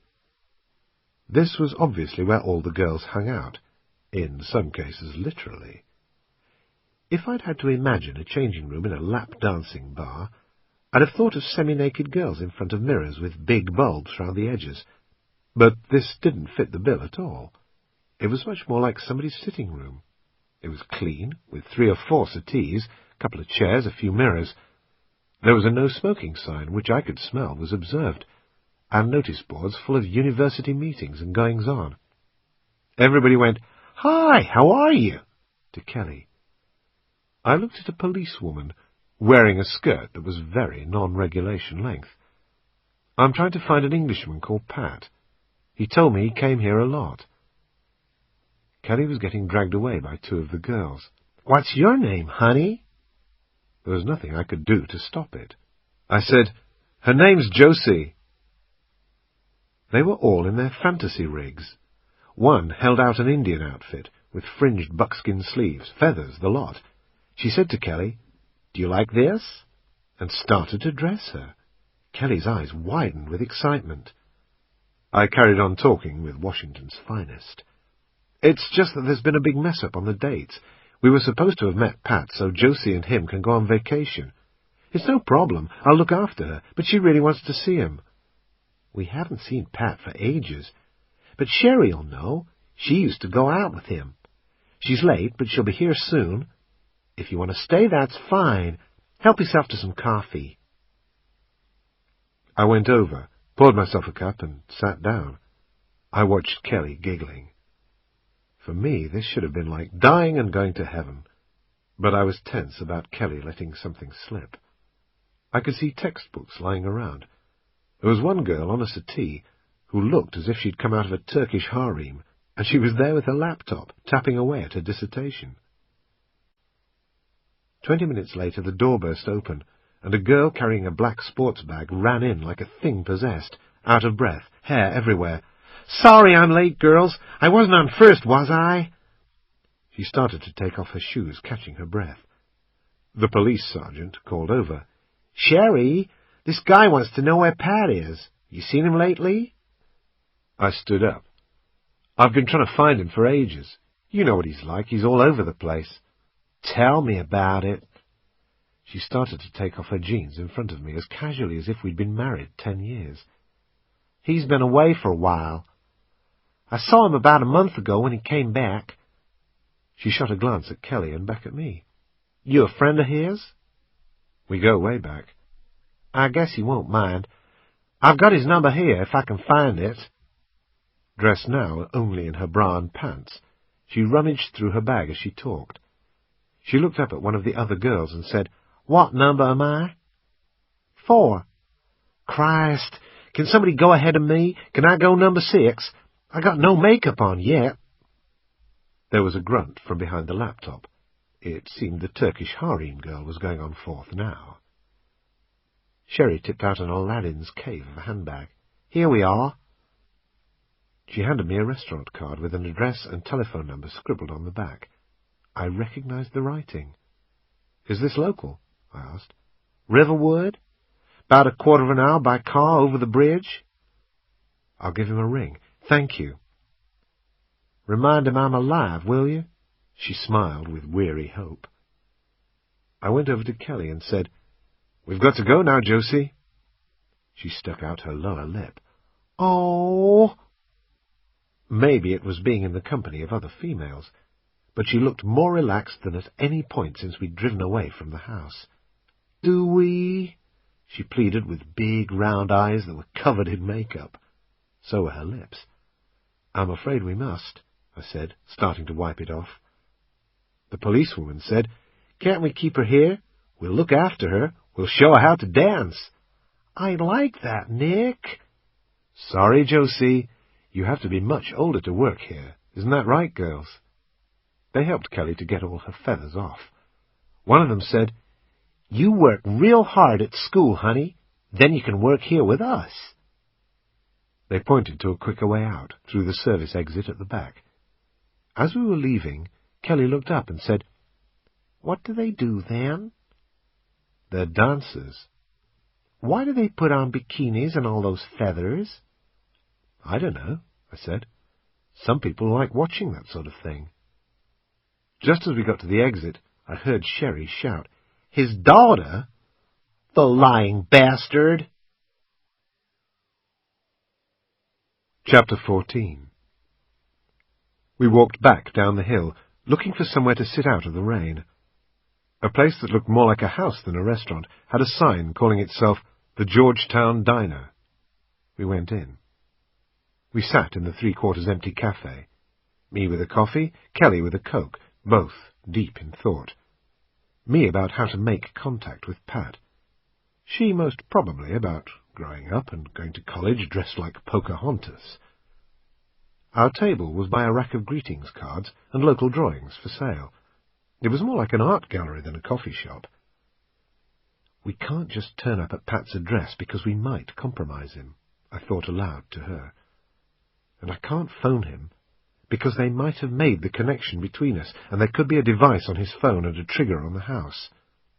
Kelly nodded knowingly, not understanding a word I was on about, but pleased to be part of grown-up stuff instead of being abandoned or dragged around. It's so annoying, because he's only 15 minutes away, I went on. What can I do? She gave a little shrug, then pointed at the rack behind me and said, Send him a card. Good idea, but it would take too long. Then I had a brainwave. Well done, Kelly! She grinned from ear to ear as I got up and bought a birthday card, showing a velvet rabbit holding a rose. I asked for a pen and went back to the table. I wrote, Pat, I'm in the shit. Kev is dead and Kelly is with me. I need help. It was not me. Call 181-322-8665 from a public landline. ASAP, Nick. I sealed the envelope and wrote Pat's address, then asked to borrow their yellow pages. I found what I was looking for, and it was on the same road, seemingly within walking distance. We did up our coats and left. It had stopped raining, but the sidewalk was still wet. I checked the street numbers. We had to go downhill towards the river. The courier firm's office was next door to a weird and wonderful New Age shop, with a window full of healing crystals that could change your life. I wondered which one they'd prescribe if I went in and told them my circumstances. Kelly wanted to stay outside and look in the window, but I wanted her with me. People might look twice at a child on her own outside a shop, and something might register. There was a risk of someone in the shop identifying her, but it was a question of balance between exposing her and making the best use of her as cover. Can you get this to my friend after 4 o'clock today? I said to the guy at the desk. We're in real big trouble because we forgot to post his birthday card, aren't we, Josie? I paid the $15 fee in cash, and they promised to bike it round at 4 p.m. I needed the intervening 2 hours to prepare the ground for a meet. We went into the Latham Hotel. I'd guessed my accent wouldn't stick out in there, and I was right. The large reception area was full of foreign tourists. I sat Kelly in a corner and went to the information desk. I'm looking for a mall that would have a fun zone, or kids have fun, I said. It turned out there were about half a dozen of them, in and around the DC area.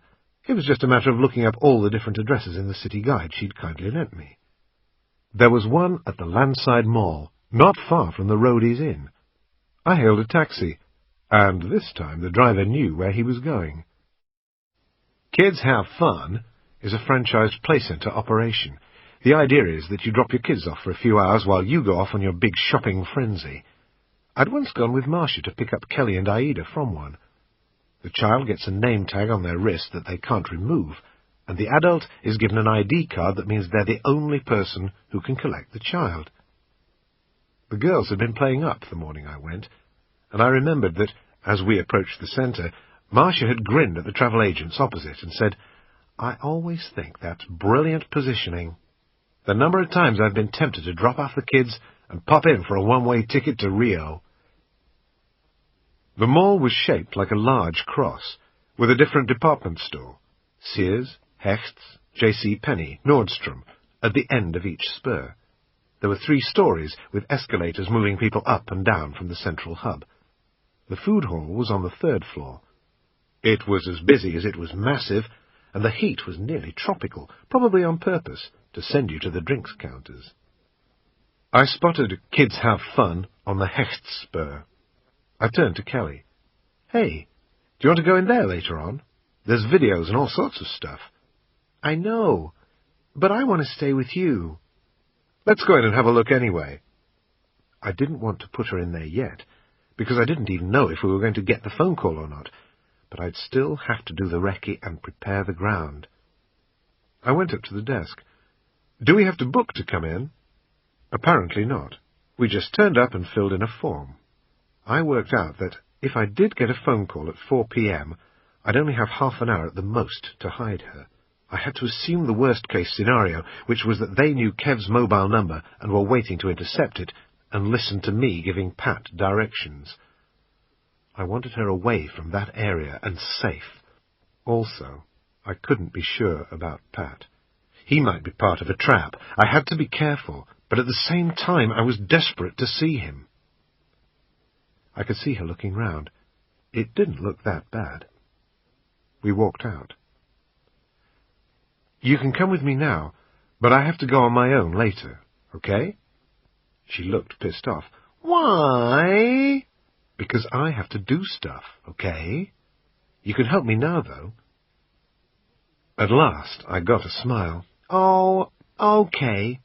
But you won't be long, will you?" "I'll be back before you know it."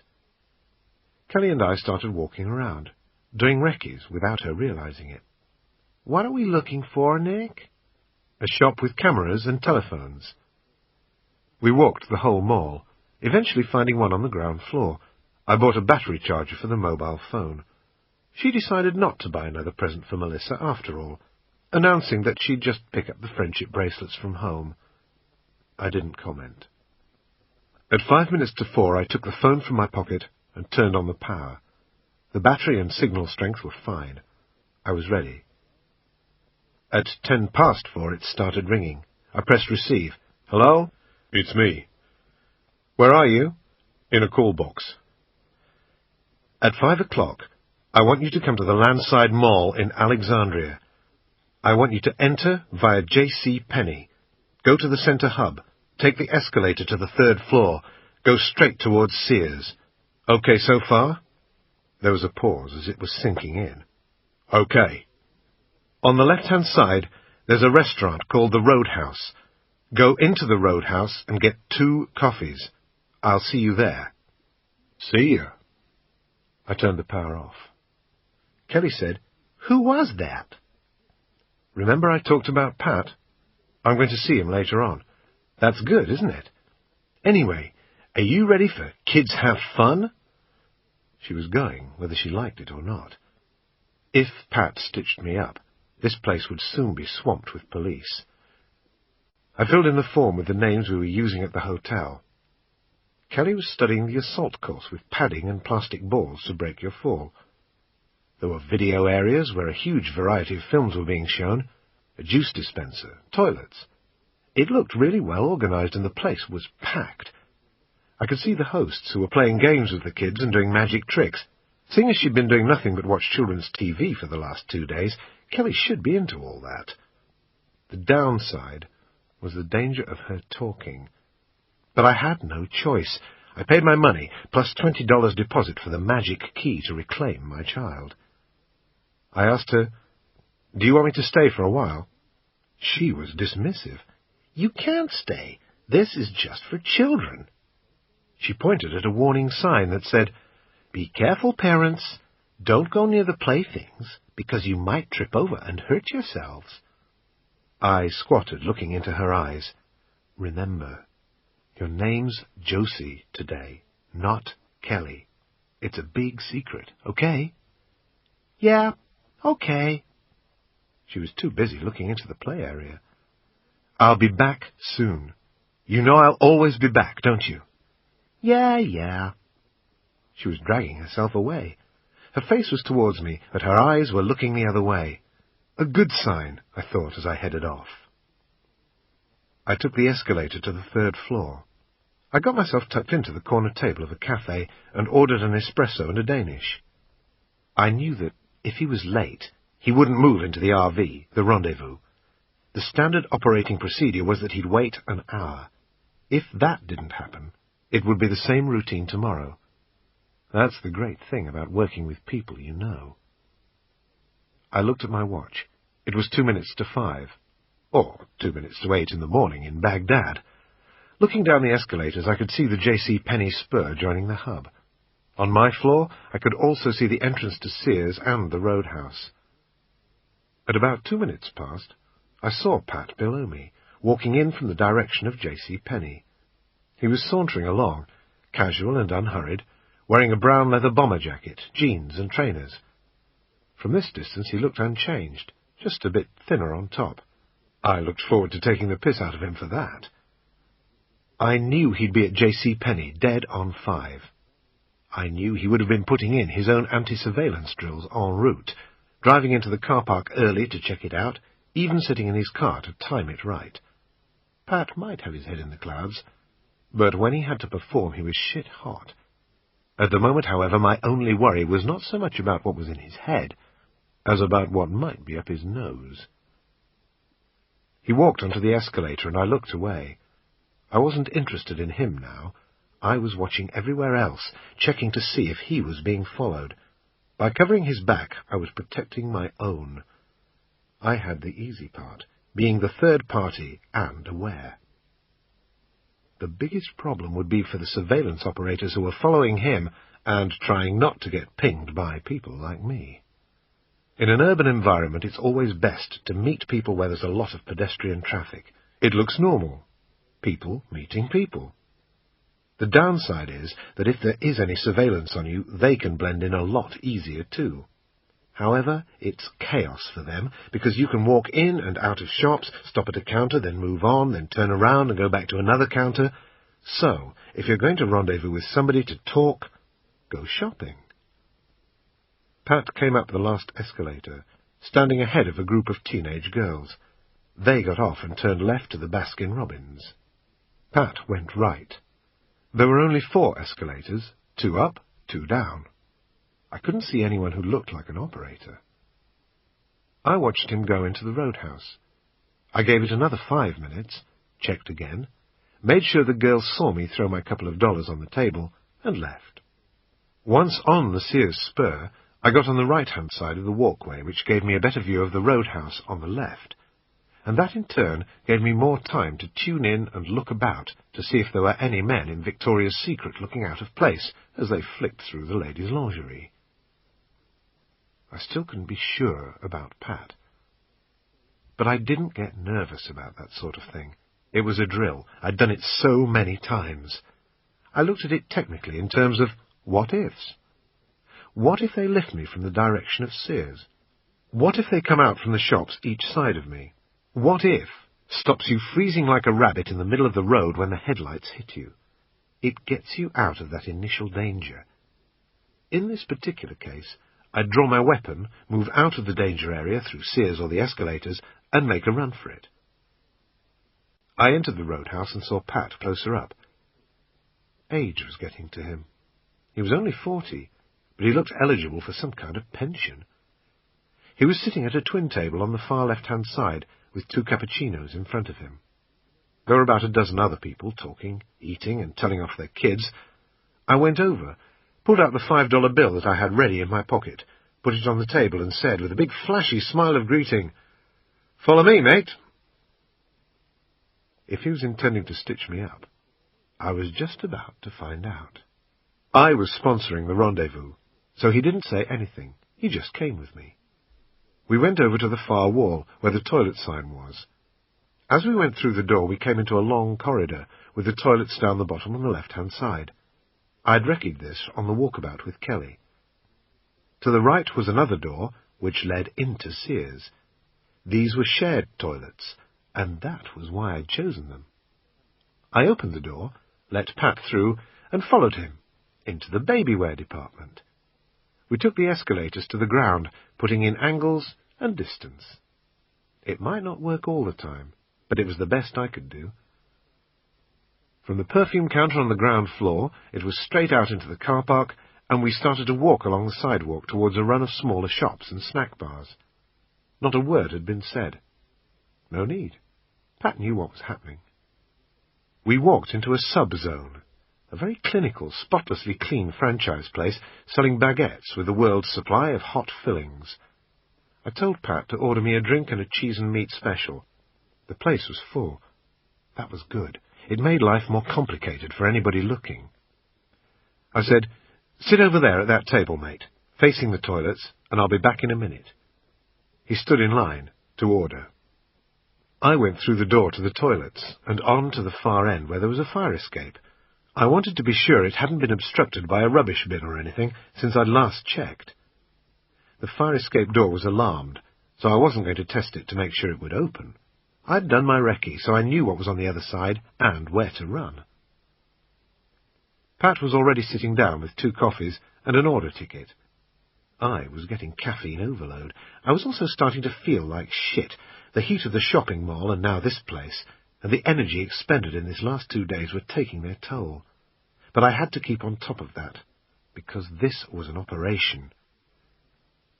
I sat down opposite him in the booth, looking beyond him at the glass frontage of the shop. I could see everybody coming in and out, and had a pillar and Pat as cover.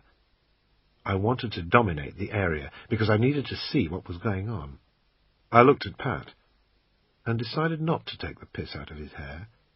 He looked wrecked and wasted. His eyes were no longer clear and sharp, but red and clouded. He'd put on weight, and there was an overhang pulling at his T-shirt and flopping over his belt. His face looked puffy, and I could only just make out his Adam's apple. I said, "The reason we're here is that I've come over to see you on holiday, and we're shopping." "Fine." I still had to test him in case he was rigged up with a listening device. "If there's a drama, I'm going to go through there." I pointed towards the toilets. I was waiting for him to say, "Oh, what? You're going to go to the toilets?" for the benefit of anybody who might be listening in. But he didn't. He just said, "Okay." I was as sure as I could be that I was safe. There was no more time to mess around. I said, "You okay, mate?" So. Put it this way, a bit fucking better than you. How did you find me?" "Sherry at Goodfellas." I looked at him and he smiled. "Yeah, good stitch, Pat." His smile got bigger. "Anyway, what's the score?" "I've got every man and his dog after me." "So it seems." His red eyes twinkled. I started explaining, and was still in full flow when the girl brought over the subs. They were huge, big enough to feed a family. "What the fuck did you order?" I said. "We're going to be here all day." Pat was hungry, fighting with the hot cheese as it stranded between his mouth and the sub. It made me wonder when he'd last eaten. I was too busy gobbing off to eat. I said, "Look, mate, to tell you the truth, all I want to do is fuck off and get back to the UK, but that's going to be a pain in the arse. I need to know what's going on. I need to know why this is happening. Do you remember Simmons?" "Yeah. He's still in?" "Yes. I've been in contact with him. I've even said that if the firm doesn't help me, I'll open up my security blanket." Pat's eyes widened. Wow, that's big boy stuff. You really are in the shit. What does Simmons have to say to that? His shoulders went into a slow roll as he laughed through a mouthful. I carried on for another quarter of an hour. At the end of it, Pat said, "Do you think that Pyra might have dropped Kev?" He was now picking at my sub. He made it clear he wanted a few bites. I pushed it over. Fuck knows. I can't see it myself. Can you make any sense of it? The buzz around D.C. was that there was some American involvement in Gibraltar in '88. He was picking the gherkins and tomatoes out of my baguette. What sort of involvement? I don't know. It's something to do with the Irish-American vote, all that sort of shit. And Pyra gearing up funds from NORAID by getting into the drugs market. I wondered how Pat knew. Maybe that was where he got his supply. The thought made me sad. My mind ticked over a bit more. Pat just kept on attacking my sub. Maybe that's where the connection with Kev comes in, I said.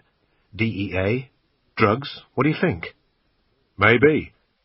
The Brits have been giving the Americans a hard time for years over NORAID giving money to Pyra. But the Yanks can't fuck about with all those millions of Irish-American votes. I sat back and studied his face. Can I ask how you know all this? I don't. All I've heard is that Pyra buys cocaine and gears it up once they get it out of the US. It's been doing the rounds for donkey's years, there's nothing new in that. But maybe it's a starting point for you. I mean, fucking hell, you're the brainy one, not me. It made sense. If you've got some money and you're a terrorist organisation, of course you're going to buy drugs, flog them, and make a profit. And there was no way the American government was going to attack NORAID. It would be political suicide. But if NORAID could be shown to be linked with drug trafficking, that was something else. Maybe Kev was working against Pyra and got killed by them. I said, "Do you reckon Kev might have come across some shit? Or maybe he was even part of it and got fucked over?" "I haven't got a clue, mate. Stuff like that gives me a headache." He paused. "So, tell me, what do you need?" I shrugged. "Cash."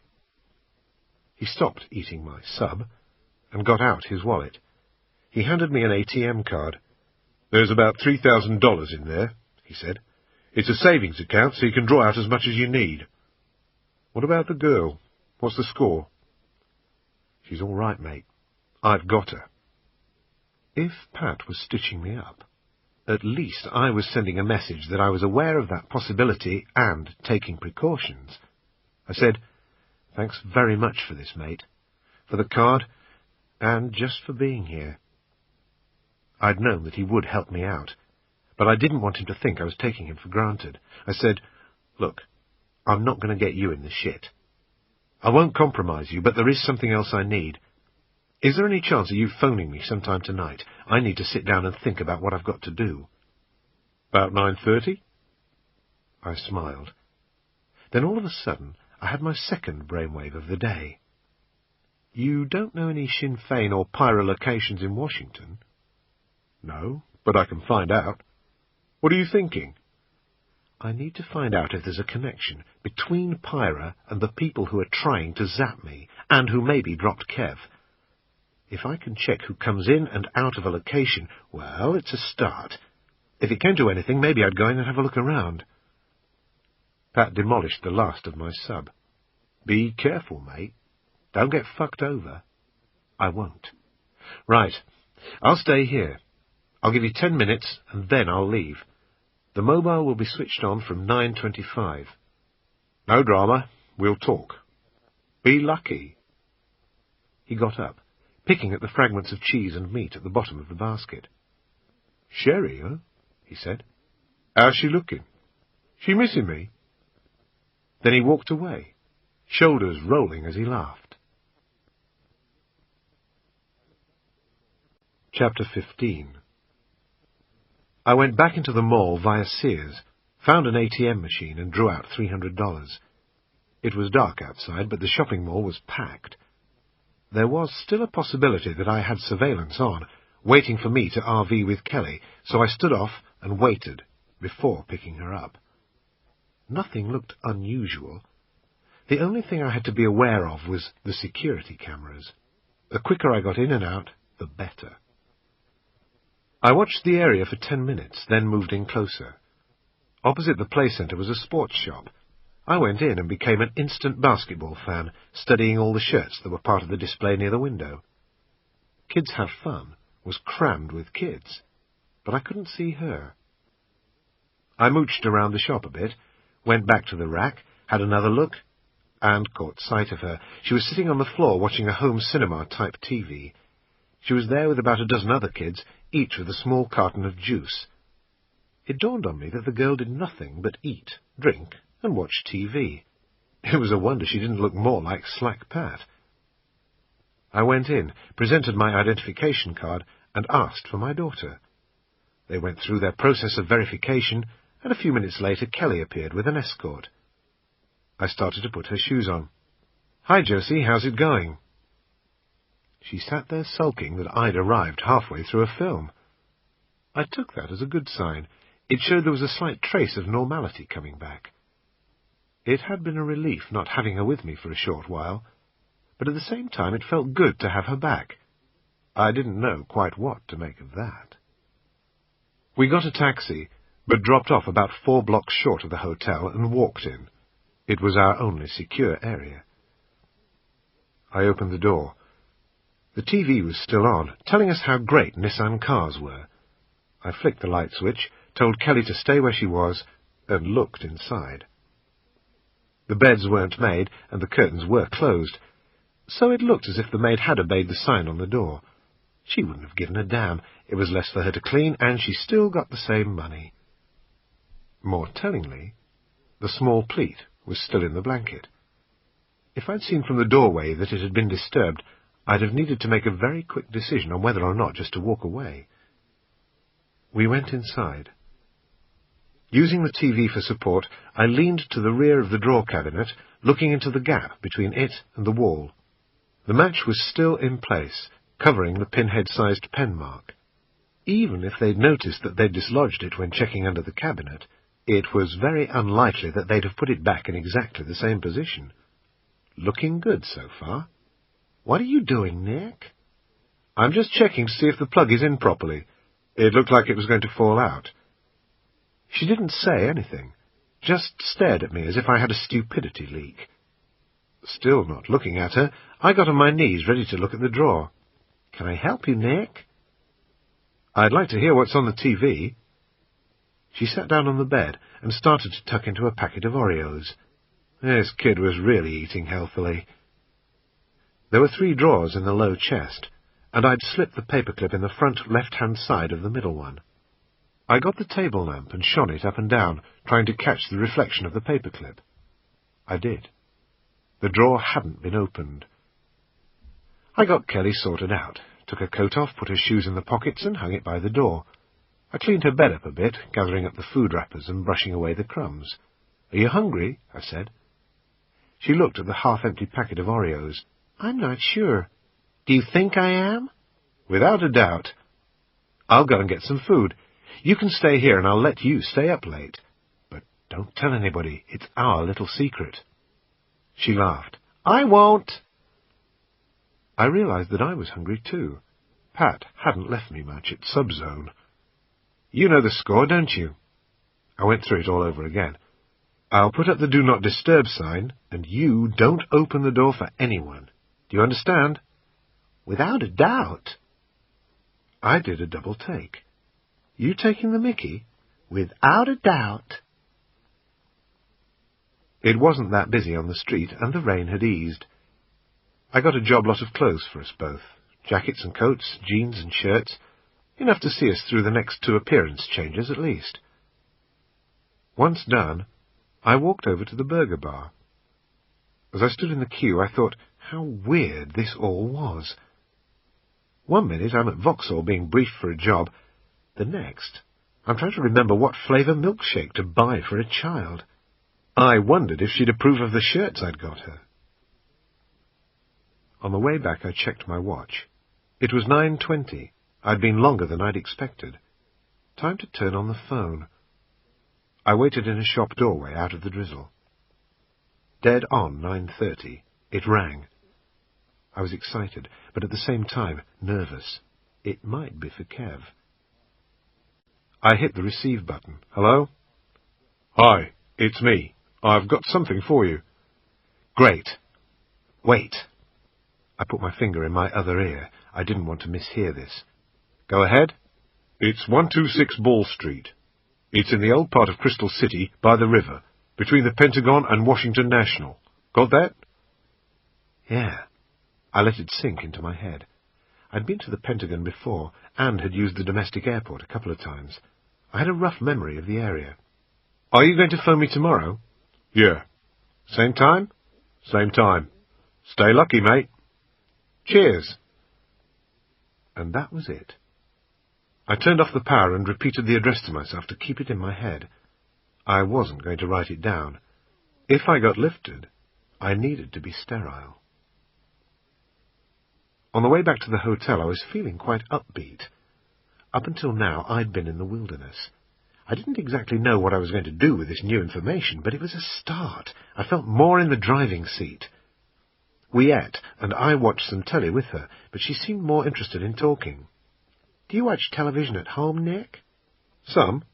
What's your favourite program? I don't know. The news, I suppose. We have different programs from you. What's your favourite? Clueless. What's that, a detective? Loser, moron, double moron. It's about a girl. She did a very good impression of a valley girl. What does she do? She goes shopping. By 10:45 she'd fallen asleep. I got out the city guide I'd forgotten to give back at the Latham Hotel and looked for Ball Street. I followed the river south until I saw Washington National Airport. The target was between that and the Pentagon on the west bank. I had a little laugh to myself. If it was a pirate location, they had a lot of bollocks. They probably drank at the same bars as the boys from the National Security Council. There was not a lot I could do at the moment. Kelly was lying on her back, imitating a starfish. I covered her with the eiderdown, moved all the shit off the other bed, and got my head down. A saying from my infantry days a lifetime ago roared in my ears. Whenever there is a lull in battle, sleep. You never know when you're going to get another chance. At last I was doing as I'd been told. When I woke up, it seemed like the same cartoon was running. I must have left the TV on all night. I was gagging for a brew. I got up, wet my hair, made myself look semi-presentable, and looked out of the window. The rain had got a bit more intense. I went downstairs and collected enough food and drink for 3 people, which was just as well, seeing the amount that Kelly ate. "Wakey, wakey!" I said. Kelly still wanted to be marine life, but she woke up, yawning, stretching, then curling up into a ball. I went into the bathroom and started to run a bath. She appeared in the doorway with a towel. She was starting to catch on. While she was splashing around, I sat on the bed, flicking through the news channels. There was nothing about us. There had been so many other murders in the homicide capital of the USA that we were old hat. She came out, got dressed, and combed her hair, all without a single reminder from me. I opened an eat-from-the-pack carton of cereal for her and poured in some milk, then headed for the shower. When I reappeared, all clean and presentable, I said, "We've got to move from here today." Her face lit up. "Can we go home now? You said Pat was going to help us go home." I picked her coat off the hanger and helped her put her shoes on. "Really soon. Yes, we will. But Daddy needs more time to rest. Pat will find out when it's okay," I said. "But first, we've got to do stuff. It's really difficult for me to explain to you what's going on just now, Kelly, but it won't be long. I promise you will be home soon." "Good, because Jenny and Ricky are missing me." My heart missed a beat. Had I fucked up? Had there been other people in the house? She must have read my mind. "They're my teddies." She laughed. Then her face went serious. "I miss them. And I want to go to Melissa's party." I started patting the top of her head. She looked at me. She knew she was being patronized. I changed the subject. "Look, I'll show you where we're going." I got out the map. "This is where we are now, and that's where we're heading, just by the river. We'll get a taxi, find a nice hotel, and we'll make sure they've got cable so we can watch films.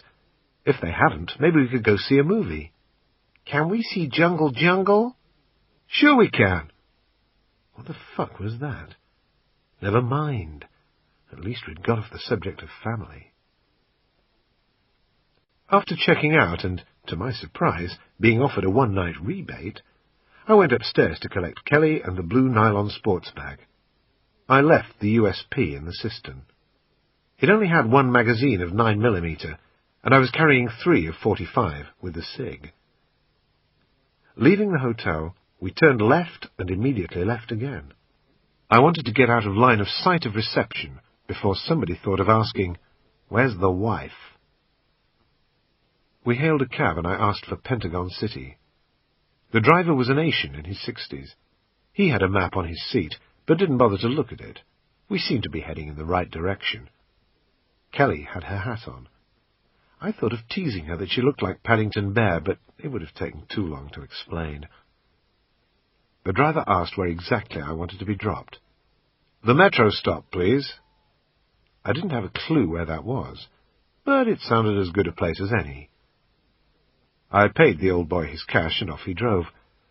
The whole area looked new and high rent, both shopping and residential. There was a Ritz-Carlton hotel, and, a few minutes away, the Pentagon. I got my bearings and led Kelly towards the mall. I wanted to visit an ATM to celebrate the start of a new financial day. We exited, and walked across the supermarket car park, then on towards the river. It was strange, because for the first time I felt like I was really responsible for her. I still held her hand when we were crossing roads, but now it seemed natural to keep holding it on the sidewalks too. I had to admit, it felt good to have her with me, but maybe that was only because I knew it looked natural and therefore provided ideal cover. We walked under the concrete freeway bridge that led to downtown D.C. It was very busy, and the movement of traffic sounded like muffled thunder. I told Kelly about the scene in Cabaret, where Sally Bowles goes under the railway bridge to scream when things get too much for her. I didn't tell her that that was what I'd been feeling like doing for the past 48 hours. Once past the bridge, the landscape changed. It was easy to imagine what this area must have looked like maybe 50 or 60 years earlier, because it hadn't been fully developed yet. It was full of derelict railway siding buildings, some of which had been taken over as offices, though much of the area was just fenced off into lots or used as car pounds. I looked left, and saw the elevated section of the highway disappear into the distance towards downtown D.C. A concrete wall hid all the supports, and a road ran alongside. There was no sidewalk, just a thin strip of hard ground littered with drinks cans and cigarette packets. It looked as if people parked up on the verges here to avoid the parking charges further in. There were old, broken-down buildings everywhere, but the place was still being used. On the right was a fringe theatre in what had once been a railway warehouse. The tracks were still there, but they were now rusty and weeds were growing through. From above us came the continuous roar of traffic on the elevated highway. We passed a scrap metal merchant, then a disused cement distribution plant, where the boats used to come up the Potomac and dump their loads. I then saw something that was so totally out of place it was almost surreal. A late 1960s hotel, the Calypso, was still standing in defiance of progress. It was marooned in the middle of an ocean of chrome, smoked glass, and shiny brick, as if the owners had decided to lift a finger to the property developers who were slowly taking over this dying area. It was a very basic 4-story building, built in the shape of an open square. In the middle was a car park, crammed with cars and pickups. There were no windows on the outer walls, just air conditioners sticking out of the breeze block. I turned left. With the highway thundering away above me, I walked past the hotel on my right-hand side. I was now parallel with Ball Street, which lay behind it. Kelly hadn't said a word. I was in work mode anyway, and if it weren't for the fact that I had hold of her hand, I would probably have forgotten she was with me. As we got level with the Calypso, I wiped the drizzle from my face and peered up into the gloom. On its roof was a massive satellite dish, easily 3 meters across. It wouldn't have looked out of place on top of the Pentagon. We turned right, and right again. We were on Ball Street. From street numbers on the map, I knew that the target was going to be on my left. I kept to the right side for a better perspective. It was still incredibly noisy. If it wasn't an aircraft taking off from the airport just the other side of the tree line, it was the continuous roar from Highway 1. "Where are we going?" Kelly had to shout to be heard above it all. "Down there." I nodded. "I want to see if we can find a friend's office, and then we can find a nice new hotel to stay in." "Why do we have to change hotels all the time?" I was stumped on that one. I was still looking at the street numbers, not at her. "Because I get bored easily, especially if the food's no good. That one last night was crap, wasn't it?" There was a pause, then, "What's crap?" "It means that it's not very nice." "It was all right." "It was dirty. Let's go to a decent hotel. That's what I want to do." "But we can stay at my house." A jet had just left the runway and was banking hard at what appeared to be rooftop level. We watched for a while, transfixed. Even Kelly was impressed. As the roar of its engines died down, I said, "Come on, let's find that office." I kept looking forward and left, trying to judge which building it was going to be. There was a hodgepodge of styles, old factories and storage units, new purpose-built 2-story office blocks rubbed shoulders with car parks and truck container dumps. In between the buildings, I could just glimpse the trees that lined the Potomac, maybe 300 meters beyond. We were in the high 90s, so I knew the Pyra office block wouldn't be far away. We walked on until we got to a new-looking 2-story office block, all steel frames and exposed pipework. All the fluorescent lights were on inside. I tried to read the nameplates, but couldn't make them out in the gloom without squinting hard or going closer, neither of which I wanted to do. One said Unicom, but I couldn't make out the others. It didn't look much like the sort of Sinn Féin or Pyra offices I was used to. Cable Street in Londonderry, for example, was a 2 up, 2 down, in a 1920s terrace, and the places in West Belfast were much the same. They certainly weren't high-tech office blocks that looked like miniatures of the Pompidou Centre. Had Pat got this right? In my mind, I'd been expecting some old tenement. Chances were this was just a front. It would be a commercial business, and the people working there would be legit. I focused on the target as we completed a walk past, but didn't look back. You have to take in all the information first time around. "Nick!" "What?" "I'm wet." I looked down. Her feet were soaked. I'd been concentrating so much on what to do next that I hadn't noticed the puddles we were walking through. I should have bought her a pair of wellies at the mall. We got to a T-junction. Looking left, I could see that the road led down towards the river. More cars parked up on verges, even more scrapyards. I looked right. At the end of the street was the elevated highway, and just before that, above the rooftops, I could see the dish on top of the Calypso Hotel. I was feeling good. A target walk past, and somewhere to stay, and all before 11 a.m. End of Side 4. Side 5. Chapter 16. We walked into the hotel car park. I pointed between a pickup truck and a UPS van. "Wait under the landing. Keep out of the rain. I'll be back soon." "I want to come with you, Nick." I started my puppy training act. "No. Wait there. I won't be long." I disappeared before she could argue. The hotel reception was just one of the ground floor rooms turned into an office, and checking in was as casual as the layout. The poor Brit family story was understood a lot quicker here. They obviously didn't grow too much corn around these parts. I went outside, collected Kelly, and as we walked along the concrete and breeze block towards our new room on the second floor, I was busy thinking about what I'd have to do next. She suddenly tugged my hand. "Double crap." "What?" "You know, not nice. You said the other one was crap. This is double crap. I had to agree. I even thought I could smell vomit. No, wait till you get in. You see that satellite dish? We can probably get every single program in the world on that. It's not going to be crap at all. There were 2 king-size beds in the room, a big TV, and the usual dark lacquered surfaces and a few bits of furniture. A long sideboard that had seen better days, a wardrobe that was just a rail inside an open cupboard in the corner, and one of those things that you rest your suitcase on. I checked the bathroom and saw a little bottle of shampoo. See that? I said. Always the sign of a good hotel. I think we're in the Ritz. I plugged in the telephone and recharger. Then it was straight on with the telly, flicking through the channels for a kid's program. It was part of the SOPs now. I pulled her coat off, gave it a shake-out and hung it up, then went over to the air conditioner and pressed a few buttons. I held my coat out, testing the airflow. I wanted the room to get hot.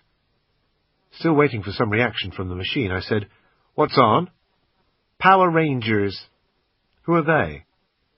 I knew very well what it was all about, but there was no harm in a bit of conversation. I didn't want us to be best mates, go on holidays together and share toothbrushes and all that sort of shit. Far from it. The sooner this was sorted out, the better. But for the relationship to look normal, it had to be normal, and I didn't want to get lifted because some busybody thought we didn't belong together.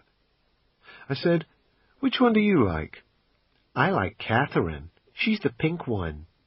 "Why is that? Because of the colour?" "Because she's not a geek. She's really cool." Then she told me all about Catherine and how she was a Brit. "I like that because Daddy comes from England." I made her change into a pair of jeans and a sweatshirt.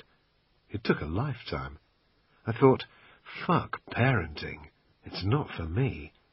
Every moment of your time is taken up. What was the point if you just spent all day on butler duty? She was finally dry and sorted out. Next to the TV was a coffee percolator and packets of milk and sugar, and I got that on the go. As the machine started to purr and bubble, I went to the window. As I looked out of the net curtain, left and right of me were the 2 other sides of the drab grey concrete square. Below was the car park, and across the road and higher up was the highway. I realized that my mood matched the view.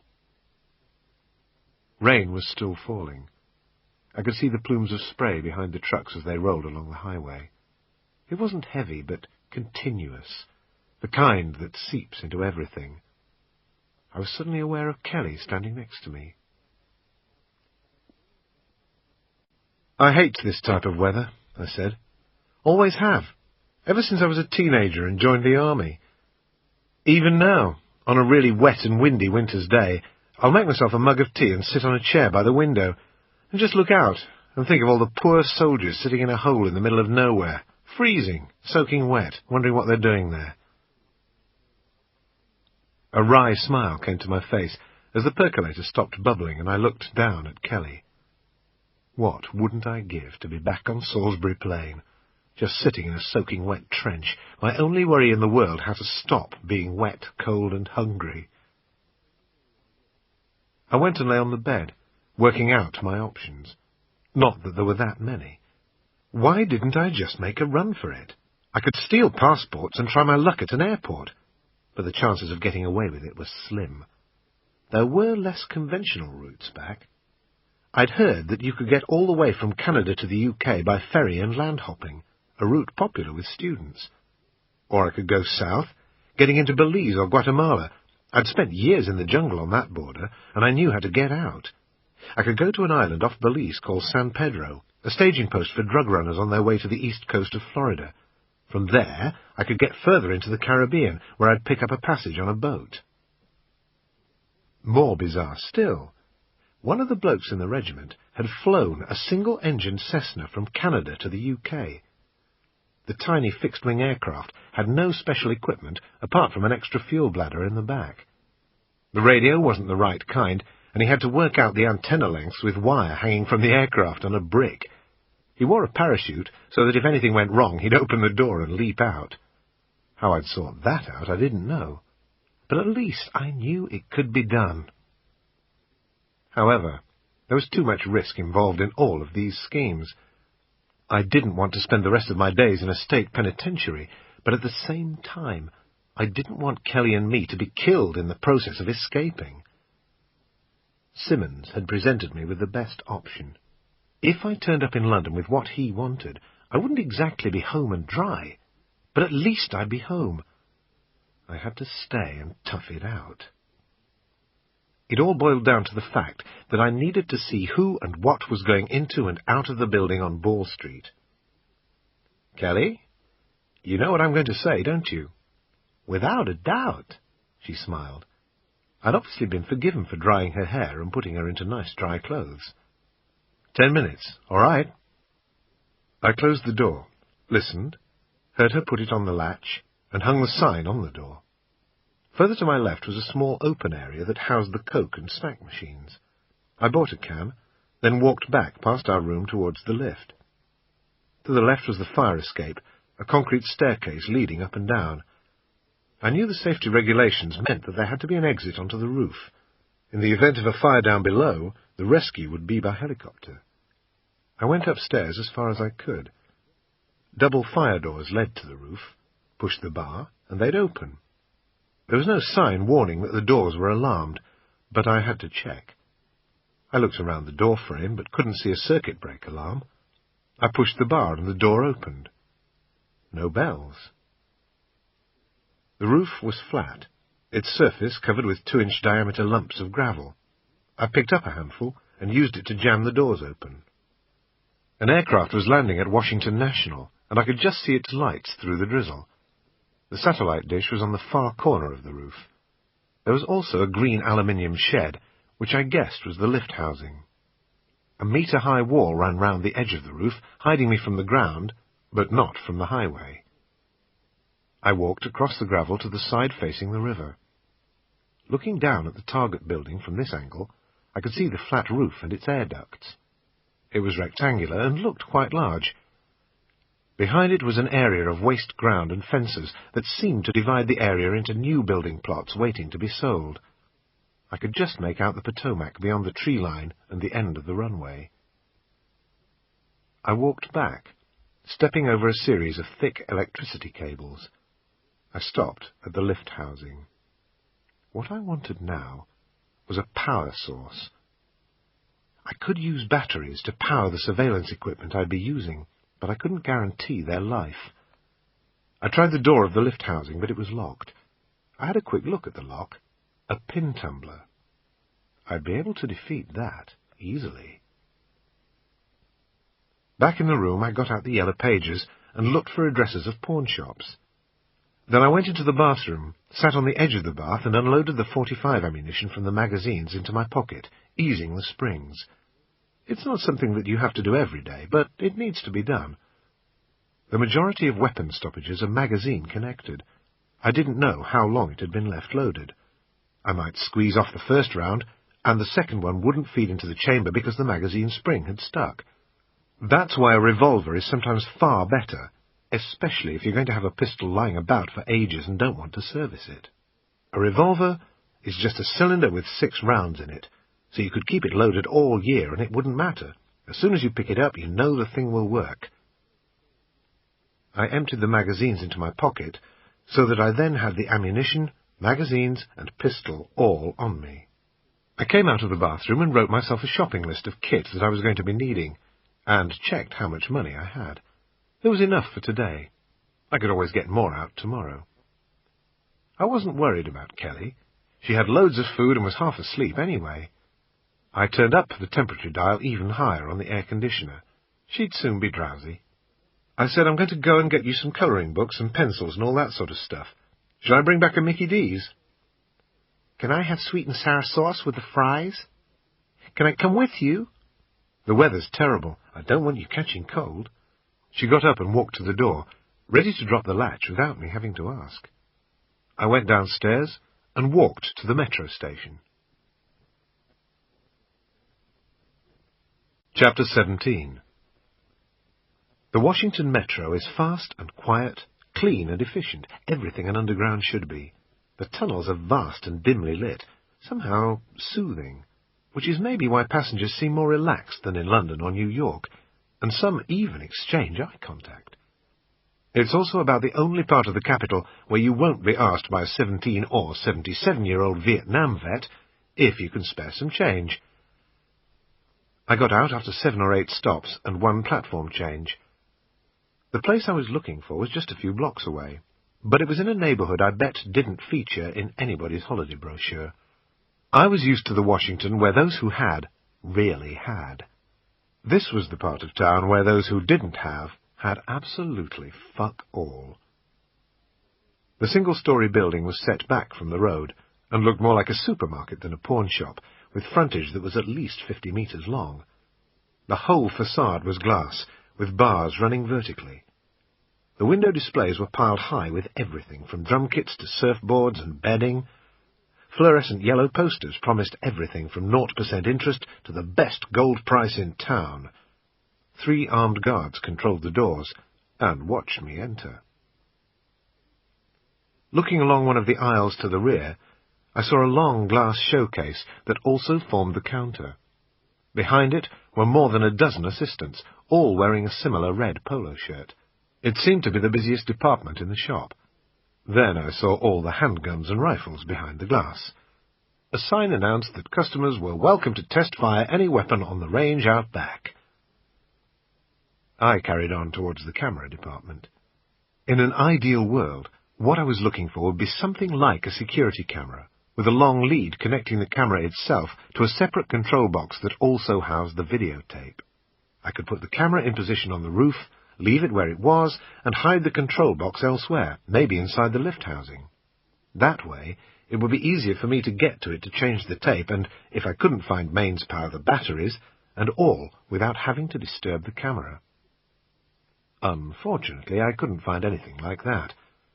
But I did find something that was almost as good, and that was a high-8 video camera, the type favoured by a lot of freelance TV journalists. Certainly I'd be able to change the lens to give me more distance. I remembered working in Bosnia and seeing guys running around with high-8s glued to their eyes. They all thought they were destined for fortunes by selling the network's bang-bang footage. I caught the eye of one of the assistants. "How much for the high-8?" I said, in my usual bad American accent. "It's nearly new, hardly out of the packaging. $500. I smirked. "So, make me an offer," he said. "Has it got a spare battery and all the attachments for external power?" "Of course. It's got it all. It's even got its own bag." "Can I see it working?" "Of course, of course."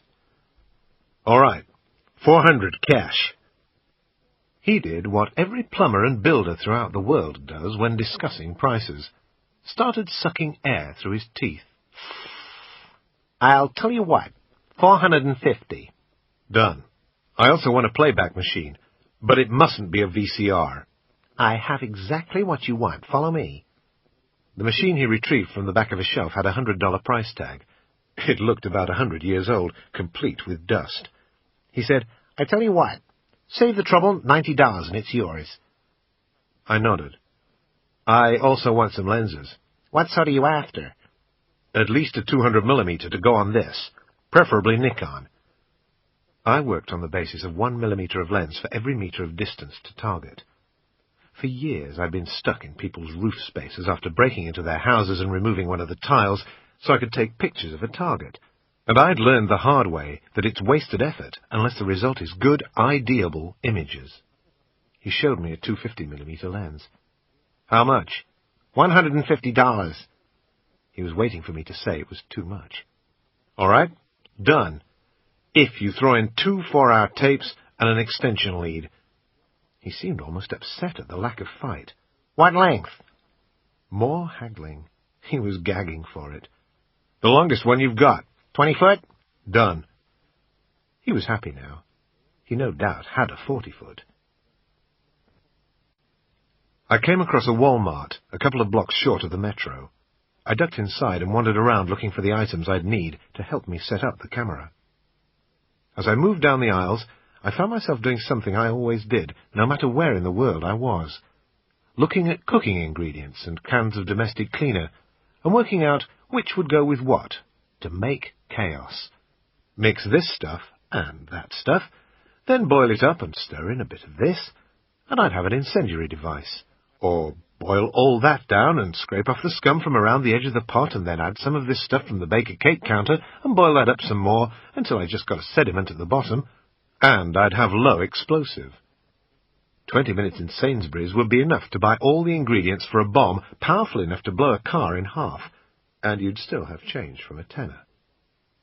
I didn't need any of that today, however. What I was after was a 2-litre plastic bottle of Coke, a pair of scissors, a roll of bin liners, a mini Maglite torch with a range of filters, a roll of gaffer tape, and a selection pack of screwdrivers and pliers. 21 pieces for $5, and an absolute rip-off. They'd last about 5 minutes, but that was all I'd need. That done, I grabbed a book of adventure stories for Kelly, some colouring books, pencils, and other bits and pieces to keep her entertained. I also put a few more dollars in Mr. Oreo's pocket. I entered the metro and found a bench. Lights at the edge of the platform flash when a train's approaching. Until then, most locals sit chatting or reading. There was nothing else to do, so I opened the Coke, had a biscuit, started a dot-to-dot picture in one of the colouring books, and waited for the lights. The rain had stopped at Pentagon City, though it was still overcast and the ground was wet. I decided to do a quick walk past of the target while I didn't have Kelly. Cutting across the supermarket car park, I headed for the highway tunnel and Ball Street. I was soon on the same side of the road and level with the building. A small concrete staircase surrounded by dense shrubbery led up to the glass doors at the front. They opened into a reception area, and then another set of doors that probably led into the office complex itself. A security camera was trained on the front doors. The windows were sealed, double-glazed units. Inside, the building on both floors seemed full of PCs and notice boards, the normal office environment.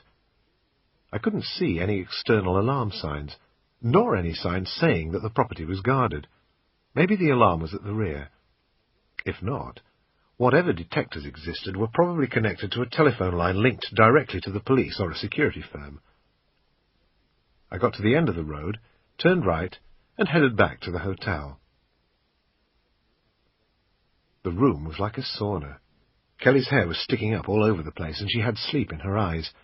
Her face was creased and had some crumbs stuck on it. By the looks of things, she'd been halfway through a biscuit and fallen asleep. As I dumped all the kit on the side, she said, "Where have you been?"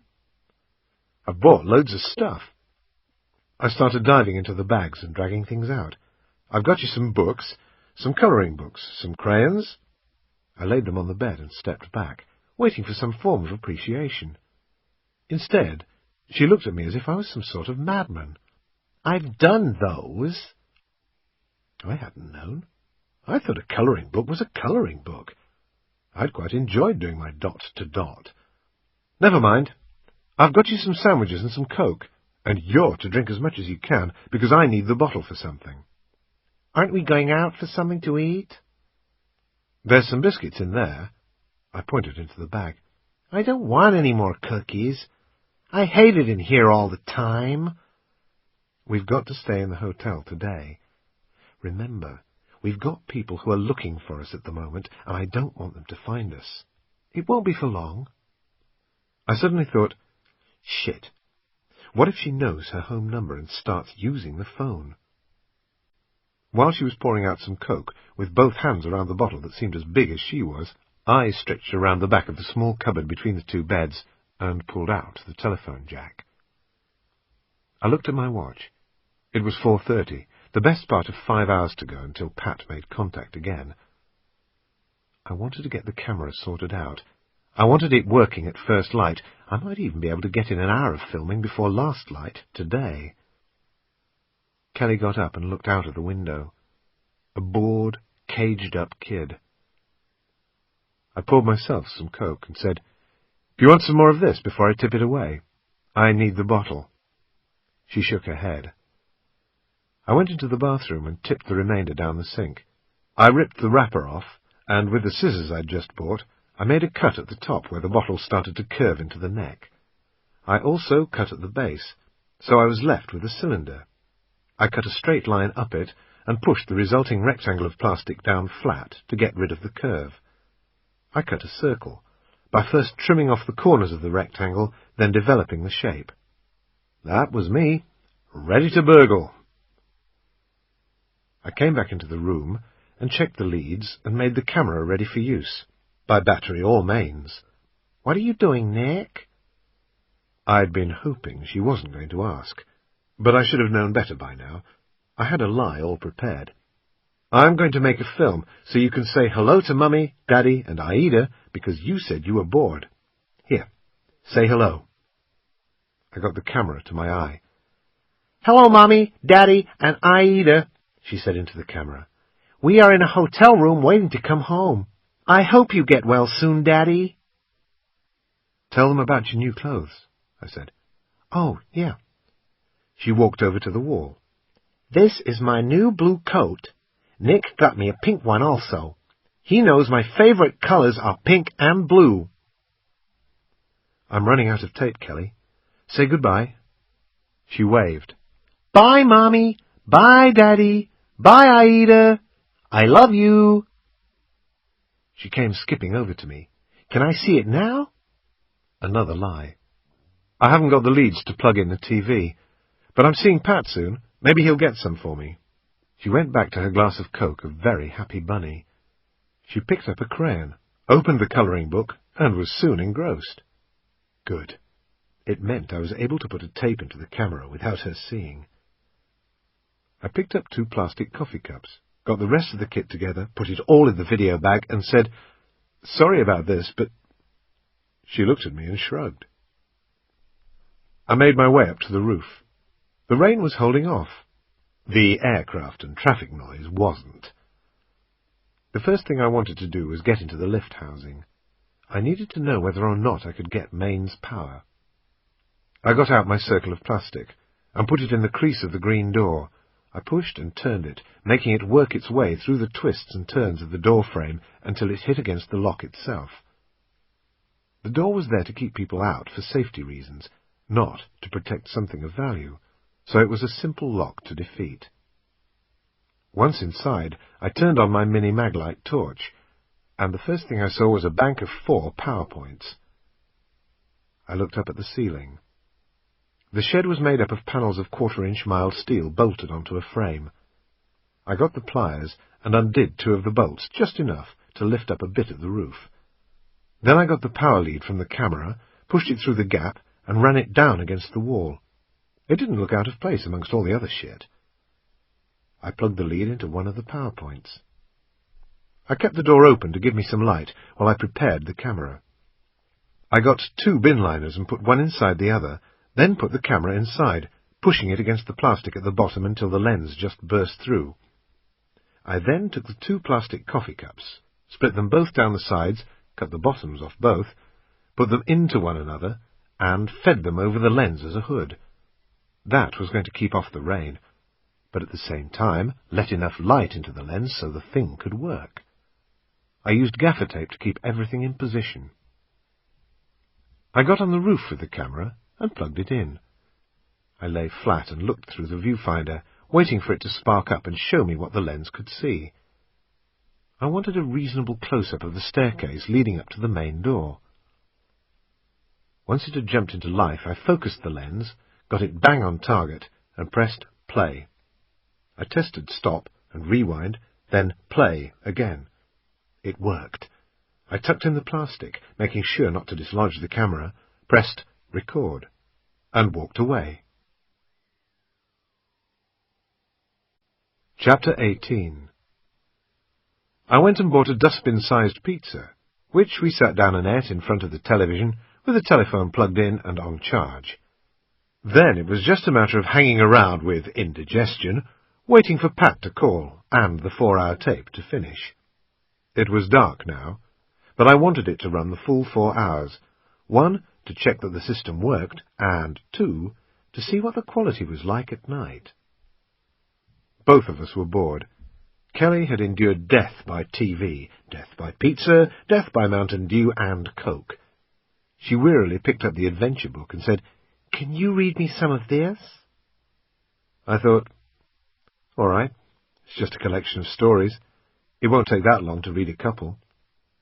I soon discovered it was one continuous adventure, with optional endings to each chapter.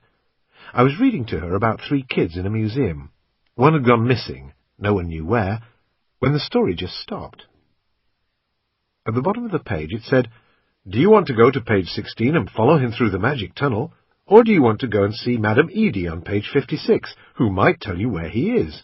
It's your choice." "Where do you want to go?" I said. "Through the tunnel." Off we went.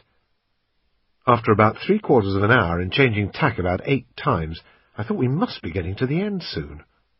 It took nearly 2 hours to get through it. At least she had fun. The room was warm, and I still had all my kit on, ready to go. I kept dozing off, waking up every half hour or so to the sound of The Simpsons or Looney Tunes. One time I woke up and looked down at my jacket. It had come undone, and my pistol was exposed.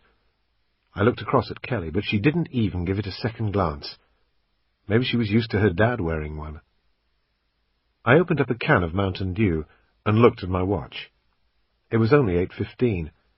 I'd go and get the first video in about 1/4 of an hour's time, put in a new tape, and then wait for Pat's call. When the time came, I said, "I'm just popping out for 5 minutes to get some drink. Do you want some?" She looked quizzical and said, "We've got loads here." "Yeah, but they're warm. I'll bring some cold ones." I went up to the roof. It was damp and drizzling now. I opened up the back of the plastic bag, pressed the eject button, and quickly exchanged tapes ready for the morning. I came downstairs, past our room, and got another couple of cans of drink. Coca-Cola shares had probably rocketed over the last few days. Clueless came on, the TV series she'd told me she loved. I was amazed as I listened to her reciting all the catchphrases off Pat. "Loser, double loser, moron, whatever." Now I knew where a lot of her sayings came from. At last it was just 3 minutes to go before Pat was due to check in. I went into the bathroom, closed the door, and listened for Clueless. Nothing. Dead on time, the phone rang. "Hello?" "All right, mate. Thanks for the sub." We both had a quiet laugh. "Do you know what floor they're occupying?" There was a short pause, then, "Second floor." "Okay. Any chance of more money? I need a big wad, mate."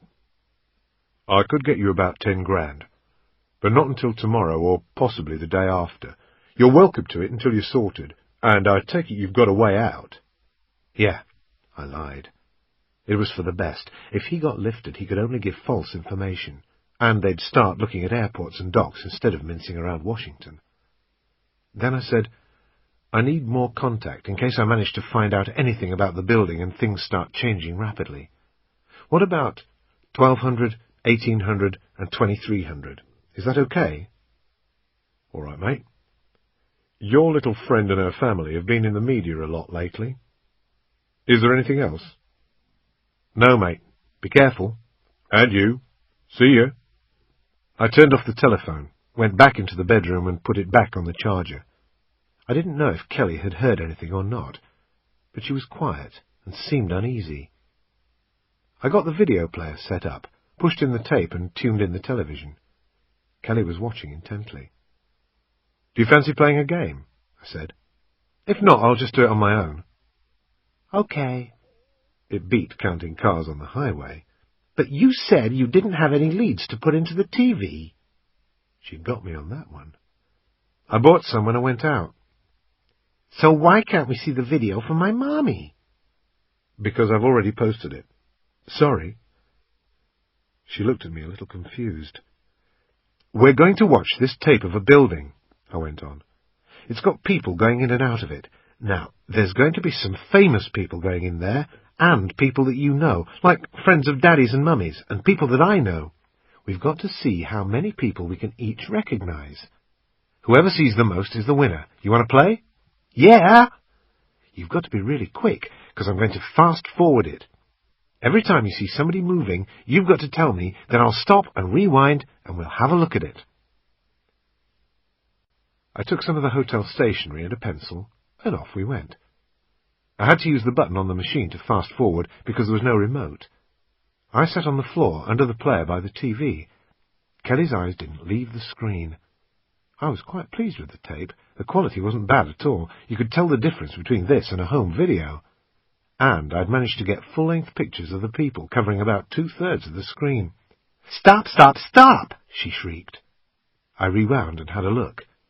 Kelly had made me stop at the first hint of movement. There were a few people entering. I didn't recognize any of them. Kelly was sure that man number 3 was from a pop group called Backstreet Boys. She got into the game more and more. Everyone seemed to be famous. I logged them all, using the counter. 298. 2 men, one with a long light coat, one with a blue coat.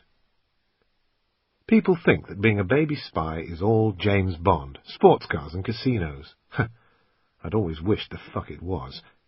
The reality is sheer hard graft to get information, then sitting down and working out what it is you've gathered. The fact that 2 people walk up a set of stairs means fuck all. It's interpreting what's going on that's important. Identifying them, their body language, what happened before, what you think is going to happen later on. So you have to log everything, just in case. At a later date, it might be important. Give me a sports car any day.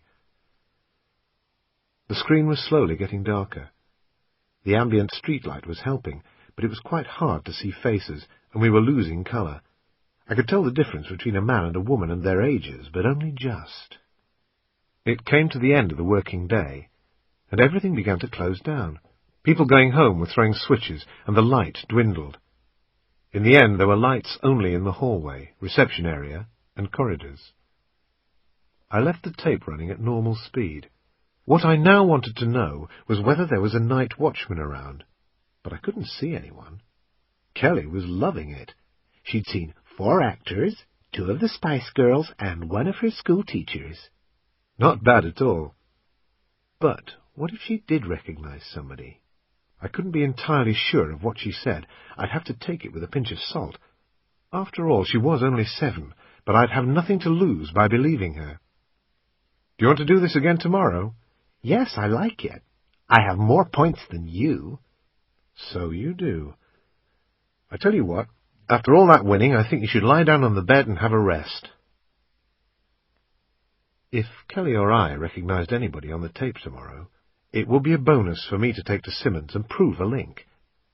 It would also mean that I'd definitely have to CTR, close target reconnaissance, the building, and find out why they were there. I decided to go and have a closer look at the outside, and then I could plan how to make entry. By 11 p.m. Kelly was sound asleep, still fully clothed. I put the eider down over her, picked up the key card, and left. To avoid the office, I came out of the hotel via the emergency stairs. I got on the road by the highway, turned right, and walked past the playhouse towards the target. The traffic was quieter now, just groups of noise instead of a constant roar. I turned right, then right again. I was on Ball Street.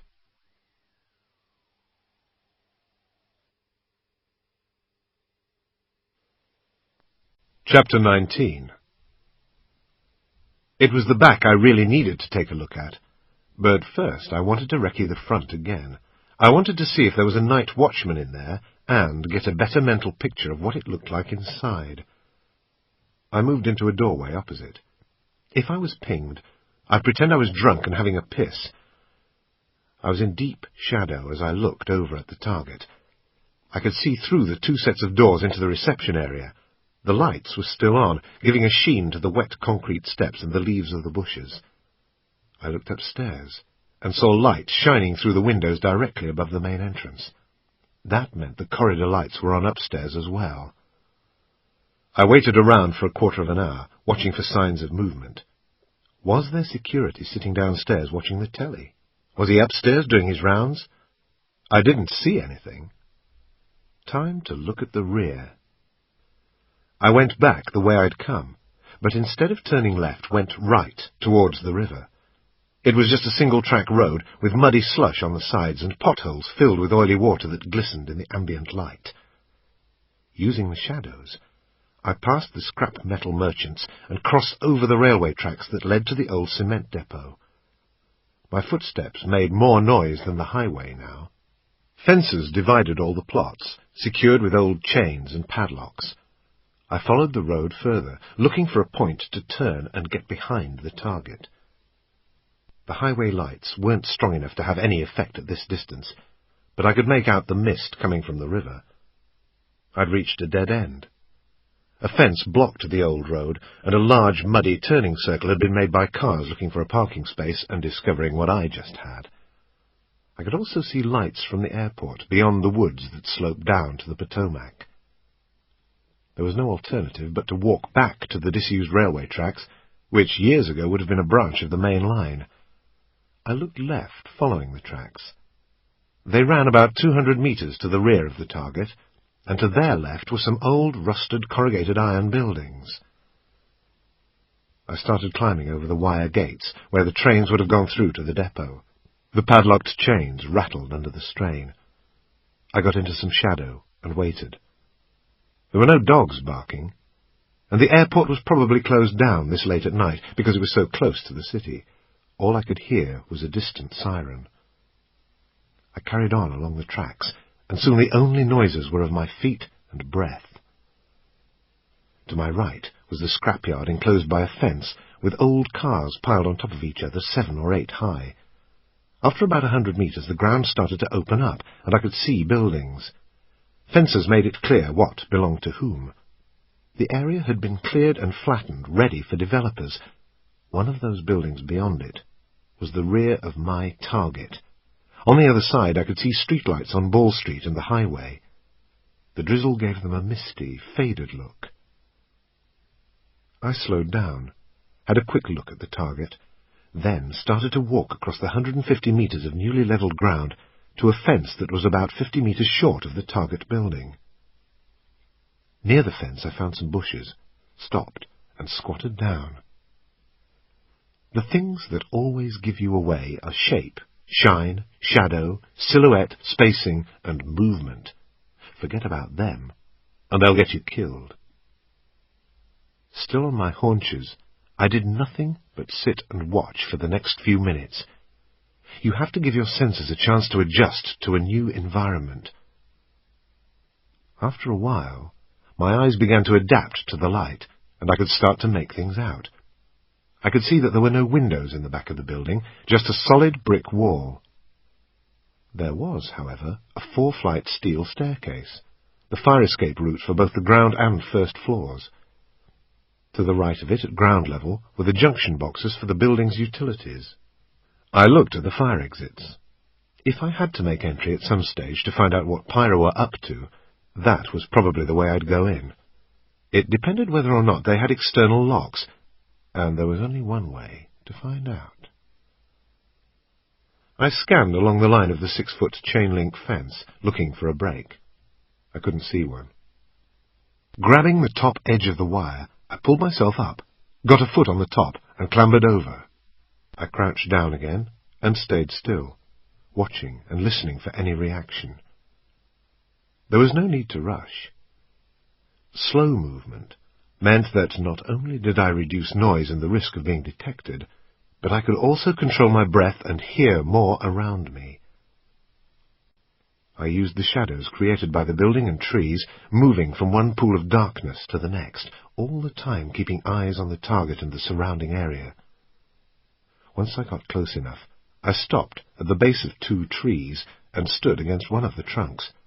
Looking at the rear wall, I noticed a motion detector that had been fixed at a height and angle to cover people walking up the fire escape. I had no way of knowing what the detector triggered, whether it was an alarm, a light, or a camera, or maybe all 3. I couldn't see any cameras, but I could see 2 light fittings, one above each fire exit. They weren't on. Were they what the motion detector triggered? Probably. But why wasn't there also a camera covering the rear, so that security could see what had triggered the light? It didn't matter. I'd treat the detector as if it triggered everything. I noticed 3 wooden pallets to the right of the building by the fence. I could use those. I looked at the doors. They had sheet steel covering them, together with an extra strip that went over the frame to prevent anyone tampering with the gap. Close up, I could see that the locks were pin-tumbler type, similar to British Yale's but bigger. Piece of piss, I could defeat them. A quick check of the utilities boxes and dials showed me that gas, electricity, water and telephone were all exposed and ready to be played with. I was feeling better about this all the time. I was still worried about the possibility of a night watchman.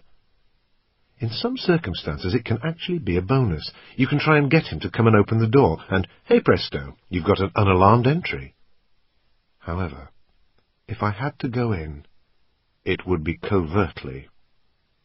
The car park was empty, which could be another indication that there was no one inside. I had to confirm it one way or another. I decided to be slightly pissed, walk up to the main entrance and take a leak. While I was doing that, I could get a better look inside. If there was anyone in the foyer, he might come out and fuck me off, or I might see him watching telly in the back somewhere. I followed the same route all the way back, and walked into Ball Street. I was quite damp now. The drizzle and wet, rusty fences had done their work on my clothes. I walked on the opposite side of the road, towards the target.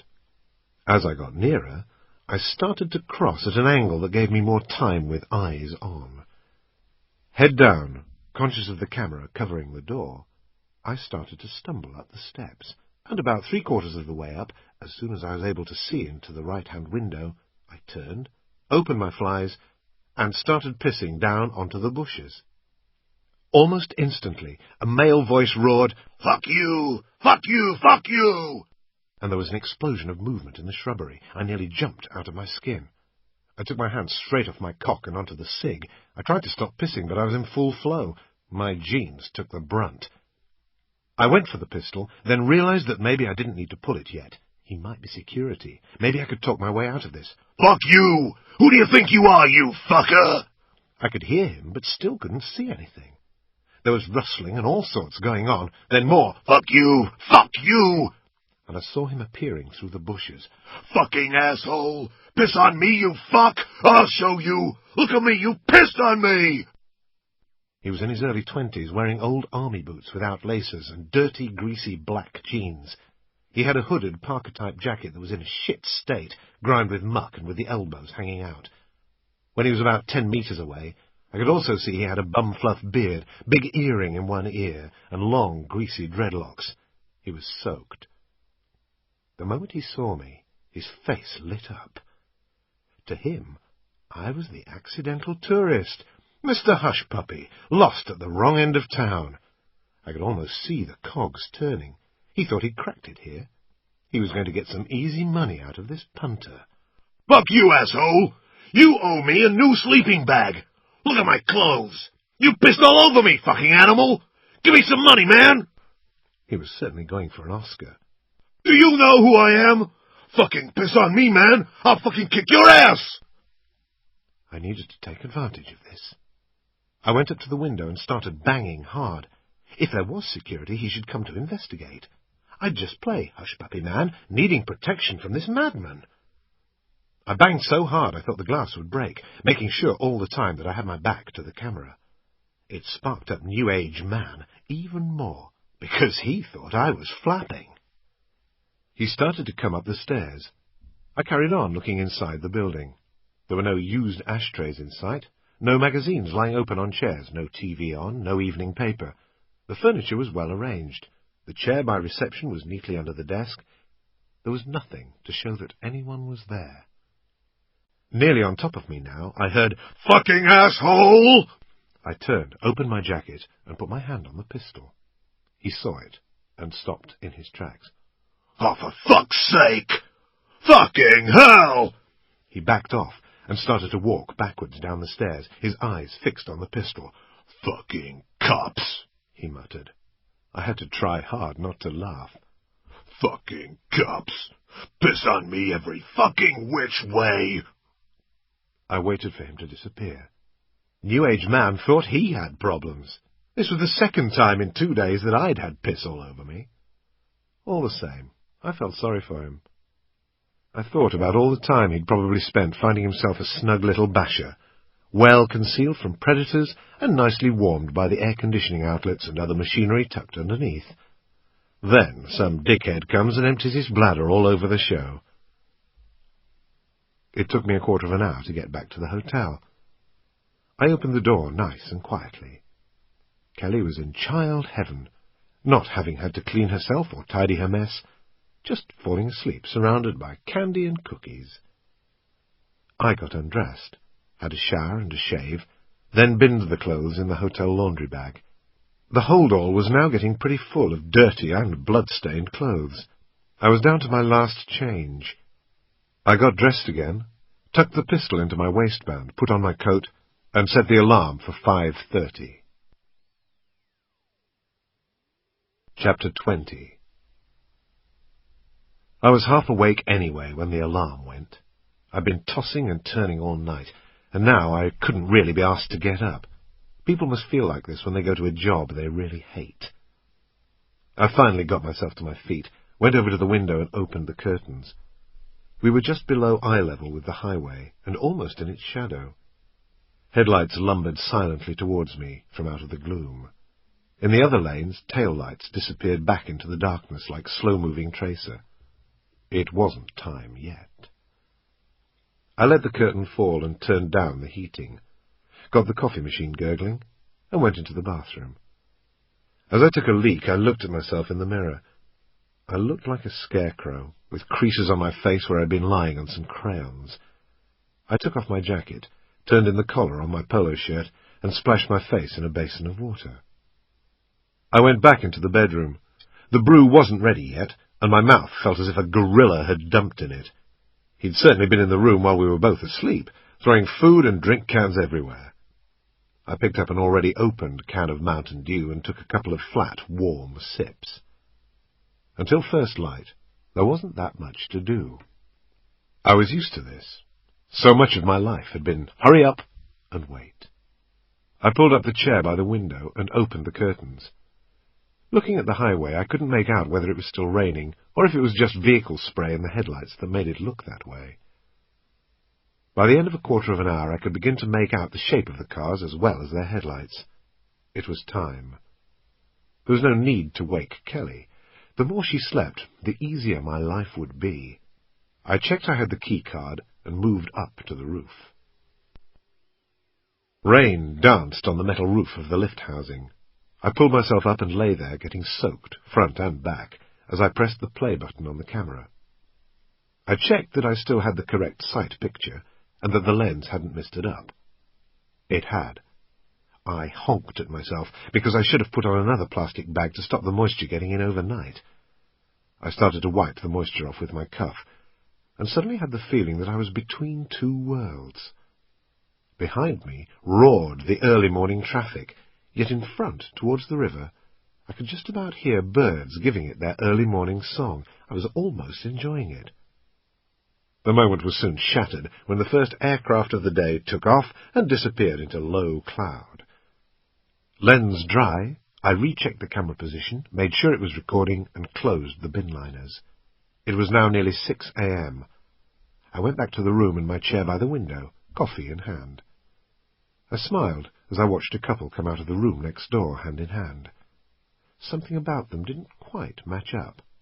I made a bet with myself that they'd leave in separate cars. For the 100th time, my mind drifted to the telephone call I'd had with Kev. Pat had said that, if it was Pyra, there could be a connection with drugs, Gibraltar, and the Americans. My hard drive went into freewheel, because something about the Gibraltar job had always puzzled me. 1987 had been Pyra's annus horribilis, and, as debt operators in the province, Ewan and I had done our fair share to fuck them over. At the beginning of the year, they'd made a promise to their faithful of tangible success in the war of national liberation. But it hadn't taken long for that to turn to rat shit. In February, Pyra fielded 27 Sinn Féin candidates in the Irish general election, but they only managed to scrape about 1,000 votes each. Few people in the South gave a toss about reunification with Northern Ireland. They were far more concerned with other issues, like unemployment and the crippling level of taxation. It showed how out of touch Pyra were, and how successful the Anglo-Irish Accord was proving. Ordinary people really did believe that London and Dublin could work together to bring about a long-term solution to the Troubles. Pyra couldn't take that lying down, and must have decided they needed a morale booster. Their knee-jerk reaction was the murder, on Saturday 25th of April, of Lord Justice Maurice Gibson, one of the province's most senior judges. Ewan and I saw, at first hand, the celebrations in some of Pyra's illegal drinking dens that weekend. We even had a few drinks ourselves as we hung around. The players loved what had happened.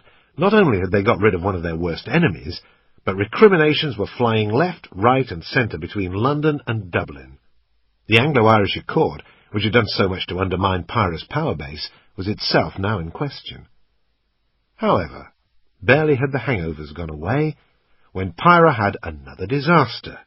2 weeks later, at Lochall in County Armagh, blokes from the regiment ambushed Pyra's East Tyrone Brigade while they were attempting to bomb a police station. From a force of 1,000 hardcore players in 1980, Pyra's strength had already dwindled to less than 250, of which maybe 50 were members of active service units. Our successors had further cut this to 40, which meant that the operation at Lochall wiped out 1/5 of Pyra's hardliners at a stroke. It was the IRA's biggest loss in a single action since 1921. If this carried on, all of Pyra would soon be riding around in the same taxi. The massive defeat of Lochall was followed soon afterwards by a disastrous showing by Gerry Adams in the British general election.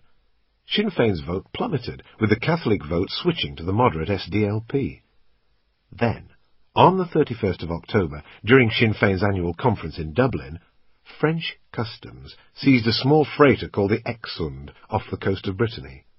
On board was an early Christmas present to Pyra from Colonel Gaddafi. Hundreds of AK-47s, tons of Semtex, several ground-to-air missiles, and so much ammunition it was a miracle that the ship stayed afloat. The humiliation was complete. No wonder Gerry Adams and Pyra wanted revenge, and some sort of publicity coup to show people like Gaddafi and those Irish Americans who contributed to NORAID that they hadn't completely lost their grip. On the 8th of November, Remembrance Day, they planted a 30-pound bomb with a timer device at the town memorial in Enniskillen in County Fermanagh. 11 civilians were killed in the explosion, and more than 60 were seriously injured. Outrage at the atrocity was instant and worldwide. In Dublin, thousands lined up to sign a book of condolence. In Moscow, not a place well known for its community care, the TASS news agency denounced what it called barbaric murders. But, worst of all for Pyra, even the Irish Americans appeared to have had enough. Pyra had fucked up big time. They'd thought the bombing would be hailed as a victory in their struggle against an occupying power, but all it had done was to show them up for what they really were. It might be one thing to kill legitimate targets, like judges, policemen and members of the security forces, but murdering innocent civilians while they were honouring their dead at a Remembrance Day service? That was why Gibraltar had been such a puzzle to me. I could see why Adams and co. would be desperate to show their diminishing group of sympathisers that they were still in business, but why risk a repeat of the international backlash they'd suffered after Enniskillen? If they bombed Gibraltar, it wouldn't be only British civilians who might end up killed. At that time of the year, hundreds of foreign tourists packed the squares and streets of the colony, many from the cruise liners that regularly dock in the harbour, and many of those, Pyra would have known full well, are American. I'd never been able to see a method in their madness. It suddenly hit me that maybe I'd been looking down the wrong end of the telescope. Pyra were terrorists, but their presence here in Washington proved that they were also businessmen. There was no sectarian divide when it came to money, just normal competition and greed. I knew that they got together with Protestant paramilitaries on a regular basis to talk about their drug, prostitution and extortion rackets, even to discuss demarcation lines for different taxi firms and sites for gaming machines back in the province. They had the infrastructure, the knowledge and the weapons to be major players in the world of crime. With cooperation from other terror organisations throughout the world, the possibilities were endless. If so, this was serious shit. Down in the car park, The couple were having a long, lingering embrace. What was going on there was serious shit, too. Then one final kiss and, yep, separate cars. I wasn't expecting a phone call from Pat until midday, and there was still about 3 hours to wait for the tape to finish recording, so there wasn't much to do apart from watch Invaders from Mars and Talking Shoes who lived in dustbins. I felt uneasy. I needed to do something. I shook Kelly. She moaned and pulled the covers back over her. I spoke gently in her ear. "I'm going downstairs to buy some stuff, okay?" I got a very weak "yes." She couldn't have cared less. I was beginning to realize she wasn't a morning person. I used the emergency stairs again and crossed under the highway to the 7-Eleven. Inside, it looked like Fort Knox. There was a grating in the wall with a cubbyhole behind, and a Korean face glowering out and then turning back to watch a portable TV. The shop was too hot, and it stank of cigarettes and overbrewed coffee. Every inch of wall space was plastered with signs informing the local villains, "Cash register holds only $50, everything else deposited." I didn't really need to buy anything. We had more stuff in the room than we could shake a stick at, certainly more biscuits than Mr. Oreo. But I wanted some time to myself away from Kelly. I found it tiring just being around her. There was always something that needed doing, checking or washing, and in any time that was left over, I seemed to be nagging her to hurry up and get dressed. At the magazine rack, another friendly sign said, "No spitting or reading the merchandise." I picked up a Washington Post and a handful of magazines, some for me, some for Kelly. I didn't even bother looking at what they were, and went and put my money through the small hole in the grill. The Korean looked disappointed. He hadn't been forced to use the machete I was sure he had under the till. I strolled into reception to collect breakfast. The room was full. There was a TV mounted on a wall bracket above the food and drink collection point. As I started to load up 3 paper plates, I could hear the anchorman talking about George Mitchell and his part in the Irish peace process. I listened to a couple of sound bites from Sinn Féin and the British government, both pouring scorn on the other side's statements, both claiming that they were the ones who truly wanted peace. A woman's voice interrupted my thoughts. She was presenting the local news, and as I poured an orange juice for Kelly, I could feel my skin tingle all over. She was talking about the Browns. I didn't dare turn round. One of the barbecue pictures could be appearing on screen any moment. The woman told viewers that police had not come up with any new leads, but that the investigation of the kidnapping of 7-year-old Kelly had moved forward with a computer image of the man seen leaving with her. She gave my height, build, and hair colour. There wasn't room to pour any more coffee or juice, and the tray was overflowing with food, but I didn't dare move. I felt as if every pair of eyes in the room was fixed on me. I put a bagel into the toaster and waited, drinking coffee, not looking up or round. I felt I was in a cocoon of silence apart from the voice of the newsreader. I prayed for her to turn to a new subject. The bagel popped up. Shit! I put some spread on it. I knew people were looking at me. They must be. I'd run out of things to do. I took a deep breath, picked up my tray, and turned round. The noise of the room came back. No one was looking. They were too busy eating, talking, and reading the papers. Kelly was still asleep. Good. I put her food on the side and started to munch my Cheerios. I switched on the TV, muted it, and flicked through the other channels looking for local news. There was nothing more about the situation in Hunting Bear Path. I attacked the newspaper. We were famous. Well, sort of.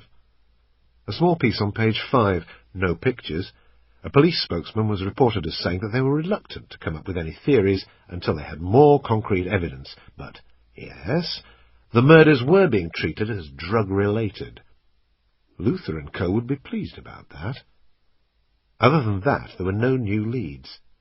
I wasn't the only one in the dark. I had to try to cut all the conjecture from my mind because it was getting far too confusing.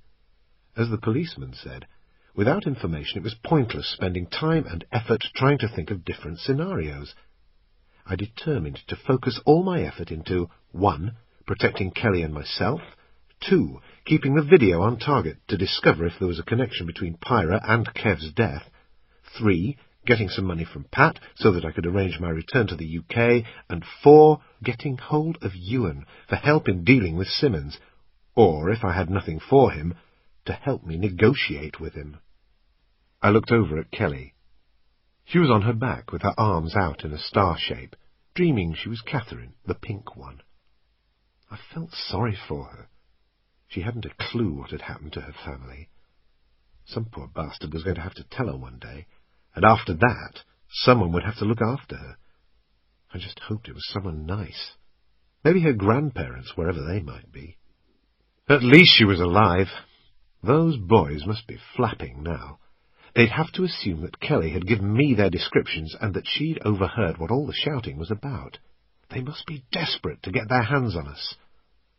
I started to wonder how I could get more information out of her, but gave up on that one.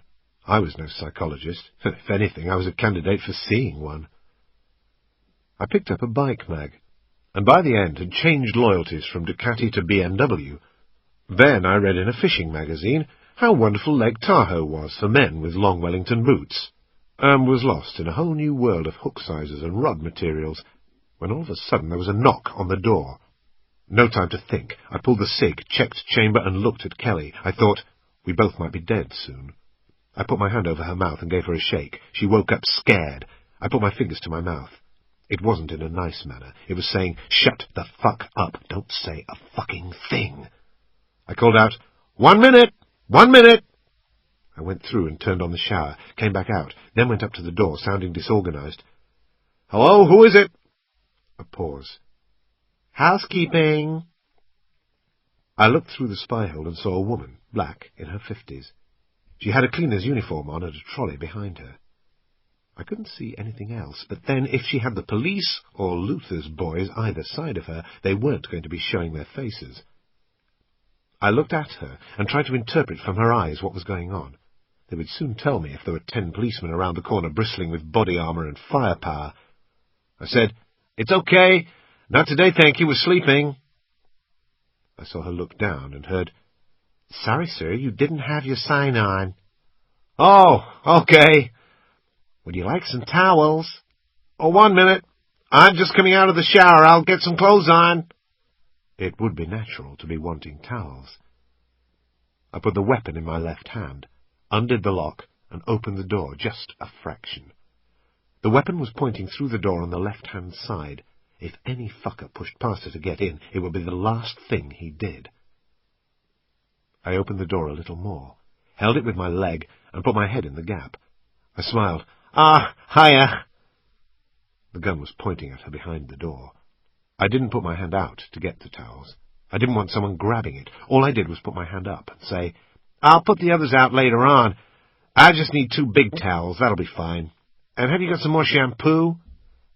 She gave me what I wanted. I said, Thank you. And she smiled back. I closed the door. Kelly was lying on the bed, open-mouthed, watching my every move. I shrugged. Don't you just hate it when people do that? She started laughing. So did I. They nearly had us that time, I said. Her expression changed, and she slowly shook her head. I know you won't ever let them get me. It was 10:30. Another 20 minutes to go before I went up and changed the tapes. I picked up the one we'd been watching the night before, slapped it back into the player, and rewound it ready for its next session. I only had to smile at her, and she jumped up and went to the door, ready to drop the latch. While I'm out, I want you to have a shower. Will you do that? She shrugged. I get all the good jobs. I went upstairs to the roof. The weather was still crap. Chapter 21. There was still an hour to go before the midday call. We sat down together to watch the latest footage. I said, It's really important. We might see somebody we know. Then we can give the tape to Daddy, and he can find out who was shouting at him. Anybody that you think you might know, like Melissa's dad, or the man at the grocery store, or even the men who came to see Daddy, tell me, and we can have a closer look, okay? I started to fast forward, stopping the tape whenever there was traffic. I logged what they looked like, Male, female, black, white, Asian, and what they were wearing. Black on blue, red on blue. The game wasn't as much fun for Kelly the second time around. "What about him?" I enthused. "No." "That lady?" "No." "You sure you've never seen this man?" "Never." At last she spotted somebody she knew. I rewound the tape. "Who is he?" "Mr. Mooner on Fox Kids." "Okay, I'll write that down." Another guy started to walk up the stairs. I stopped the tape and rewound. "Do you know him?" She shook her head. I said, "Well, I know somebody who looks exactly like him. I used to work with a man who could never remember where he left things, and one day we hid his false teeth, and he had to eat soup all week." She had a little laugh, and it kept her going a bit longer. At 11:45 we were still going through the tape and logging. I stopped at 2 men who were going in together. "Do you know either of them? Because I don't. I can't think of anybody who looks like them." I was racking my brains trying to think of another story to keep her interested. "No, I don't know them." "Oh, all right then.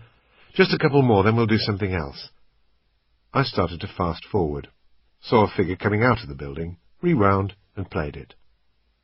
She moved to the edge of the bed. "I know that man," she said.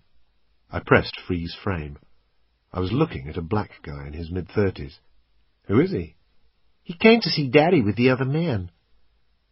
I tried to sound calm. "What's his name? Do you know any of their names?" "Can I go home and see Mommy now? You said I could go home tomorrow, and now it's tomorrow." "We have to sort this out first, Kelly. Daddy needs to know their names. He can't remember." I was trying to do the psychology bit, but I knew more about fly fishing now than I did about child psychology. She shook her head. "Daddy knew them, though, didn't he?" "Yes, he knew them. They came to see Daddy." "Can you remember anything else about them? Were they smoking?" "I don't know. I don't think so." "Did any of them have glasses?" "I think this man had glasses." I looked closer at the screen. He wore thin wire frames. "Okay. Were they wearing rings or anything?" "I don't know." I tried the colour of the car, their shoes, their coats. Did they talk to each other using different names? Were they American? She was starting to get upset, but I had to know. I said, "Kelly, are you sure this man came to see Daddy the day I found you?" Her eyes were welling up. I'd gone too far. "Don't cry." I put my arm around her. "It's okay. This man came with the other men, yes?" I felt her nod. "That's very good, because I can give this information to Daddy when I see him, and that will help catch them. You see? You've helped him."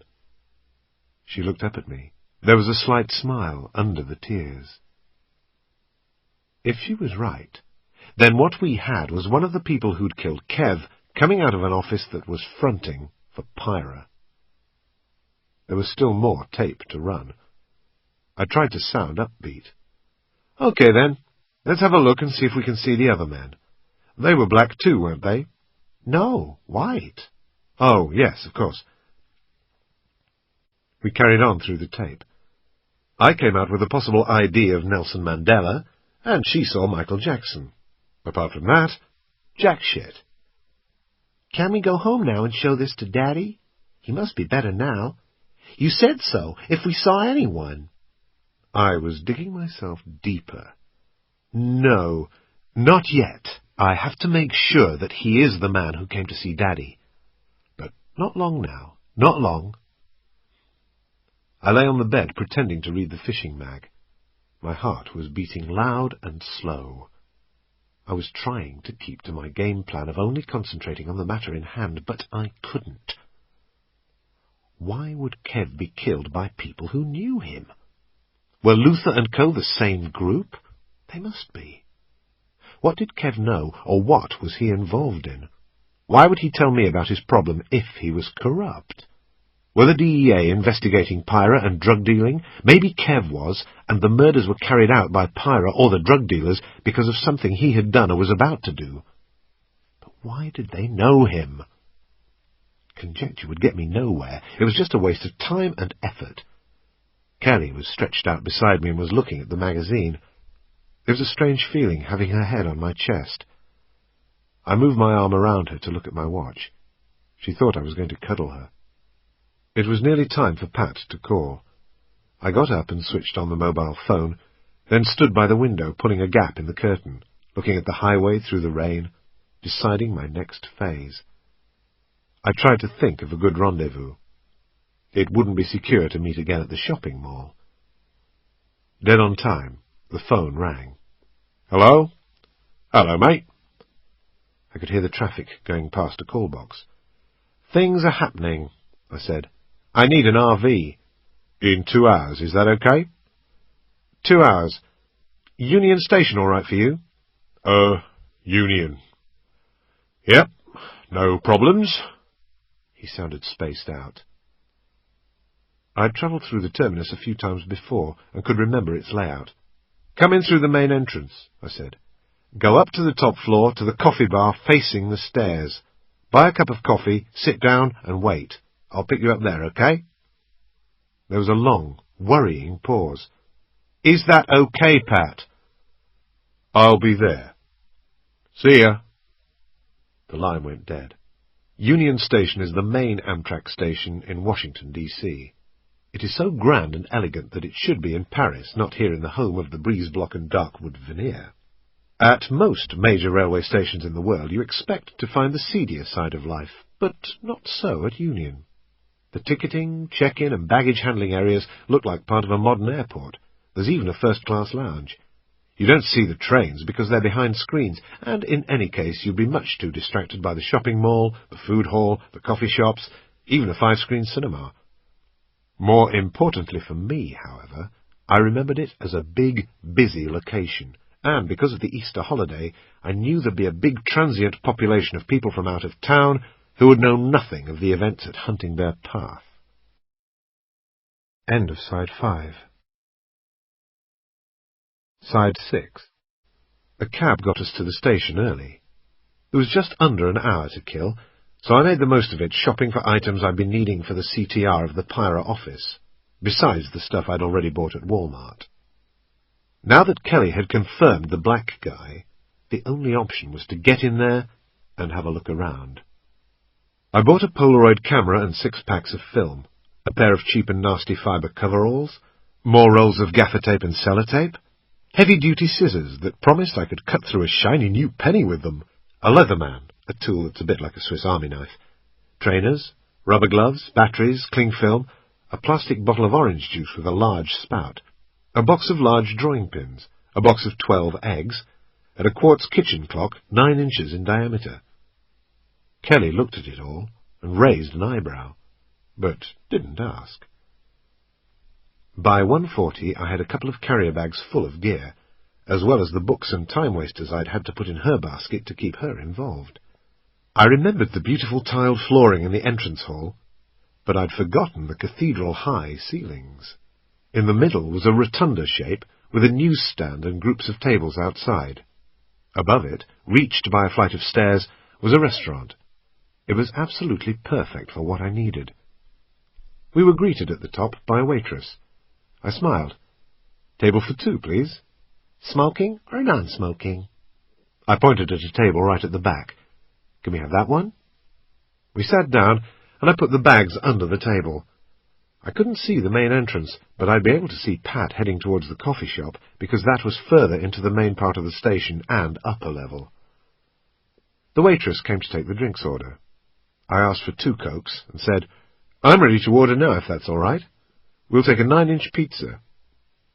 Kelly looked up. "Can we have extra mushrooms, please?" I nodded at the waitress, and she left. Kelly smiled.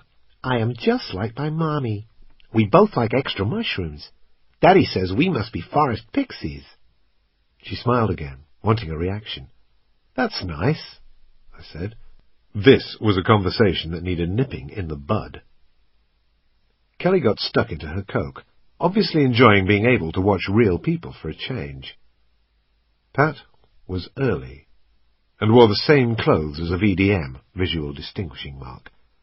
Either that, or the fucker simply hadn't changed. As he walked past and below me, something about him didn't seem right. There was a very slight stagger in his stride, and I knew it wouldn't have come from drinking too much beer. I feared the worst.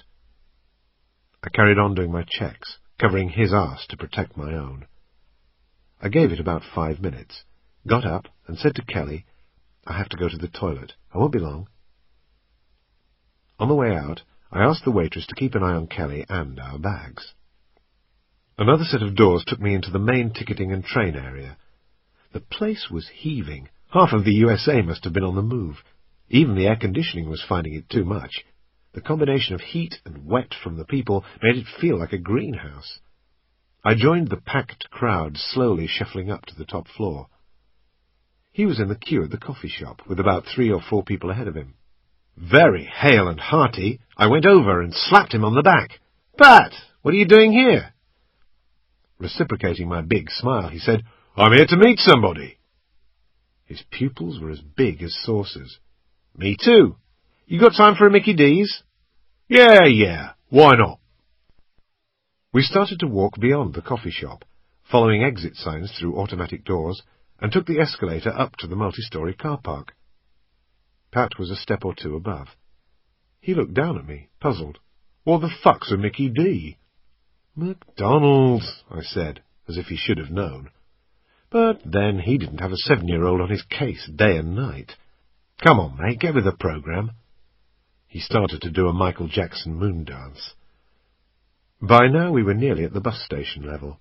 I said, "If there's a drama, I'm going to the bus station area, turning right and out of an exit." "Fine. No problems." He sounded okay, but looked shit. The cars were on the 2 levels above. We walked up the bare concrete stairs, stopped at the first level, and got into a position that looked back the way we'd come. I didn't have time to fuck about. "2 things, mate.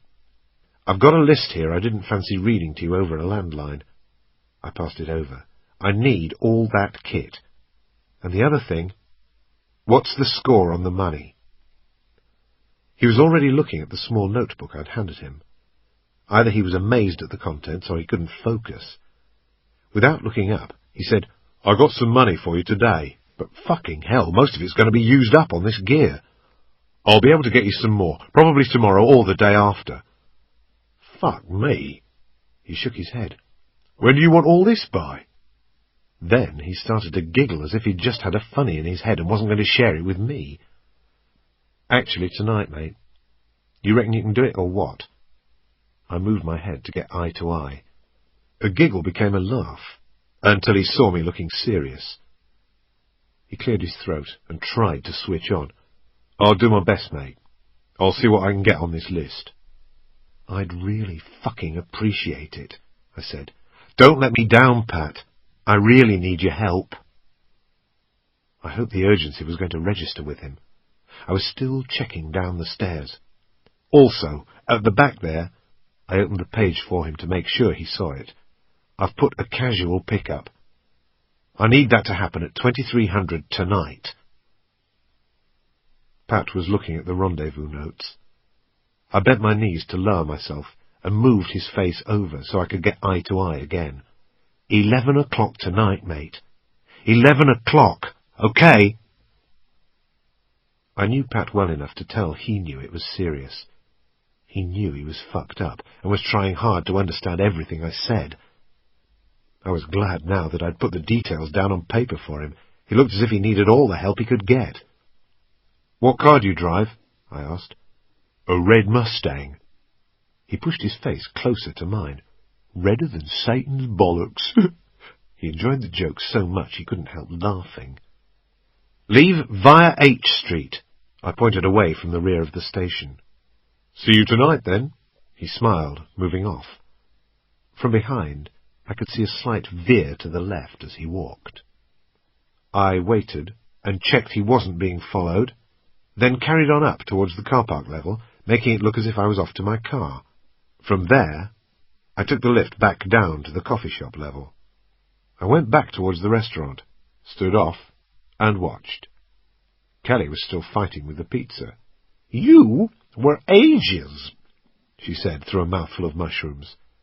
"Yes, they ran out of toilet paper," I laughed as I rejoined her. She thought about it for a moment, and did the same. Chapter 22. As soon as we got back, I put the TV on for Kelly and tipped out the carrier bags on my bed. She asked me what I was doing. I'm just helping Pat. He's asked me to do some stuff. You can watch the TV if you want. You hungry? No. She was right. After a pizza the size of a tank mine, it was a stupid question. I picked up the big red and white framed quartz kitchen clock and went and sat on the chair by the window. I broke off the frame until I was left with just the hands and clock face, with the quartz mechanics behind it. By bending it very gently, I now started to break off the plastic face. When there was just about an inch of jagged remains around the centre of the hands, I finally snapped off the hour and second hands. Only the minute hand was left. I put in a new battery. Kelly was watching. Now what are you doing, Nick? It's a trick. Once I've finished, I'll show you, okay? Okay. She turned back to the TV, but with one eye on me. I took the egg box over to the bin and tipped out its contents. I ripped off the top and half of the bottom, so that there were just 6 compartments left. With sellotape, I fashioned a small sleeve running all the way up the side of the egg box, and just big enough to accommodate the minute hand. I called over to Kelly, who was mouthing the signature tune to a soap. Do you want to see what this does? She looked intrigued as I slotted the egg box onto the minute hand. The bedside cabinet was about 4 inches below the level of the TV's controls. I positioned the clock on it so that it was directly below the infrared sensor on the set, and secured it in place with gaffer tape. Kelly was taking even more interest. What are you doing? See the remote control? Use it to turn the sound up. She did. Now turn it down. Okay. I bet you that in about 15 minutes' time you can't turn the sound up. I went and joined her on the bed. Both of us must sit here and not move, okay? Okay. She thought I was going to do something to the remote control, and smiled as she hid it under the pillow. It was quite nice, really, watching TV during some downtime, apart from every minute hearing, "Is it 15 minutes yet?" "No, only 7. By now the egg box, attached to the minute hand, was working its way up towards the base of the TV. When the egg box was upright and obscuring the sensor, I said, "Go on then, try and turn the sound up." She did, and nothing happened. "Maybe it's the battery?" I teased. We put a fresh battery into the remote control. Still nothing. She couldn't work it out, and I wasn't going to explain my trick. "Magic!" I grinned. I got out the rest of the stuff, drank some of the orange juice and rinsed out the container, then made sure that all the electrical kit had fresh batteries, and prepared everything ready to be packed. It was about 10:20, and Kelly was asleep. I'd have to wake her up and tell her I was going out, because I didn't want her to wake on her own and start flapping. At times I thought she was just a pain in the arse, but I wanted to protect her. She looked so innocent playing starfish again. What would happen to her after all this, I wondered, presuming she lived. I checked and tested everything again, unplugged the mobile and put it in my pocket, and finally checked my weapon and that I had some cash. I picked up a half-empty packet of biscuits to eat on the way. Close to her ear, I whispered, "Kelly?" I got no response. I shook her a bit. She stirred, and I said, "I've put the TV on low, so you can watch it if you want. I've just got to go out for a little while." "Yeah." I didn't know if she understood or not. I preferred telling her this when she was half asleep. "Don't put the lock on this time, because I'll take the key. I don't want to wake you when I come in, okay?" I left, went down in the lift and onto the road. The highway traffic rumbled above me. At last, no rain, just air that smelled damp. It was just cold enough for me to see my breath. I turned left and walked in the opposite direction to normal, just for one last check. I munched the biscuits as I walked past the target. All the same lights were on. Nothing had changed. I wondered if the homeless bloke was underneath, waiting with a machete for someone else to have a piss on him. I quickened my pace to meet Pat on time. I got to the highway and turned right, following the road with the roar of traffic above me.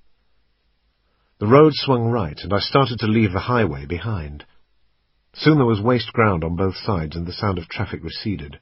I could hear my footsteps again. To my right were more car pounds. How could Washington be in such a financial mess when the city must be making a fortune on towed-away vehicles? To my left were the new jerry-built office-cum-workshops. I got to the first one, moved off the road into its shadow, and waited. It was bizarre to be only hundreds of meters away from the Pentagon, and possibly right under the nose of the very people who'd like to see me dead.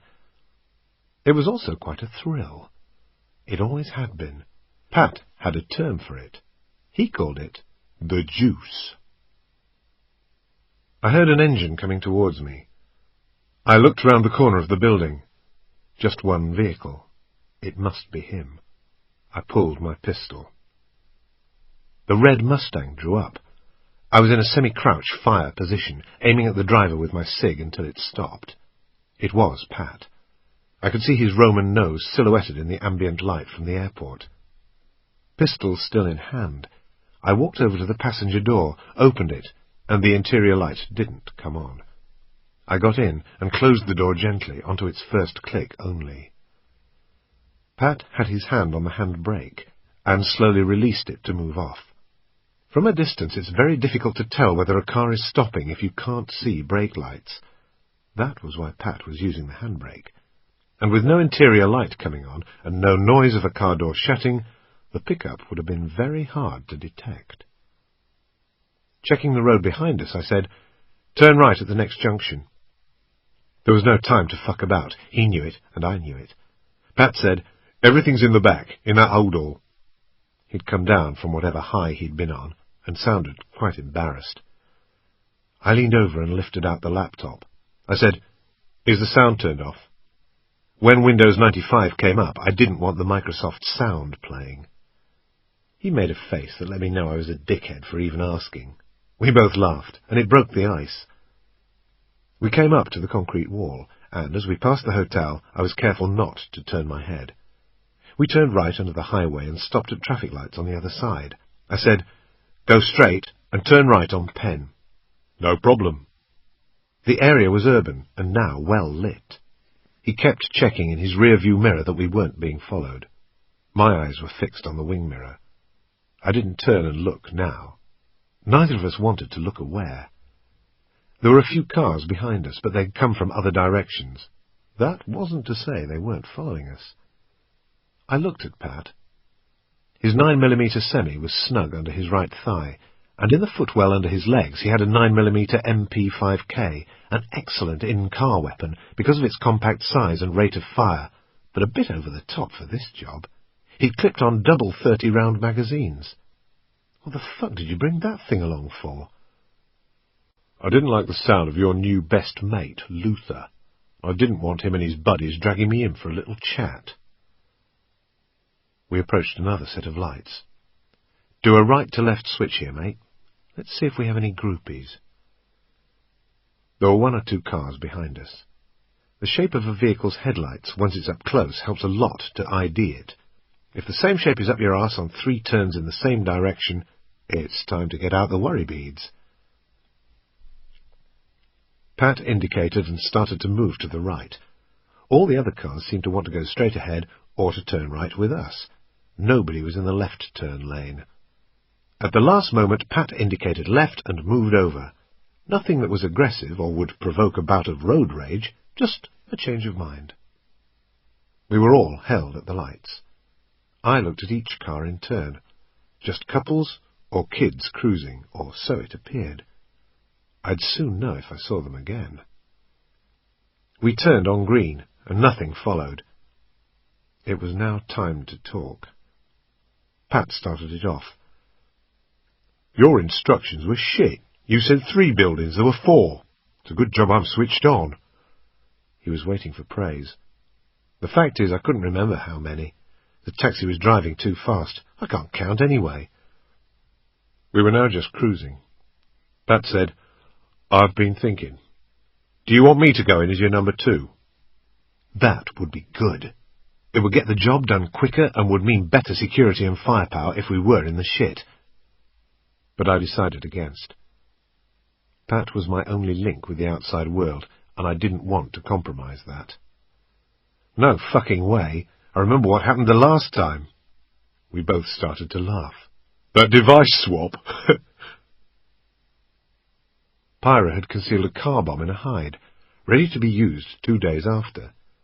It consisted of 4 pounds of shaped high explosive on a parkway timer device, a 60-minute reminder on a keyring that told you when your parking meter had run out. They were Pyra's toy of the month. We drove into the Chantello estate, a nationalist stronghold in Derry, parked up and made entry into a council house. The hide was a hole dug out of the concrete foundations in the kitchen, with a plug over it and a gas cooker on top of that. We stole the bomb, Pat carrying it in an old canvas holdall. We'd parked up by the small shopping and social club area. All we had to do now was get back to the car, then go and put the bomb under the vehicle of an INLA major player on the other side of town near the Cregan estate. They would find it. We'd make sure of that. Identify it as a Pyra device, and then there would be shit on. Great. They could then direct their time and resources into killing each other instead of the security forces and the local population. I looked at Pat. He, too, was lost in his thoughts. Did the car ever get recovered? Don't know. Don't care. We'd turned the corner to walk across the car park, only to find that our car was missing. Some fucker had nicked it. Yet we had to get this device in place that night. The whole INLA leadership had been lifted for questioning by the police to guarantee that the target vehicle would be there. But there was a limit to how long they could be held. There was only one thing for it. We ran. I checked the wing mirror again, then looked at Pat, his shoulders rolling as he laughed inside. I smiled at the memory of coming across 2 army foot patrols and bluffing our way through. It wouldn't have been easy trying to explain away a holdall full of high explosive to 8 very wet and pissed-off soldiers pointing their SA-80s at our heads, each of them itching for a kill so they'd get the reward of extra leave. It was great to have some light relief. It was even better seeing Pat back on planet Earth. Take us back to the Pentagon City Metro stop, will you, mate? I started to prepare for the drop-off and got into acting mode again. He put his indicators on. Everything correct, nothing untoward. Nice, slow approach and into the curb outside the Metro. I got out and put my head back in through the open window. Thanks a lot, mate. See you later on. I retrieved the black nylon bag from the back seat. My mindset was that I'd been playing softball with him all night, and now I was going home. He'd just dropped me off after a drink. I closed the door and tapped the roof a couple of times, and off he drove. I suddenly felt very alone. Had I made the right decision about Pat not coming on target with me? I made distance and angles before doing a circuit back to the hotel, arriving at about 11:50. I quickly sorted out and double-checked all the stuff that Pat had given me, and packed what I needed into the bag. I emptied my pockets of change and anything else that might rattle or fall out. Then I cut off most of the top end of a bin liner, put in my passport and wallet, wrapped it into a small bundle and put it into my coat pocket. Once I'd done that, I jumped up and down one more time to check for noise, picking up the bag and shaking that as well. "Guess what, Kelly? I'm going to go out again in a minute, but I'll be back very soon. Will you be okay?" But she was out of it. I left the hotel and walked towards the target. Chapter 23. The bag had 2 handles and a long shoulder strap. I walked towards the river with it slung over my shoulder, following the same route as last night. The rain was holding off, and I could now see the stars and my own breath. Nothing had changed, except that the lights from the highway were a bit brighter tonight without the mist. At the fenced gate, I used the handles of the holdall to put it on my back like a Bergen, and climbed over. I'd keep it on my back now. If I was confronted, I could run and still keep the kit, or, as a last resort, draw down on them with the SIG. I got level with the target building, with the waste ground and fence in between. There was no sound, apart from the hum of the highway. I started to pick my way through the clutter of the waste ground. It was muddy. Not deep, squelching mud, because the earth was quite hard, but I still needed to take my time to get through. I didn't want to slip over and make noise, because my wet friend in the shrubbery might not be the only homeless person around here. I got to the fence near the Pyra building. Using the bush as cover, I eased the bag off my shoulders and sat on it. The first bound was completed. It was time to stop, look, listen, and take everything in. I needed to be extra careful because I was on my own. Really, this was a job for two people, one watching, one doing. I spent a few minutes more just tuning in. Visibility was a bit better tonight because of the stars. Looking left, the car park was still empty. To the right, the pallets were still where I'd seen them. From my coat pocket I pulled out the bin liner protecting my docks. At the base of a bush I dug a shallow hole in the mud with my hands, threw in the bundle and covered it over. This was my emergency cache, my hidey hole, as Kelly would say. If I got lifted, I would be sterile, and if I got away, there would always be the chance of coming back and retrieving it. I wiped the mud off my hands onto a small tuft of grass and started to get myself ready for the job. I gently unzipped the holdall and got out the pair of cheap and nasty navy blue coveralls, probably just like the ones Kev's friends had worn. I was set for the next bound, although bound wasn't the right word for it. The problem with getting over a high fence with a 40-pound bag is that you can spend more time getting stuck and making noise than actually crossing it. I pulled the draw cord from the centre of my coat and put it between my teeth. Moving as near to the steel stake support as I could without breaking cover, I then lifted the bag up to shoulder height. Using my shoulders to support its weight, I tied the handles as near to the top of the fence as I could with a quick release knot, throwing the free end of the cord over the top. Checking that my weapon was secure, I reached up, put my fingers through the chain link and started to climb. Once on the other side, I again stopped, looked, and listened. Only then did I climb back up and lift the bag over the chain link.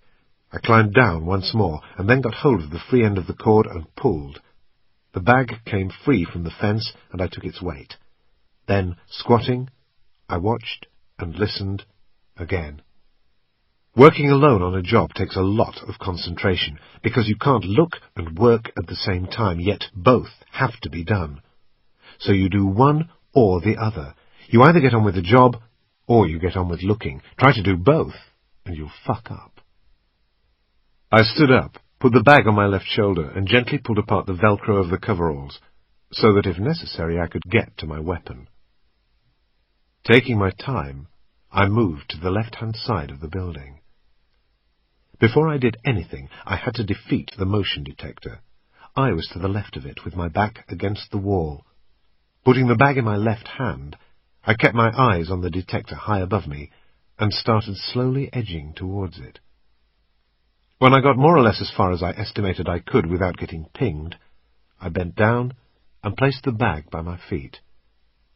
Everything I did from now on would happen on the near side of the bag.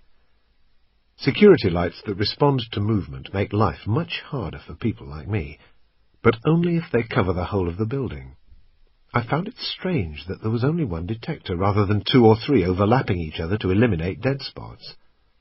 I was expecting at any moment to be pinged by one I hadn't noticed. But whoever had installed the security system had obviously worked on the premise that only the lower fire escape door had to be covered, and not the approach routes to it. It was nearly 1 a.m., which left me just over 5 hours before first light. Time was against me, but I wasn't going to rush. I went the long way round to go and collect one of the pallets. I got both hands in between the slats of wood, heaved it up against my chest, and started to walk slowly. The ground still had a top layer of slush, and my shoes squelched as they made contact. I finally reached the wall, placed the pallet against the brickwork on my side of the bag, and went back for the second one. I wedged the 2 pallets together. The bottom of the second jammed into the gap about 3 rungs down from the top of the first, to make a ladder. I stopped, looked, and listened. The pallets had been heavy, and I heard nothing apart from the sound of my lungs gasping for air through my dry throat. I climbed up on the first pallet, and that was fine. I got up onto the second pallet, and it, too, seemed stable enough. I started to climb. I'd moved just 2 rungs when the whole structure buckled and collapsed. I hit the ground like a bag of shit, and the 2 pallets slammed down into each other with a resounding thud and clatter. Shit, shit, shit! I was lying on my back with one of the pallets across my legs. No one came running to investigate. No dogs started barking. No lights came on. Nothing but the noise of the traffic and me swallowing hard, trying to moisten my mouth. Luckily, everything had happened on my side of the bag. I lifted the pallet and crawled from under it, quietly cursing. This was shit. But what else could I have done? Bought a ladder at the mall and carried it to the target? I moved to the corner of the building, got down on the tips of my toes and fingers as if I was going to do a press-up, and stuck my head round towards Ball Street. I was still annoyed with myself. I could spend all night improvising before I even got into a position to attack this motion detector. Maybe a ladder wasn't such a stupid idea. I should have got one, and somehow tried to dump it off earlier on, then picked it up en route. But it was too late now. I stood against the wall and re-evaluated. I decided to react as the situation dictated, which was the firm's favourite get-out clause. It simply meant they didn't know what to do. A bit like me, really. Fuck it. I was going to get Kelly. All she'd have to do was lean against the pallets. She only had to be there for about 15 minutes, and I'd be done. After that she could stay with me, or I could dump her back at the hotel. I'd cross that bridge when I came to it. I picked up the bag, retraced the route to the high fence, and staying on the target side, dumped the bag and coveralls. Then I followed the fence along, looking for an opening to get onto Ball Street. There wasn't time to do the job properly and go back all the way round. I finally found a service alley between 2 buildings that belonged in some film about the mafia in 1950s New York. I was straight down it to the road and walked briskly to the hotel, no more than 2 minutes away. It was only then that I realized I didn't have the room key, because I'd left it in the bin liner. I'd have to wake Kelly. I knocked gently at first, then a bit harder. Just when I was starting to flap, I heard, "Hi, Nick." A moment or 2 later, the door opened. I gave her a look of concern. "How did you know it was me? You should have waited till I answered." Then I saw the chair and the drag marks on the carpet. I smiled and gave her a pat on the head. "You looked through the spy hole, didn't you, clever clogs? Hey, because you're so clever, I've got a job for you. I really, really need your help. Would you like to help me?" She looked sleepy. "What do you want me to do?" "I'll show you when we get there. Will you come with me?" "I suppose so." I had a brainwave. Do you want to do what your dad does? Because this is what Daddy does for the good guys. You can tell him all about it soon. Her face brightened. She was a happy bunny again. She had to more or less run to keep up with me. We got to the alleyway and headed down towards the waste ground. It was dark. She wasn't too keen. She started dragging her feet. "Where are we going, Nick?" "You want to play spies, don't you?" I said in an excited whisper. "Imagine you're a Power Ranger and you're going on a secret mission."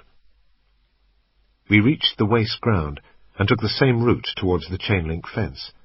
I held her hand and she kept pace. I guessed she was getting into it. We got to the bag. I picked up the coveralls and said, "I've got to put these on because they're special spy coveralls." Her face changed when she saw them. I suddenly realized she must have made the connection with the men who'd come to see Kev. "Your daddy wears them too. You'd better be a spy as well, under your coat." I turned it inside out and told her to put it back on. She liked that. I picked up the bag and put it over my shoulder. I pointed. "Now, we'll walk really slowly over there." We reached the pallets, and I put the bag down in the same place as before. "Okay?" I asked, giving her a thumbs up. "Okay." Thumbs up. "See that thing up there? If that sees you, it'll go whoop, whoop, and there'll be lights and all sorts, and then we've lost. So you must never go the other side of that bag, okay?" I pointed. "Okay." We gave each other another thumbs up. I repositioned the pallets and showed her what I wanted her to do. I could hear her making little grunts. She had started leaning as I'd shown her, and probably thought she had to make noises, doing manual work and all. I unzipped the bag, pulled out the clock and egg box, and slipped the minute hand into its sellotape sleeve. I gently squeezed the tape, and it held nice and firm. Kelly was still pushing, and I told her to rest. At least she was keen. She was watching me as I put the clock and egg box on the floor and placed 2 elastic bands around my wrist. "It's magic. Watch me." She nodded, probably still trying to work out how I'd stopped the remote control from operating the TV. "You ready, Kelly?" "Ready." "Let's go." I climbed up slowly, trying to give the least weight and movement for Kelly to have to handle. Once up, and about an arm's length from one side of the detector, I got my wrist resting on my chest so that I had a good, firm support. I turned the egg box so that its long edge was horizontal with the ground. Then I moved it gently towards and about 6 inches below the motion detector, but not going any further than its front. Once there, I rested my back against the wall and my wrists on my chest. I'd have to stay like that for about 15 minutes. I was waiting for the egg box to move up slowly and gently against the face of the motion detector, the movement so imperceptible that the detector wasn't sensitive enough to register it. Otherwise it would have triggered every time a spider walked across its face. I just hoped Kelly didn't give up. I would find out soon. Now and again I looked down and winked at her. "Good, this, isn't it?" She looked back at me with a big smile. Or so I assumed, because all I could see was an inside-out coat, a hood, and a cloud of breath.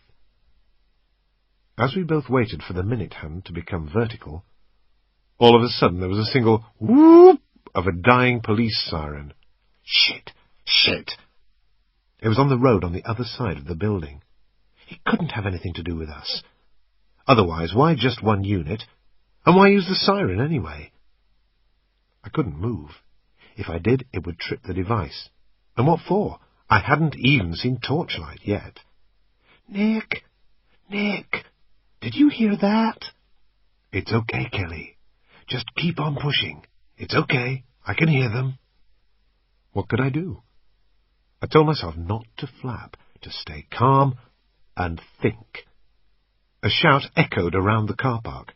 It had come from Ball Street, but a bit of a distance away. Other voices joined in. An argument had broken out. I couldn't make out what was being said, but there were car doors being slammed and words exchanged, then the sound of a car starting up. All I could think of was that someone had parked up while I fetched Kelly, possibly one of the couples I'd seen from Pat's car. They'd been busy getting the windows steamed up, and had got caught by the police. It sounded plausible. I just made myself believe it.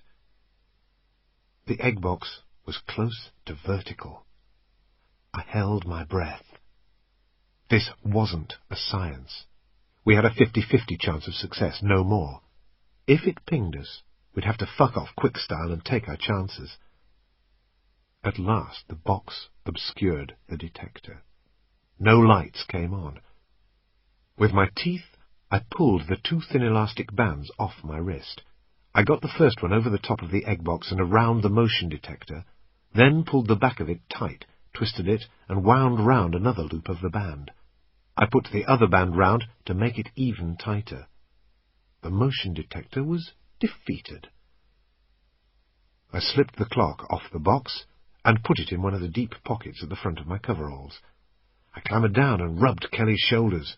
"Good work!" She gave me a huge smile. Still not too sure what it was all about, but hey, this was what Daddy did. Chapter 24. The next thing to attack was the alarms, which would mean neutralizing the telephone lines. One of Pat's presents was a disruption device, a black box of computer technology about 8 inches by 6 inches. Coming out of it were 6 different coloured leads, with crocodile grips at the end, a combination of which I'd attached to the telephone line. When the intruder alarm inside the building was tripped, a signal should, in theory, be sent to the monitor station or the police. However, it wouldn't get there, because the disruption device would have engaged all the lines. I got close to Kelly's ear and said, "You can help me even more now." I put the clock back into the bag, picked it up, and walked past the fire exit doors to the utilities bank. From the bag I pulled out another item from Pat's shopping list, a 2-metre square of thick blackout material, the sort photographers use. I winked at Kelly. "More magic," I said, "and I'll need you to tell me if it works." I was talking in a very low tone. At night, whispering can sometimes be heard as far away as normal speech. I came right up to her ear again and said, "We've got to be really quiet, okay? If you want to talk to me, just tap me on the shoulder, and then I'll look at you, and you can talk in my ear. Do you understand?" She spoke into my ear. "Yes." "That's great, because that's what spies do." I put on my rubber gloves. She stood there with an earnest expression on her face, but looking quite stupid with her coat inside out and the hood up. I said, "If you see any of the light coming out, I also want you to tap me on the shoulder, okay?" "Yeah." "Okay. Stand there against the wall." I moved her into position, looking out towards the fences and bushes. "I want you to stand very still. If you see or hear anything, you tap me on the shoulder, okay?" "Yeah." "Even if there's only a little bit of light coming from me, tap me on the shoulder, okay?" "Yeah."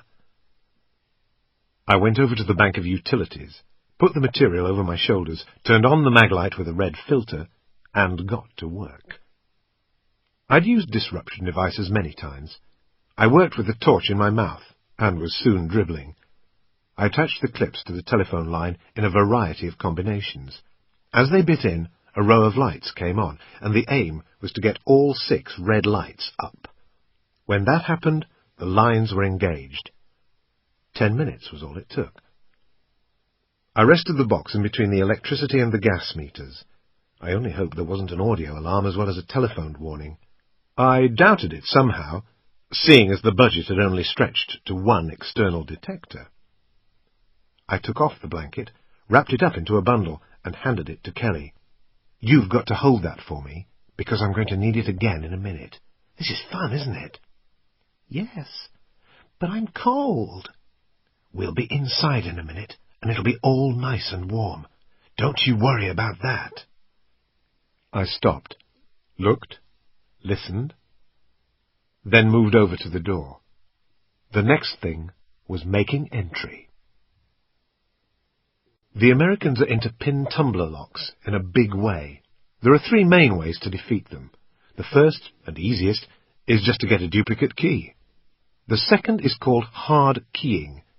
You get a titanium key the size of the lock, and the key has a bolt head that you whack with a mallet. The titanium key hammers in and gouges out all the soft steel. You then fit a special bar onto the bolt head, pull down, and it rips out the whole of the cylinder. Hard keying was no good for me tonight, because I wanted to be in and out without anybody knowing. I'd have to use the third option. A lockpick gun is a metal lock-picking device in the configuration of a small pistol. It has both straight and offset pick options to accommodate different locks and keyways. The trigger of the gun is spring-loaded.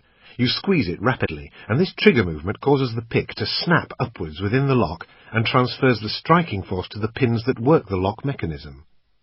When the pins are properly aligned, you use a separate tension wrench to turn the lock cylinder. Bad news for people with pin tumblers, but a lockpick gun can open most of them in under a minute. With the blanket over me, I turned on the mag light and put it in my mouth.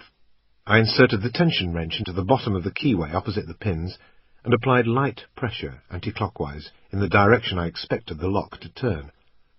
I then inserted the pick that protruded from the front of the lockpick gun. Once the gun and tension wrench were in place, I started squeezing the trigger rapidly. I gave it 5 shots, but the lock didn't open, so I increased the tension adjustment and tried again. I could hear it go clink, clink, clink as I squeezed.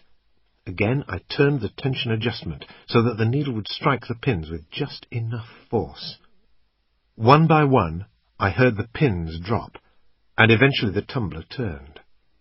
I held the small tension wrench in the lock and pulled the door to take the pressure off the lock itself, because I didn't want to have too much torque on the wrench and bust it, leaving the telltale bit of metal stuck inside. I pulled the door and felt it give. I opened it a fraction, half expecting the sound of an alarm. Nothing. I grinned at Kelly, who was right up against the wall with me, very excited. I closed the door again to keep the light in. "When we get in, you mustn't touch anything unless I tell you, okay?" She nodded. "There's a world outside which is full of mud and shit, and there's a world inside which is clean. And if you don't want to be compromised, you don't combine the two." I took off the coveralls, turned them inside out and put them in the bag. I then took off my shoes, and they also went in the bag. I put on a pair of trainers, which meant that not only could I move quickly and silently inside, but also I wouldn't be leaving a trail of mud everywhere. We were nearly compromised withdrawing documents from the offices of BCCI in London in 1991. We'd been sent into the bank 10 hours before the Serious Fraud Office were due to arrive to close the bank down, and Price Waterhouse came to sort out the books. The job was so rushed that the expert, a small bald weasel of a man, had to come with us to look at the documents. He turned up totally unprepared.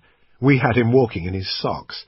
He left a trail of sweat stains along the polished floors that even Kelly could have interpreted.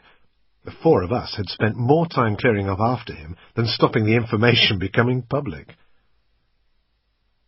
No problem tonight. The floor was carpeted. I took off her coat, put it on the right way round, and got her to take off her shoes and put them in the bag. I had one last check around the area to make sure I hadn't left anything. "We're going to go inside now, Kelly. This is the first time a little girl has done spying like this. Ever, ever, ever. But you must do what I say. Okay?" She accepted the mission. I picked up the bag and we moved over to the left-hand side of the door. "When I open this, just walk in a couple of steps and give me enough room to come in behind you. Okay?" "Okay." I didn't want to tell her what to do if anything went wrong, because I didn't want to get her frightened. I wanted to make it sound as if everything I did was going to work. "After 3. 1, 2, 3. I opened the door halfway and she was straight in. I followed, closed the door and put the lock back on. Done. We were inside. We followed the corridor, looking now for the staircase to the 2nd floor. I had the bag on my left shoulder. Through glass doors at the end of the corridor, I could see the front part of the building. It was a large open-plan office area with everything I'd have expected to see. Desks, filing cabinets, and rubber plants with name tags. To the left and right of us, there were other offices and a photocopy room. The air conditioning was still on. I found the stairs behind unlocked swing doors on the left of the corridor. Gently, so that it didn't squeak, I pulled one of the doors open and let Kelly through. There was no light in the stairwell. I switched on the mag light and played the beam onto the stairs. We climbed, slowly. Quiet as we were, the stairwell was an echo chamber, and to Kelly the red light must have made everything look scary. She said, "Nick, I don't like this." "Shh! It's okay. Don't worry about it. Me and your dad used to do this all the time." I grabbed her hand and we carried on.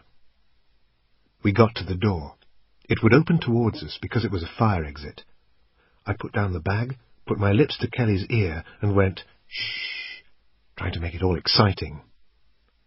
I slowly eased the door open an inch and looked out into the corridor. Same as downstairs. The lights were on, and everything seemed deserted. I listened, opened the door a little more to let Kelly through, and pointed where I wanted her to go and stand. She was a lot happier to be in the light. I put the bag down next to her. Wait there a minute. I turned right, past the toilets and a room without a door that housed the Coke, water and coffee machines. Next was a photocopy room. I went to the fire escape door, pulled it towards me, undid the latch and checked that it would open. I already knew there was nothing the other side to obstruct it, because I'd been fucking about below it. If there was a drama, we had an escape route. I picked up the bag again, and we started to walk along the corridor towards the front of the building. We came to the same sort of glass doors as on the floor below, which opened up into the open-plan area. I could see all the workstations, and around the edge there were other offices, all glass-fronted. Obviously, the managers liked to keep an eye on everyone. The windows that fronted the office block were maybe 50 feet away. Light from the street and the corridor gave the whole area an eerie glow. To the right, there was another glass door that led into another corridor. I knew what I was looking for, but I didn't know where I'd find it. All I knew was that it certainly wouldn't be in this part of the building. I looked down and smiled at Kelly. She was happy as Larry, just as her dad would have been. Keeping well away from the windows, we walked to the other side of the open-plan area towards the glass door. There was all the normal office stuff, a notice board with targets to be reached, pictures of Salesman of the Year, and a thank-you card from somebody who'd just had a baby. Most desks had a small frame with pictures of the family, and everywhere I looked there were motivation posters, shit like, "Winners never quit, quitters never win," or "You cannot discover new oceans until you have the courage to lose sight of the shore." I had to stop and read them. The only one I'd ever seen was of a big pen of sheep all closed up together, and it said, "Either lead, follow, or get out of the way." It was on the wall of the HQ of the SAS, and had been there for years. It seemed to me to be the only one you needed. We went through the glass doors. The corridor was about 10 feet wide, with plain white walls and not a poster or pot plant in sight, just a large fire extinguisher near the door. The sudden brightness of the strip lighting made me close my eyes until they adjusted. There were no more doors, but about 30 feet further down was a T-junction. I could see offices. As we walked towards them, I put the bag down and motioned Kelly to stay with it. "Remember, don't touch a thing." The handle on the door of each office was a large metal knob with a pin-tumbler lock in the middle. I tested each one in turn, pulling the handle towards me so as not to make any noise, then gently trying to turn it. There were 7 offices in this corridor area, and all of them were locked. That was nothing special in itself. It just meant that I'd have to use the lockpick gun on each one in turn. I went back to the bag. Kelly was standing beside it, desperate for a job. I said, "Kelly, you've really got to help me now.